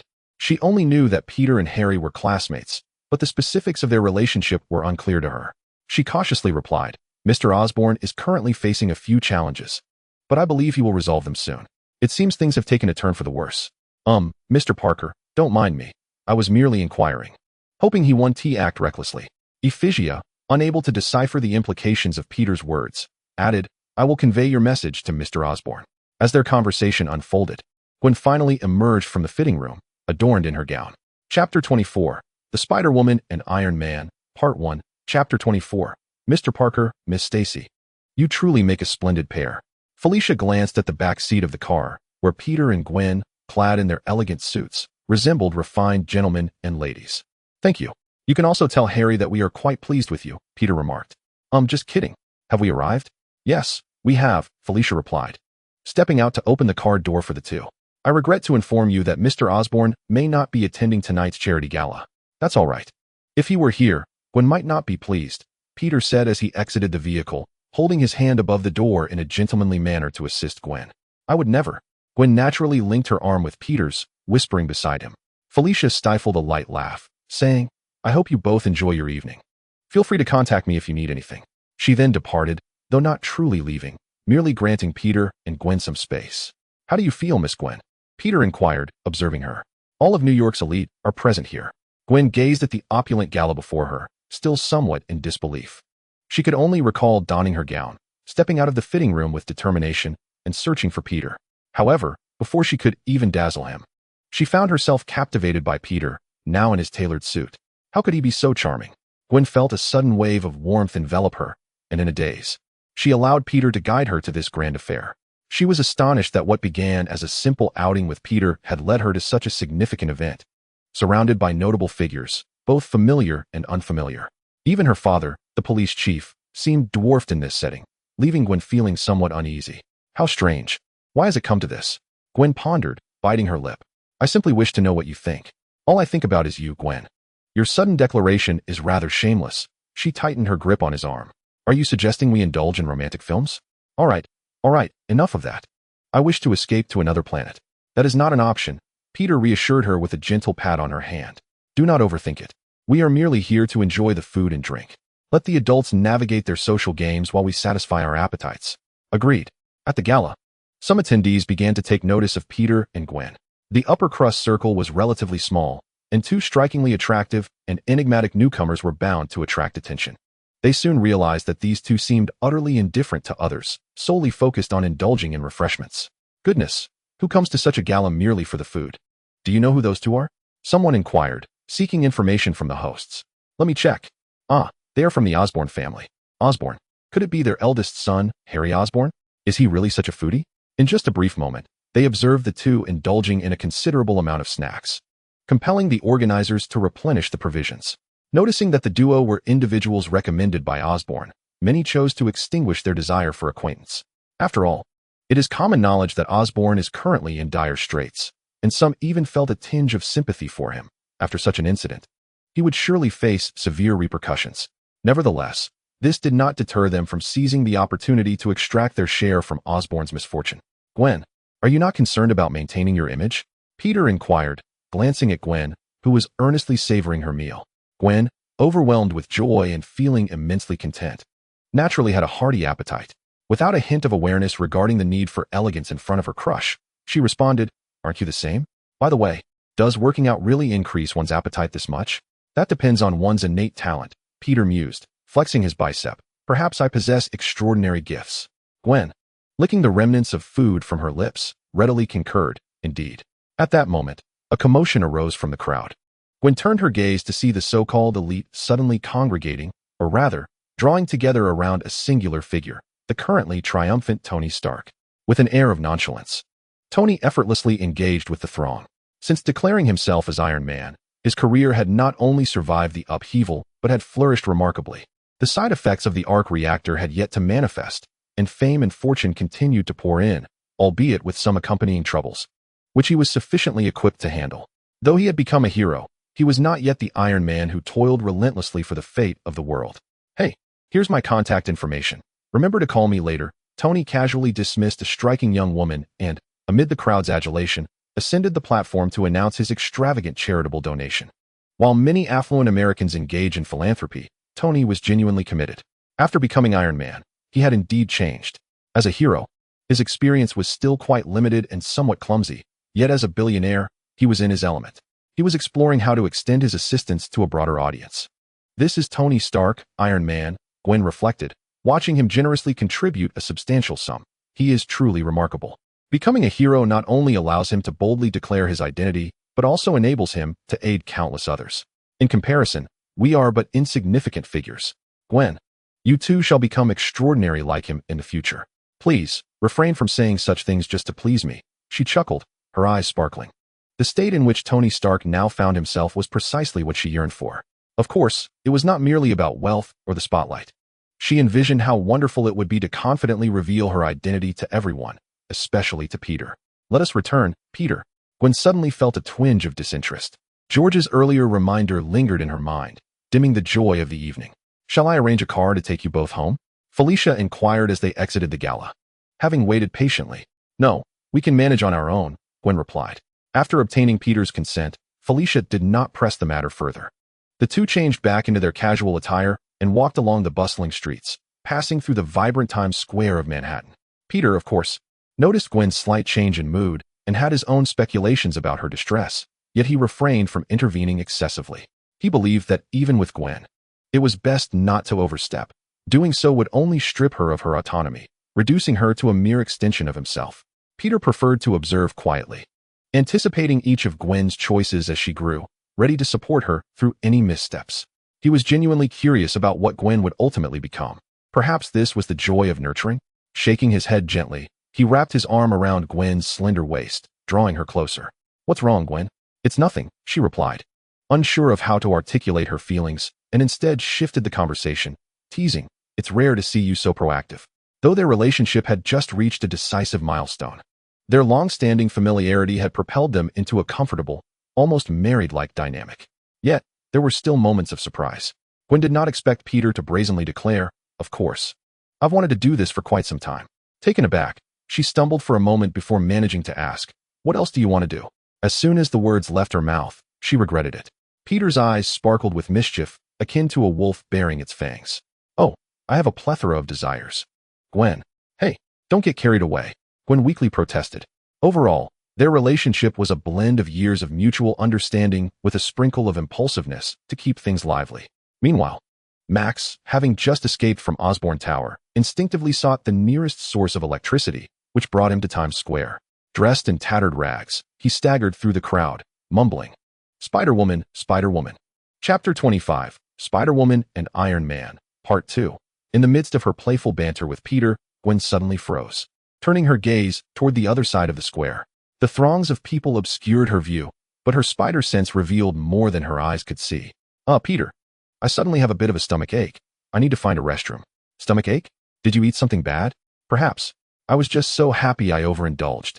She looked up at Peter's face. Wait for me here. Of course, no problem, Peter began, but the way she phrased it felt peculiar.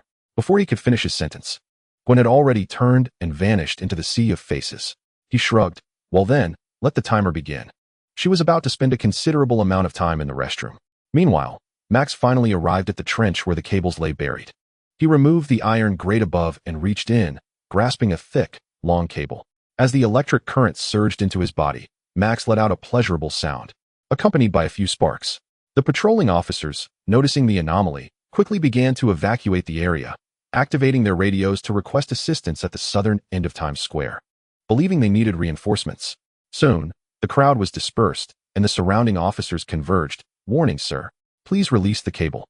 Raise your hands. Upon seeing Max's transformed blue appearance, they were so startled that they drew their weapons. Having just regained some clarity after his meal, Max was equally taken aback by the sight of so many officers surrounding him with guns drawn. As an ordinary office worker, he had never encountered such a scene before, and instinctively waved his hand. Boom. The electric energy burst forth with a shockwave, sending nearby vehicles and officers flying. Fortunately, Spider-Woman arrived just in time, catching Max and preventing a car from crashing into the crowd. Gwen landed on a police car that had been pulled back, looking towards the epicenter of the disturbance with a hint of annoyance, saying, All right, let me see who interrupted my date. Max, spotting Gwen, was thrilled to see his idol so soon again, waving excitedly. Hey, Spider-Woman, it's me. Do you remember me? This caught Gwen off guard. There was something off about him. He seemed a bit unhinged. You are? I'm Max. Don't you remember me? He shouted, realizing his idol did not recognize him. His emotions spiraled out of control, and the surrounding electric energy surged. I'm your fan. You said you wouldn't give up on me. My fan. Gwen blinked, momentarily bewildered. When had she acquired such a fan? Of course, it was all right not to remember. She had matured significantly since her early days. Quickly regaining her composure, she replied, All right, Max, I remember you. I saved you once, didn't I? Max was nearly brought to tears in his excitement, nodding furiously. She remembers me. She truly remembers me. I am so happy. Well, you got it right. Gwen swallowed hard, her focus sharpening. She observed Max's every move, ensuring he was temporarily calmed and would not erupt into chaos at any moment. The surrounding electric energy was also perilous, as it could conduct through the iron grating on the ground. She took in the crowd of onlookers, the reporters filming, the positions of the officers, and the distant sniper, noting their expressions, all while keeping a vigilant eye. This is the most bustling moment in all of New York. Should it be mishandled, it could lead to a catastrophe. Gwen pondered for a moment before saying, "You don't seem well, my fan. Can you tell me what is wrong?" "I don't know," Max replied, gazing at his hands crackling with electricity. "The lizard people attacked the building. I fell into an electric eel pool, and now I'm like this, imprisoned and tormented. I feel so angry." All right, Max. I understand," Gwen exclaimed, slapping her face in exasperation. Once again, it's Osborne's doing. She was no longer surprised. In fact, a sense of calm began to wash over her as she quickly reassured him. "You are also a victim, right? Osborne harmed you and transformed you into this. Well, now that you're calm, I will help you. Just don't move. Be careful not to shock anyone else. Yes, just like that. Let's leave this place and find somewhere secluded, away from the crowd, shall we?" Hearing that he could be alone with his idol, Max couldn't disagree. "All right, I'll follow you, but you have to make them stop scaring me." At that moment, a loud crash echoed as a flamboyant red and gold suit of armor fell from the sky. Tony Stark, albeit fashionably late, had arrived. "I heard there was an incident here, someone attacking the crowd?" Tony's voice resonated from within the armor. The next second, boom. His sudden appearance triggered an instinctive reaction in the already emotionally unstable Max, who subconsciously directed a surge of electricity towards him. Taken by surprise, Tony was hit squarely, and his armored suit was sent flying, crashing to the ground and rolling twice.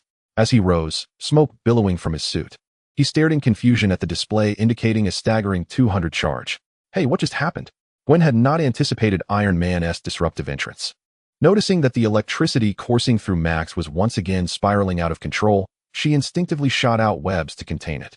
To her astonishment, the electricity surged through the webs, propelling her towards Stark, causing her right web shooter to malfunction. Lacking the protection of an armored suit, Gwen endured the pain and said, "Mr. Stark, I was just about to calm him down." Realizing he had inadvertently complicated matters, and recalling that Superman had once cautioned him about Spider-Woman, Tony felt a pang of guilt. "All right, my bad. Never mind, Mr. Stark. We need to protect the surrounding crowd first," Gwen sighed, her words unwittingly striking a nerve with Tony. It felt as though she, an experienced hero, was cleaning up the mess left by a less seasoned one. Who was he? He was Tony Stark. When had he ever been subjected to such indignity? Though, indeed, Spider-Woman had been a hero longer than he. "I was just about to say that," Tony replied stubbornly, attempting to regain his composure. The two individuals worked in unison to free the nearby civilians, and the onlookers erupted in cheers for Spider-Woman and Iron Man. The journalists on the scene broadcasted their images onto the advertisement screens of the towering buildings nearby. Max, witnessing the exuberant applause and the cacophony of admiration surrounding Spider-Woman and Iron Man, felt himself overshadowed and seemingly forgotten. Most distressing of all, even Spider-Woman averted her gaze from him. "No, you cannot do this," he shouted passionately, his electrical energy surging forth once more. Chapter 26, Spider-Woman and Iron Man, Part 2. Max unleashed another surge of electricity towards Tony. In his eyes, everything was a consequence of Iron Man's presence. It was he who had instigated this entire ordeal. His angel, Spider-Woman, could not be mistaken. Tony, having already encountered this tactic once, was not about to fall prey to it again, nor would he indulge Max. The fully charged 200 laser cannon, prepared in advance, discharged from his palm, propelling Max across the air and embedding him into the advertisement screen of the building. Such is the reciprocity of goodwill, you scoundrel. Max winced in pain from the impact, unable to absorb the energy that had been transformed into laser. Had it not been for his enhanced physique and regenerative abilities post-mutation, he would have perished instantly. This ignited an unusual fury within him. Iron Man not only stole Spider-Woman's attention, but also reintroduced him to a torment akin to that of an electric eel's embrace. "This world incessantly robs me of what is rightfully mine," he exclaimed, seizing the power cable connected to the advertisement screen and inserting it into himself. "I will make you, in this world, feel the agony." With his howl, all the electrical energy in Times Square, the most bustling part of New York, was absorbed by him. The once radiant buildings and streets were plunged into darkness, accompanied by a sudden silence. Tony, witnessing this unforeseen turn of events, realized the gravity of the situation. Indeed, in the next moment, a powerful surge of electricity radiated from Max, wreaking havoc on numerous electronics, affecting Tony's suit as well, causing Jarvis to short-circuit. This rendered the armor nearly incapacitated, and he scrambled to revive Jarvis. Meanwhile, Max floated in the air, surveying the chaos. The immense electric power coursed through him, granting him an unparalleled sense of fulfillment. He glanced at the incapacitated iron armor and remarked, "Do you enjoy charging? Let me ensure you charge to your heart's content." With that, a formidable current surged towards the armor, reaching 100, then 200, then 300. Tony quickly noticed the control panel indicating a relentless spike in power. This was a dire situation. Such charging would incur significant wear on the armor, not to mention that the suit had its own limits on the amount of electricity it could withstand. Should he exceed this limit, he would be transformed into a dazzling firework alongside his armor. However, in his semi-paralyzed state, he found himself powerless to intervene. The awakening process of Jarvis and the overload charging sequence resembled two perilous racetracks, determining his fate. Spider-Woman. Where is Spider-Woman? Quickly, defeat that abomination. Eliminate him. At this moment, the onlookers and officers called upon another superhero present. Max's fury escalated. How could they be so cruel as to have Spider-Woman confront him? She would never abandon him. His agitation surged, and with his shouts, the electric shocks began anew. Meanwhile, Spider-Woman, Gwen, was with her beloved, of course, in her superhero guise. "Peter, what a coincidence to see you here. It's dangerous. You should leave." Peter interrupted, saying, "I'm afraid I can't. I promised someone I would wait for her return." He was waiting for her return? Well, Gwen had to admit, at that moment, she felt a flicker of delight. Then, she heard Peter say, "I'm quite distressed." She mentioned she had an upset stomach and went to the restroom, but it has been quite a while, and she hasn't come back. Gwen's heart sank. "That's just an excuse, Peter. She's not truly stuck in the restroom for so long." In that instant, she felt a wave of social embarrassment wash over her. Of course, this was merely playful banter exchange between the two, lasting just a few seconds. The conversation quickly returned to the matter at hand. "How do you plan to deal with Electro?" Peter inquired. "Electro?" Gwen quickly grasped the nickname Peter had given to Max. "It fits," she remarked. "I'm still pondering. He seems capable of absorbing electricity and releasing it, making him difficult to handle here. Sounds a bit like a battery, doesn't he? Peter suggested. "What?" Gwen paused. "His ability isn't to generate electricity. He is merely a conduit, akin to a battery," Peter explained.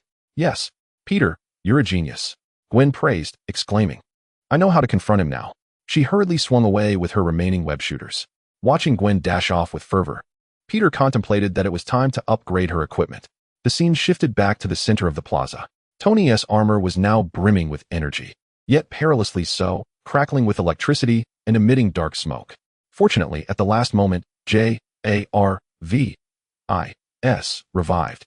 "Sir, I apologize for my brief absence." Enough with the pleasantries. Jarvis. Activate the armor and set the firepower to maximum. "Sir, I must caution you. The consequences of such an action are extremely dangerous. Do as I say." Tony converted all the energy he had just stored into a brilliant light cannon. Naturally, his armor could not withstand the strain and would be rendered useless, leaving Tony, trapped within, in a perilous situation.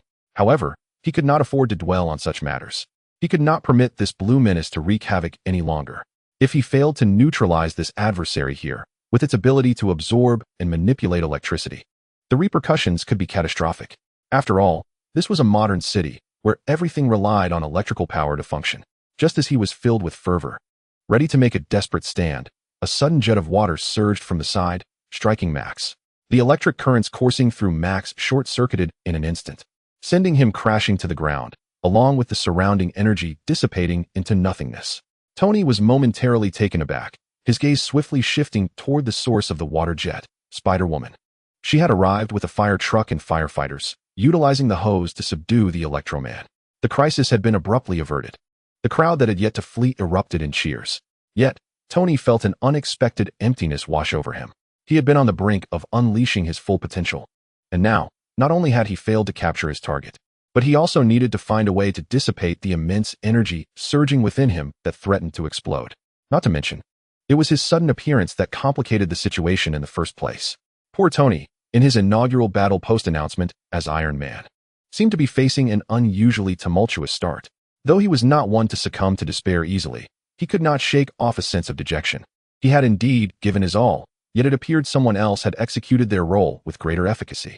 As he observed Gwen approaching him, She extended her hand and sincerely remarked, "Mr. Stark, are you all right? We owe it all to you. Had you not engaged Electro-Man, I might not have made it in time."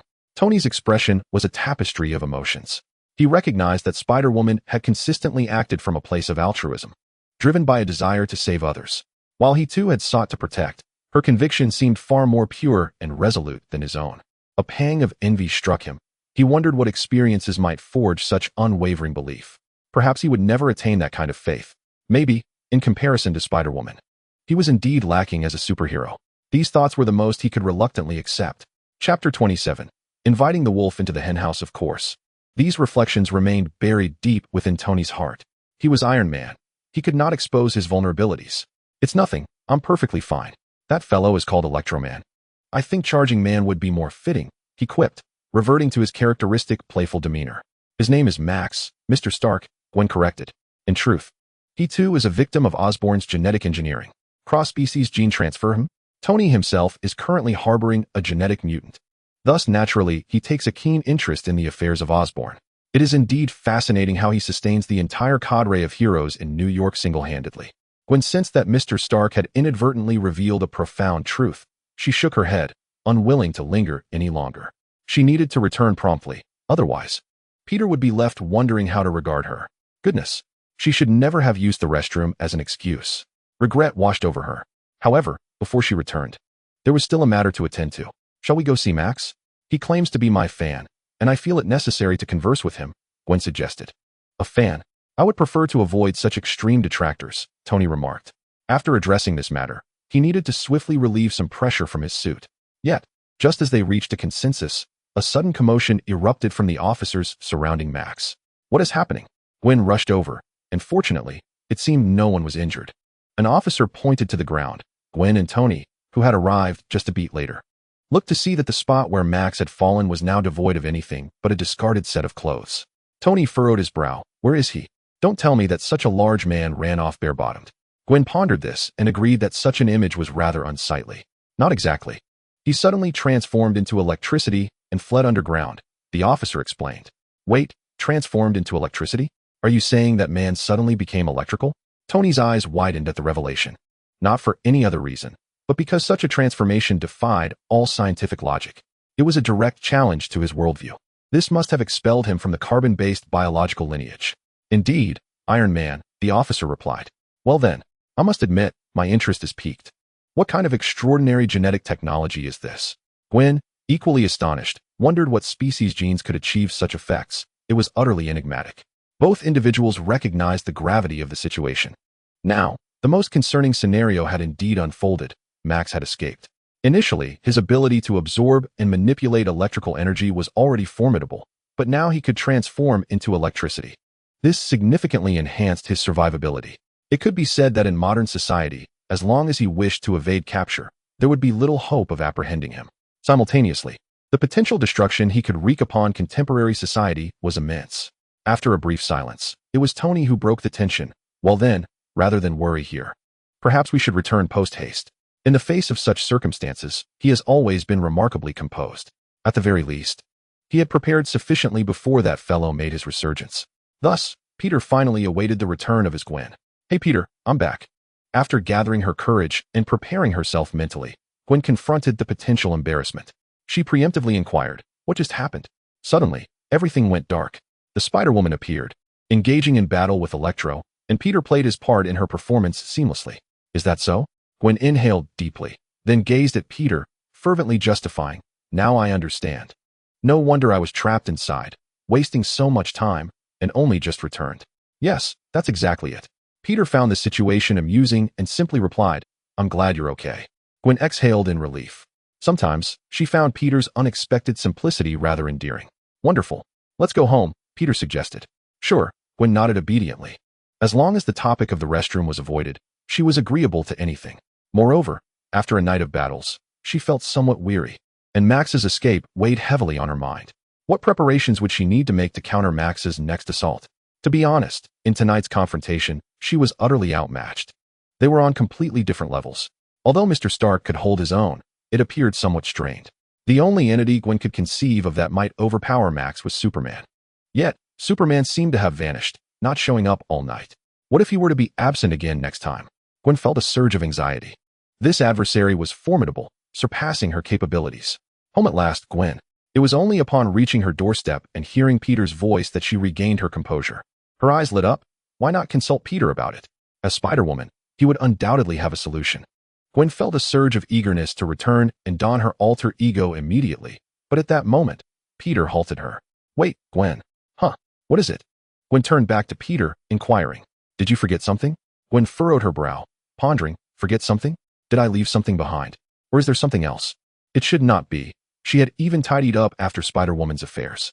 She soon caught sight of Peter's cheerful gaze, blinked, and suddenly her cheeks flushed crimson. This felt rather peculiar. Gwen was already on her tiptoes, planting a firm kiss on Peter's cheek before swiftly turning and, with the swiftness of Spider-Man, opened her front door and slipped inside. At that moment, Spider-Man's agility had finally proven its worth. Let us leave it at that for now, she called out, peeking from behind the door to bid farewell. Good night, Gwen. You too. With a resounding thud, the door was shut. Gwen leaned against the door, her heart racing as she patted her full chest.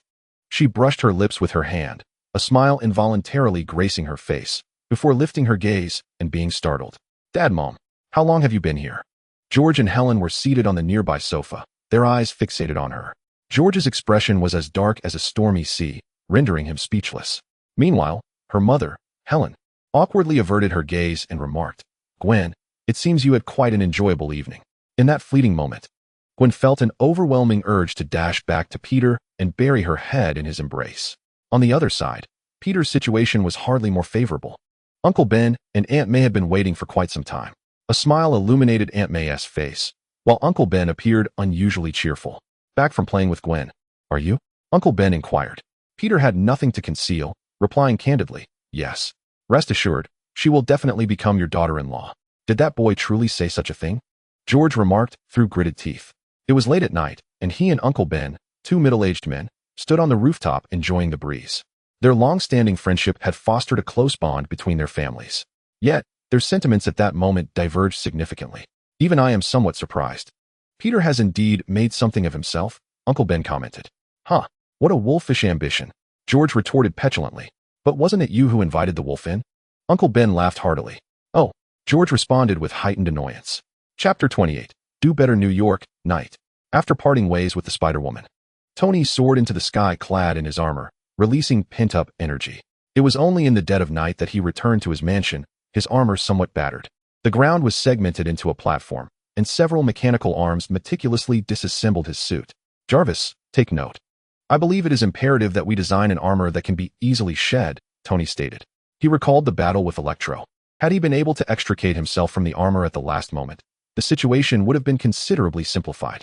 Wait, since we are discussing detachment, why not create a suit that can be remotely controlled after shedding?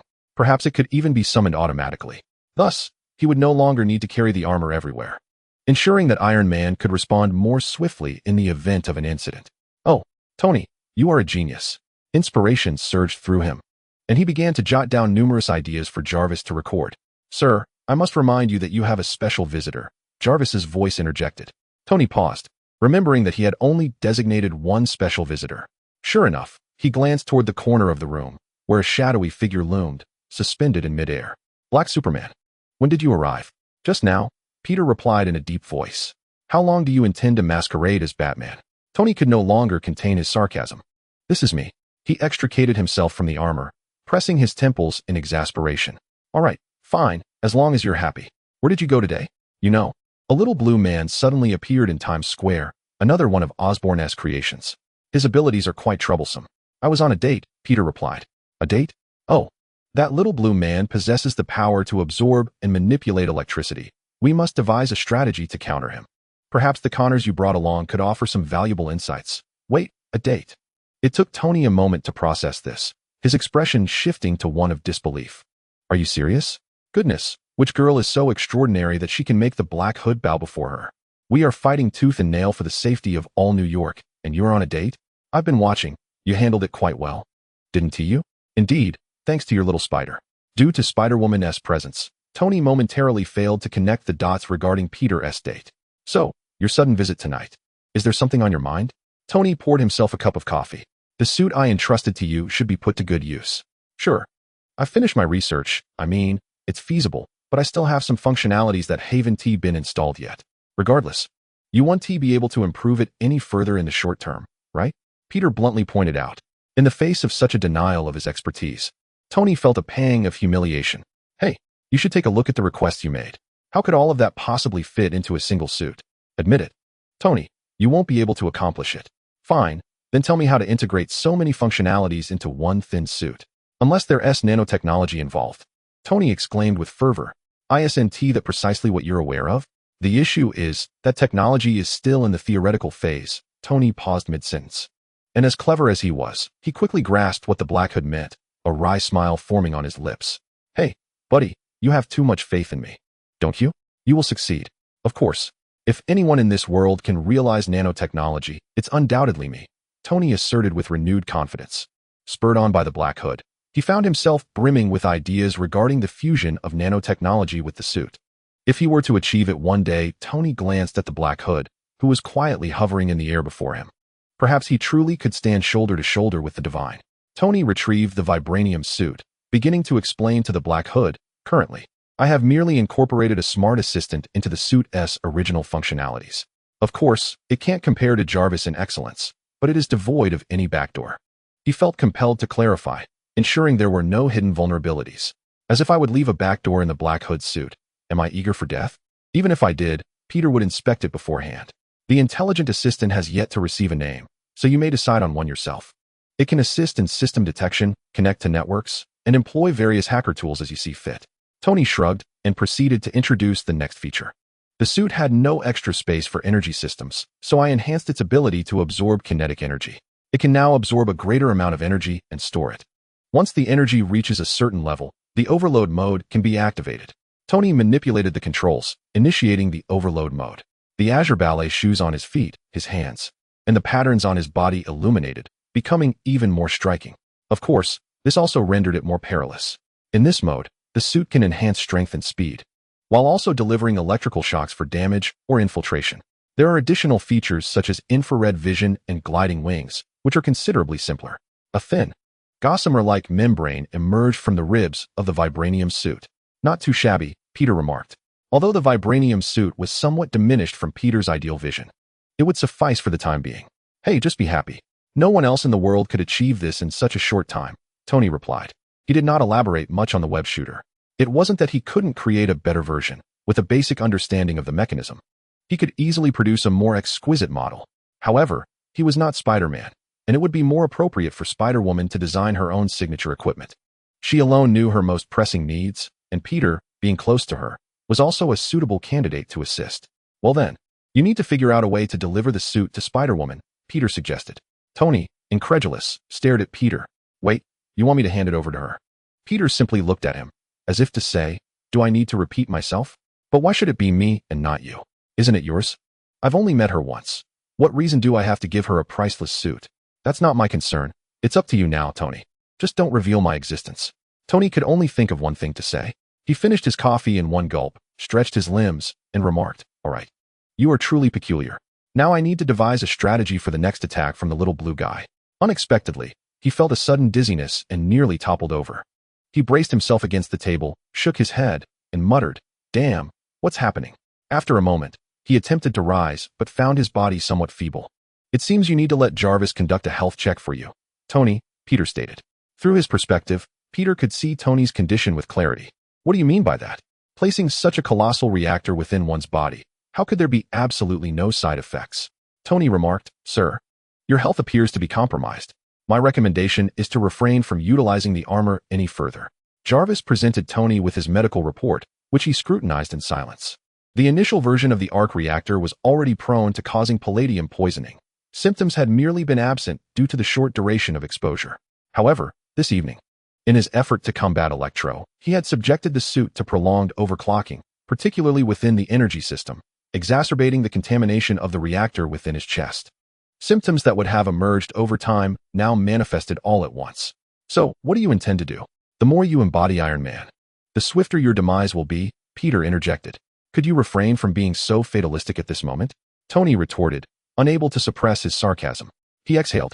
It's merely a slight inconvenience. All I need is to find a replacement element. For now, I must devise a strategy against Electro. He seemed to dismiss the gravity of the situation. Sir, I advise that you take a moment to rest, Jarvis interjected. Rest assured, Jarvis. I am acutely aware of my physical condition. The priority remains Electro. Once I regain some strength, Tony settled at his desk, immersing himself in work. Perhaps tomorrow, perhaps in the next moment, he could return. I must ensure that he does not inflict severe damage then. Sir, there is a black Spider-Man present. I am aware. But I can perform even better, cannot I? We cannot simply delegate everything to Black Spider-Man. Oh, and keep the palladium poisoning a secret from Pepper. Peter shrugged and said, I'll go check on Connors. At this juncture, even if he were to discuss the new element with Tony, it was likely he would not be receptive. Facilitating a reconciliation between him and his father would not be easy. He would not concede easily. Naturally, Peter pondered whether his involvement might improve the situation. Well, it depends on his mood. After all, he is a descendant. Chapter 29. Confession. Chapter 29. Osborne Tower. After the soiree, Alicia reported her work progress to Harry upon returning to the office the following day. Harry was generally satisfied. Yet he could not shake off concern regarding a few remarks made by Peter. Is he well? I hope he does not act recklessly. After some hesitation, Harry decided to invite Peter to Osborne. You are welcome to visit, Peter. As Alicia escorted Peter into the room, Harry rose to greet him. I am curious as to why the heir of the Osborne family has suddenly summoned me, Peter teased, a smirk gracing his lips. Harry self-deprecatingly replied, Perhaps that will soon no longer be the case. I do not share that sentiment, Peter encouraged. Alicia, understanding the gravity of the moment, discreetly retreated to a corner, while Harry turned to show Peter the office he had inherited from his father. Standing before the immense floor-to-ceiling window, the two gazed over the most opulent district of New York. Had it not been for the Electric Man's escape last night, which had sent the media into a frenzy, I might now find myself facing judgment at the shareholders' meeting, Harry remarked. This proves you are meant to survive, does it not? He chuckled. Yet, beneath his outward mirth, he silently added, Of course, it does not. The Electric Man was indeed his release, and honestly, he was uncertain whether this choice was right or wrong. The devastation wrought by the Electric Man far exceeded his expectations.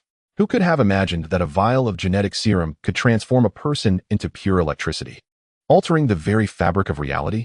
However, Harry bore no regrets. He could not afford to. With no other cards to play, he had to buy himself time, even if it meant merely lingering on. Prior to today, he had kept these thoughts locked within, unable to share even a fragment with anyone, not even Alicia. Until now, only Peter had been privy to his musings. I am uncertain whether my actions are truly correct, Harry confessed. For most of the world, there exists no absolute right or wrong, only choices to be made, and the hope to remain true to oneself. True to oneself?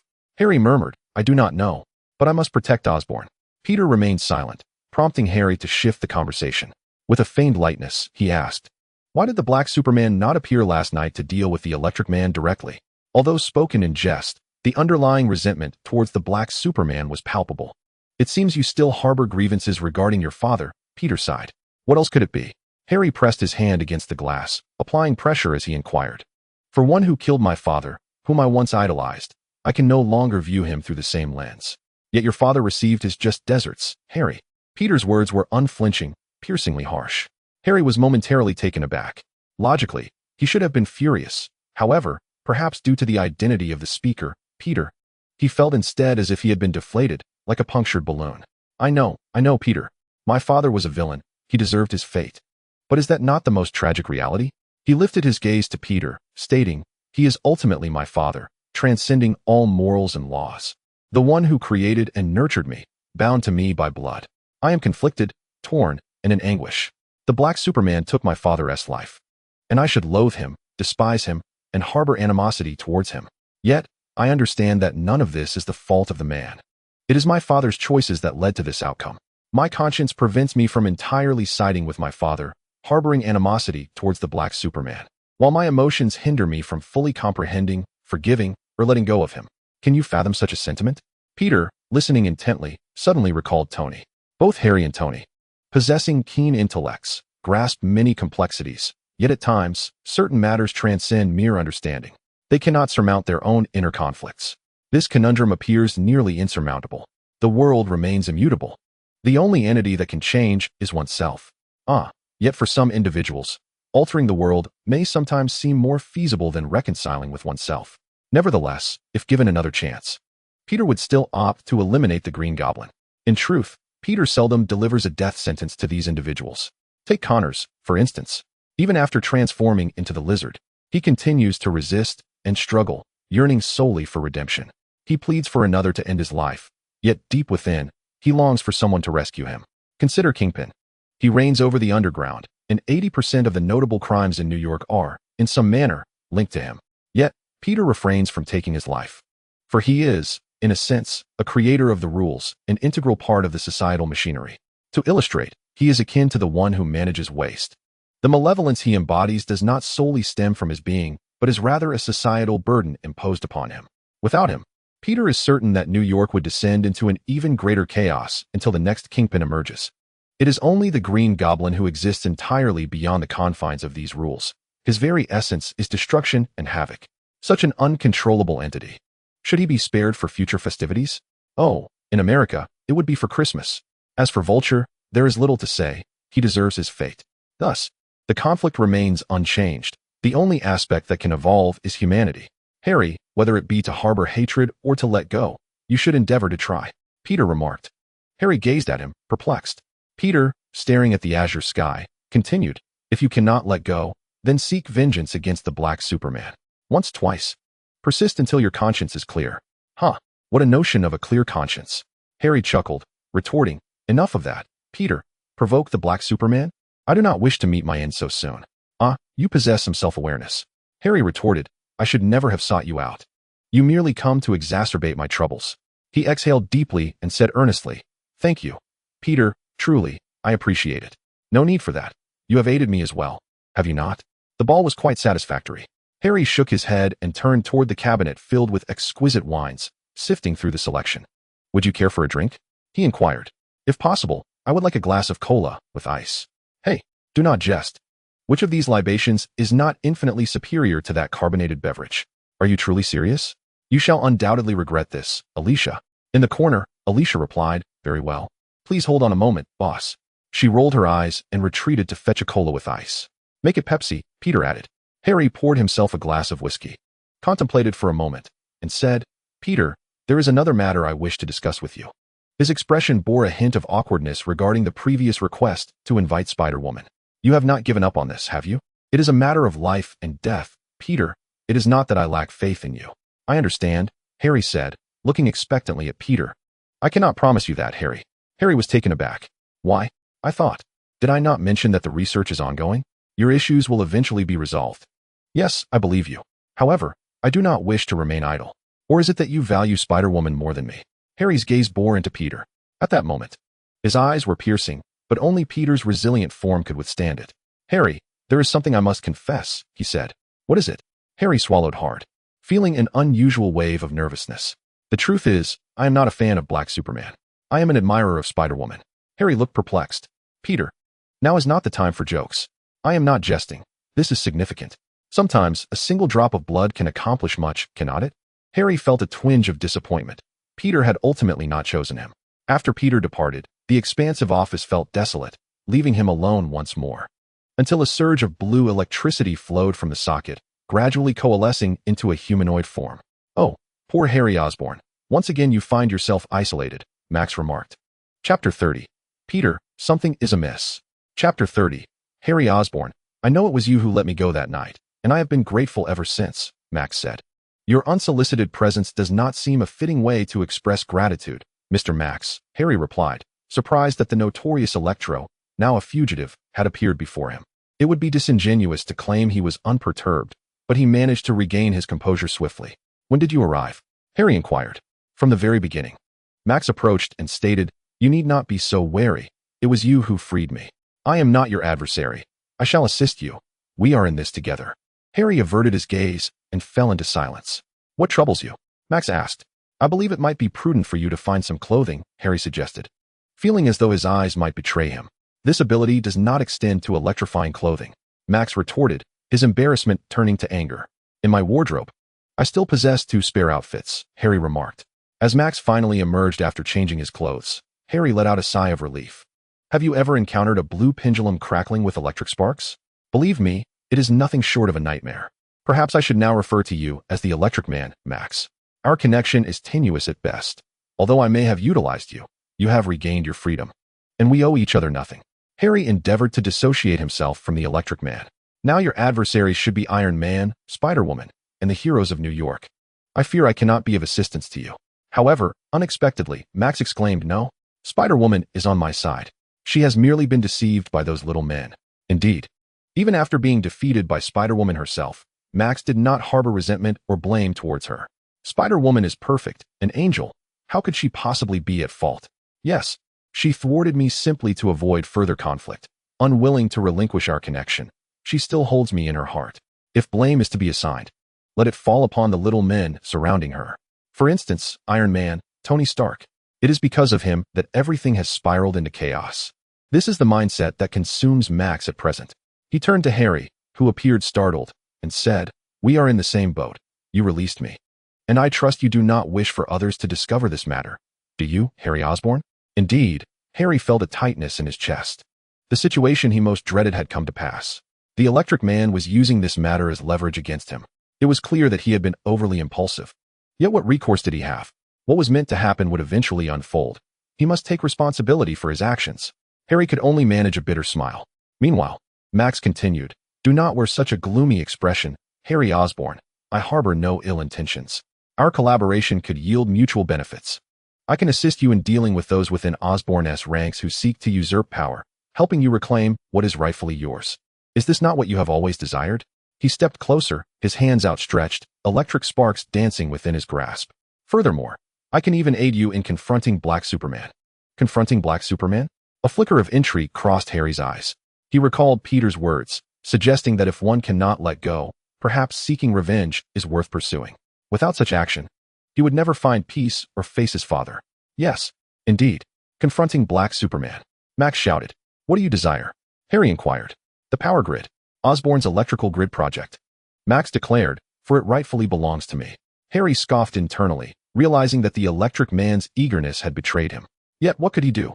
He understood that from the moment the Electric Man appeared before him, his choices were severely limited. He was not there to negotiate. Harry hesitated, seeking a way to break the impasse. At that moment, the office door swung open, and Alicia entered. Mr. Osborn, it seems you have some weight, Harry exclaimed. Simultaneously, a bolt of electricity grazed Alicia's hair. What is happening? Harry questioned, as Max pointed towards Alicia. Harry exhaled heavily and said, leave her be. I have given you my word. The citywide manhunt for the Electro continued unabated, yet no leads had emerged. Oscorp denied any connection between the Electro and their interspecies gene transfer project, asserting that altering genes could not possibly transform a person into electricity. Oscorp accused Spider-Woman and Iron Man of slandering them, claiming collusion between the New York police and Spider-Woman. The New York police once again commended Spider-Woman, acknowledging her valiant efforts in safeguarding the citizens of New York, declaring her a true hero. In the midst of New York's crisis, Iron Man and Spider-Woman united to rescue the city, while Black Superman seemed to have vanished. Spider-Woman and Iron Man were the genuine heroes. Black Superman was unworthy. Black Superman remained an eternal icon. The battle with Electro had unfolded in the bustling Times Square, surrounded by numerous witnesses, including the ever-spotlight-seeking Tony. This time, no one could hinder the soaring popularity of Spider-Woman and Iron Man. Aside from a few attention-seeking jesters, the internet was flooded with praise, interspersed with the New York police's adulation for Spider-Woman and Oscorp's public relations. Black Superman's notoriety was swiftly overshadowed, relegating him to the status of a second-tier hero overnight. Of course, due to America's diversity, Black Superman retained a loyal fanbase. They revered his strength, perpetually stirring up conflict beneath news of Spider-Woman and Iron Man to elevate their idol's profile. The atmosphere was abuzz with excitement. Gwen scrolled through her phone, observing the heated debates in the comments section. Spider-Woman is my wife, Iron Man. Black Superman is invincible. What on earth is this? Gwen couldn't help but scoff. What? Peter glanced at Gwen's phone and remarked, to be honest, I find this topic quite intriguing. Gwen stared wide-eyed at Peter, as if to say, Peter, something's not right. Aren't you the one who loves Spider-Woman? She inquired. Peter shook his head. No, she is no longer my favorite. Gwen instantly felt a surge of anxiety. What does this mean? Has Peter stopped admiring Spider-Woman? This simply cannot be. To some extent, Peter had been her initial motivation to become Spider-Woman. If there ever came a day when Peter ceased to support Spider-Woman, Gwen would undoubtedly feel lost for quite a while. Have you forgotten, Gwen? My favorite now is you. Peter said. Chapter 31. Peter, Gwen, and Spider-Woman. Chapter 31. Well, Gwen had to concede that she was rather weak-willed, easily swayed by Peter's charm. It should not be said that Peter was too cunning. How had she failed to notice this before? This was different. Gwen shook her head and said, I remember you were particularly supportive of Spider-Woman. Of course, I still am, Peter replied. That's more like it.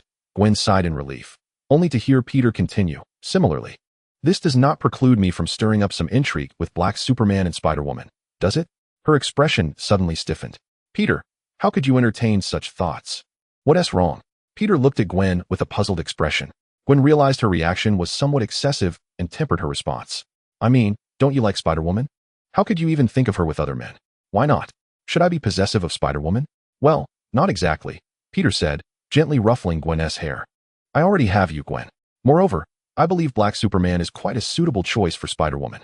Do you expect me to be comfortable with you harboring ulterior motives towards Spider-Woman while I'm here with you? He furrowed his brow. It seems like a tremendous test of my emotional and mental fortitude, Gwen.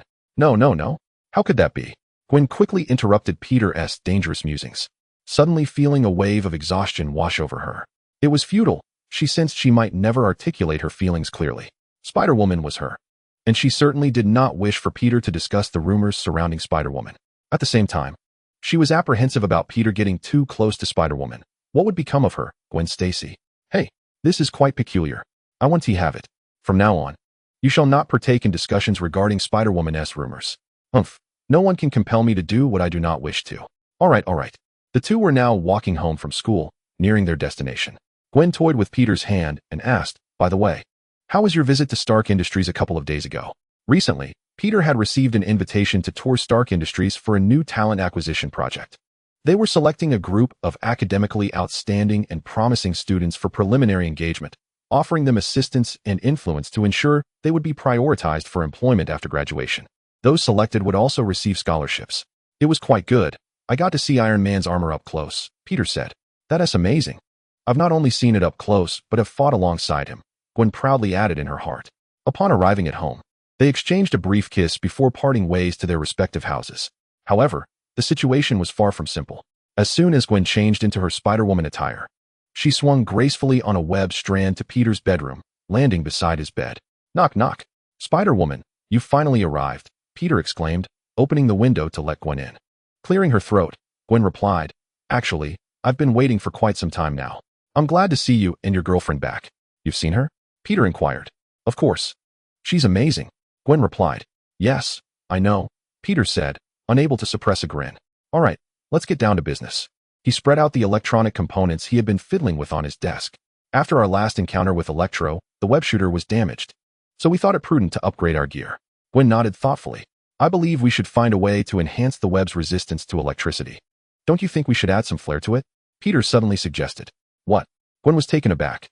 I've been observing for quite some time, Spider-Woman, and I feel the web shooter's functions are rather mundane, Peter continued. What do you mean you've been observing? How much have you been watching me? Gwen teased. Aren't we supposed to be discussing the enhancement of the web's electrical resistance? Of course, but why not seize the opportunity for a major upgrade? Peter, I understand your point. But time is of the essence. Electro could strike at any moment. I've already prepared it for you, Peter interjected. We can't waste time on temporary solutions. Wait, you finished it? Gwen exclaimed in surprise. Absolutely. Ever since you handed me the schematics for the shooter, I've been working diligently on it. It took quite a bit of effort, Peter said, producing the new web shooter and tossing it to Gwen. Here, give it a try. It's the first piece of equipment I've crafted for you. Gwen was momentarily speechless, touched by Peter's kindness. Wait, I'm Spider-Woman now, she suddenly recalled, feeling a wave of uncertainty. What's wrong? Peter asked, noticing her pause. Thank you, Peter, Gwen said, her mood suddenly heavy. She felt compelled to clarify something. Why are you so good to me? Isn't it obvious? Peter replied matter-of-factly. I'm your partner. You're on the front lines protecting New York. It's only right that I provide you with logistical and technical support. That sounds reasonable, Gwen thought, realizing perhaps she had been overthinking things. As she equipped the new web shooter, Peter explained, now, it can not only shoot webs in standard mode, but it also features web grenades, web traps, and various dispersal web combinations. Of course, given my current rudimentary equipment, there is still plenty of room for improvement. You can modify it according to your preferences later.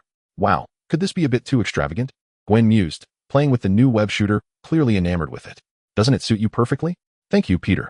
You truly understand me. Having resolved the issue with the launcher, we must now address another significant challenge. Next, we need to seek out new materials for the battle suit. Without effective resistance to electricity, we cannot possibly contend with electro. Gwen stated earnestly, Peter, what are your thoughts on this? I have a few promising material options. Well, I believe we have better alternatives, Peter sighed in response. What? With the web shooter as a precedent? Gwen inquired, her curiosity piqued. Peter grimaced slightly, a hint of disdain evident in his tone as he replied, a few days ago, I visited Stark Tower. Chapter 32. The Spectator. Tony, upon receiving a new commission from Black Superman to hand over the suit to Spider-Woman, Tony Stark found himself troubled, pondering the most reasonable and natural way to deliver the battle attire. However, this trivial concern occupied his mind for less than a minute. Above all, he needed to establish contact with Spider-Woman. Unfortunately, he lacked her contact information. Indeed, since their first encounter with Black Superman and learning of the potential matters that must remain unspoken between them, he had refrained from conducting any inquiries. Tony admitted that he was genuinely curious about this situation. Black Superman had suggested investigating, but with the caveat of not disturbing Spider-Woman. Cunning as Tony was, he quickly grasped Black Superman's intent. While Black Superman was indifferent to certain revelations, he disliked any interference that might affect specific individuals or circumstances.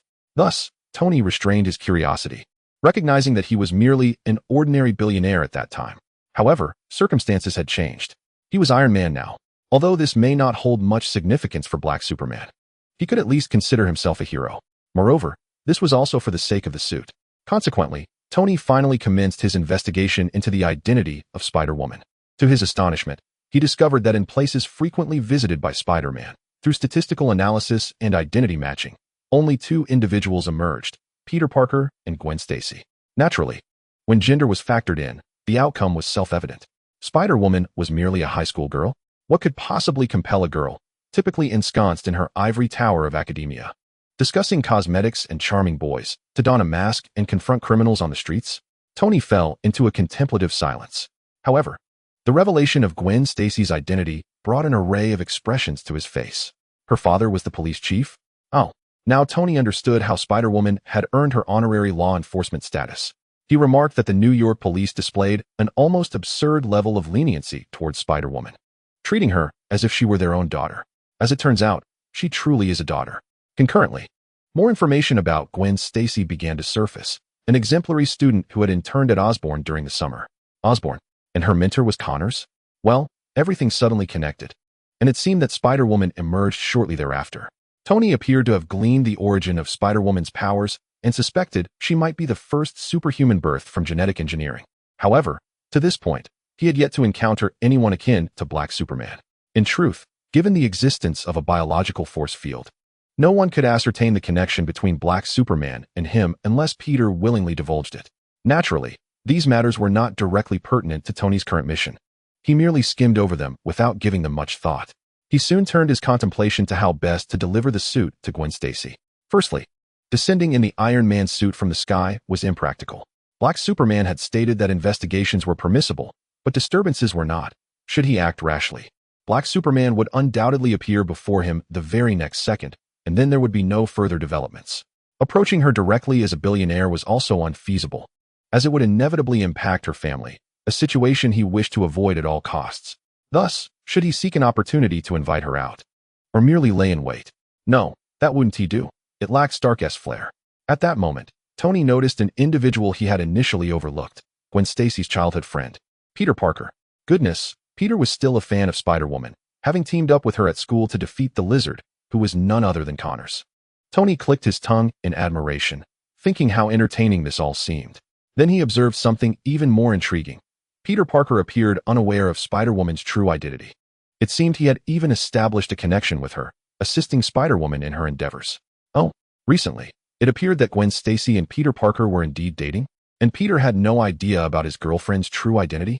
Even Tony could not help but admire how adeptly Spider-Woman played her cards, masterfully manipulating her young admirer. He had previously thought that beneath the mask of Spider-Woman lay a rather innocent girl. It turned out she was quite cunning. However, despite the unfortunate circumstances, Peter Parker's identity was something he could exploit. Tony immediately devised a plan, the first step being the initiation of a project to sponsor exemplary students. Shortly thereafter, Peter received an invitation from Stark. Even he, upon receiving the invitation, was momentarily taken aback, quickly querying his super-intellect what scheme Tony was concocting this time. The conclusion drawn by the super-intellect was singular. It was highly probable that he needed to inform the Spider-Woman. Peter's lips twitched slightly. He had entrusted the matter to Tony, yet Tony ultimately passed the responsibility back to him. However, it seemed he had no valid reason to decline. Thus, on the day of the visit, he unexpectedly encountered Tony Stark. On that day, in a splendid mood, Tony graciously entertained the visiting students. Peter, in particular, was the recipient of his special attention. In truth, Tony was quite astonished as well. Originally, he had intended to merely feign interest in the boy, pretending to be supportive, and then find an opportunity to draw Peter Parker into a private conversation to lay everything bare. However, he did not anticipate that the lad might indeed possess some merit. Well, he was at least marginally on par with 1% of Tony Stark's caliber. Coupled with his connection to Spider-Woman, Tony felt a burgeoning fondness for Peter. He casually draped an arm around Peter's shoulder, conversing as they walked. If you find yourself with some free time, you could intern at Stark Industries. Believe me, it's 1,000 times better than Osborn. As Peter listened to Tony's self-aggrandizing remarks, which were tinged with an air of prideful endorsement, he was inadvertently led into an office. All right, let us get to the point. Do you know Spider-Woman? Tony inquired. He chose not to reveal to Peter that Gwen was indeed Spider-Woman. After all, matters of youth should be left for the young to navigate. Nevertheless, whenever he thought of this situation, his gaze towards Peter invariably carried a hint of pity. Naturally, Peter sensed the implication behind Tony's eyes, which left him somewhat disheartened. Thankfully, he was currently embodying Peter Parker rather than Black Superman. Otherwise, he would surely show him what true cruelty meant. You know, I'm currently dealing with Electro alongside Spider-Woman. He is quite formidable. While upgrading my armor, I also prepared a suit for Spider-Woman to better withstand Electro's attacks. At present, I have no idea where she is. Only you can reach her. Therefore, I need you to relay to Spider-Woman that she should come to me to collect the suit. What else could Peter say? He had no grounds for refusal. I will, Mr. Stark. Seeing the task accomplished, Tony was in high spirits as he continued to show Peter around, allowing him a close-up view of the Iron Man armor. Thus, Mr. Stark asked me to convey this to you, Peter informed Spider-Woman. Gwen was taken aback by the unfolding events. Peter's visit to Stark Tower had led to such a whirlwind of happenings. I'll go check it out now, she declared, leaping to the window. Thank you so much today, Peter. It was the least I could do. Gwen hesitated, not departing immediately. Instead, she inquired, Peter, I've heard you think that Spider-Woman and Black Superman make a good match? Chapter 33. Inquired. Yet as if not inquired, Chapter 33. Did you just hear that? Yes. I happened to overhear your conversation with your girlfriend when you returned, Gwen remarked. Then she heard Peter explain, please do not take offense. She truly does not have that sort of inclination. Inclination? Gwen was momentarily taken aback, struggling to comprehend Peter's words, nearly losing her composure. Hey, I am discussing serious matters here. What peculiar inclination are you speaking of? I do not possess such a thing. The fragile emotions she had just begun to cultivate were abruptly shattered, leaving Gwen both exasperated and amused. Of course I know. I merely intended to express that I do not hold any fondness for the Black Superman. I understand, Peter replied, gazing at her. I am simply a bit curious. Unrelated to romantic inclinations, what are your thoughts on the Black Superman? Gwen, caught off guard by Peter's sudden inquiry, paused and reflected. I am quite grateful to the Black Superman. He has aided me and saved New York. He is immensely powerful, yet I find it difficult to harbor any particular fondness for him. He is too formidable, too enigmatic. I cannot even fathom what he thinks. Nor can I comprehend the world as he perceives it, akin to an unfathomable abyss that could swallow one whole. Gwen offered a wry smile. Perhaps this is merely my bias, for he is so powerful that he instills fear in most, much like the superheroes in comics, is it not? In contrast, she preferred, glancing at Peter, she held back her words. She preferred the warmth that Peter exuded. Gwen departed, leaving Peter alone at the table. As night fell, in Tony Stark's opulent villa, Gwen arrived as expected, tapping on the window. Why does everyone avoid the door? Tony remarked as he opened the window to let her in. Mr. Stark, is anyone else here? Gwen inquired curiously as she climbed inside. Nothing much, Tony, aware that the Black Superman wished to maintain a low profile before Spider-Woman, deftly redirected the conversation. Did that kid inform you? Yes, he mentioned that you had crafted a suit for me to combat Electro, for which I am immensely grateful. Tony shrugged nonchalantly. No trouble at all. I am accustomed to striving for excellence. It is hardly an inconvenience. He told a white lie, retrieving the vibranium case from within. Would you like to give it a try? Relieved to hear that the suit posed no trouble, Gwen exhaled. If it were too extravagant, she would feel embarrassed to accept it, preferring instead to discuss its creation with Peter together. She cherished that collaborative sentiment. Moreover, it felt somewhat peculiar to change into a suit at someone else's residence, so she replied, "No need. I trust you, Mr. Stark." After a moment's hesitation, she asked, "Are you aware of everything?" "What do you mean?" "My identity." "Certainly, Gwen Stacy." It was then that I noticed that young man, Peter Parker, quite impressive indeed. "Absolutely. He is the finest." Hearing Tony praise Peter filled Gwen with immense pride. Tony could practically detect the sweet scent of young love in the air. He rolled his eyes. Upon realizing this, Gwen felt a bit embarrassed, exhaled, and asked, "Mr. Stark, may I pose a question to you?"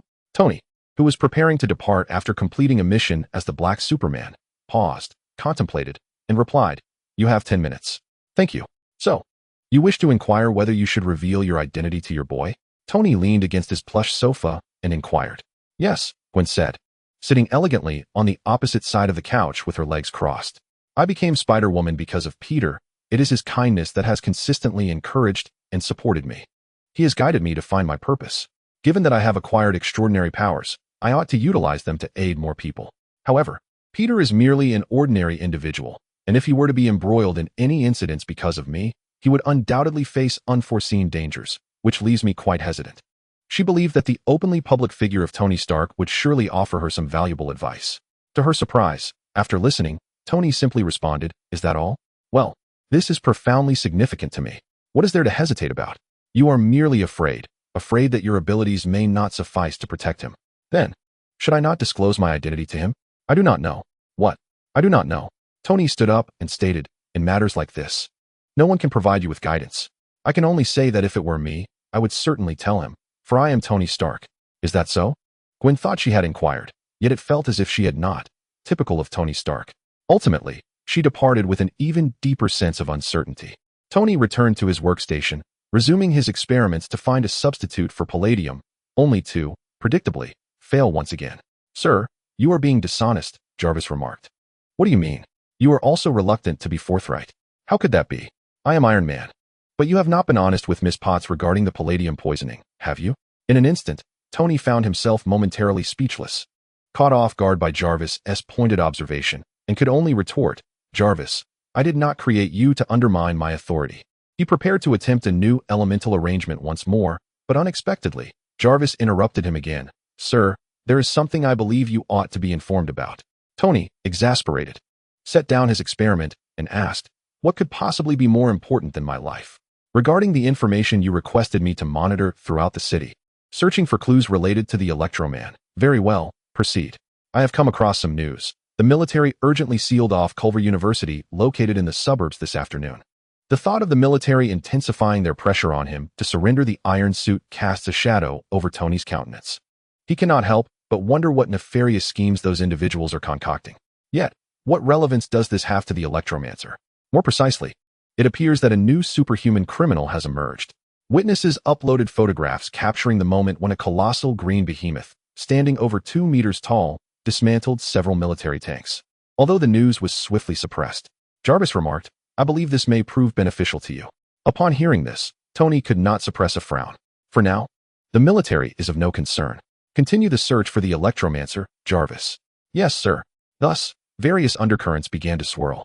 The Electromancer had taken Harry hostage, and due to the presence of the black superhuman, he lacked complete confidence, remaining in the shadows like a predator, awaiting his opportunity. Gwen had acquired a new suit and had informed George of the situation regarding the Electromancer. Naturally, George had no reason to fully trust his daughter's words and prepared numerous contingency measures. As for Tony, he had already instructed Jarvis to monitor the city's network for any leads, seeking even the slightest clue. He upgraded his armor and delved into the stagnant experimentation of a new element, his anxiety mounting. Thus, it was on this day that a green monstrosity abruptly appeared on the streets of New York. Chapter 34. Allies assembled. Chapter 34. Blonsky was an elite Special Forces veteran, whose illustrious career continued even as he approached 40. He remained steadfast on the front lines, relishing the exhilaration that came with being a warrior. He craved power. He yearned for battle.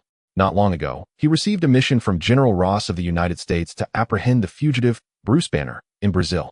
This was supposed to be a straightforward task, targeting a defenseless scientist. At least, that was what he had believed. Until he laid eyes upon the Hulk. A monstrous figure exceeding 2 meters in height. For the first time, he felt fear. This inhuman creature was beyond what any human could withstand.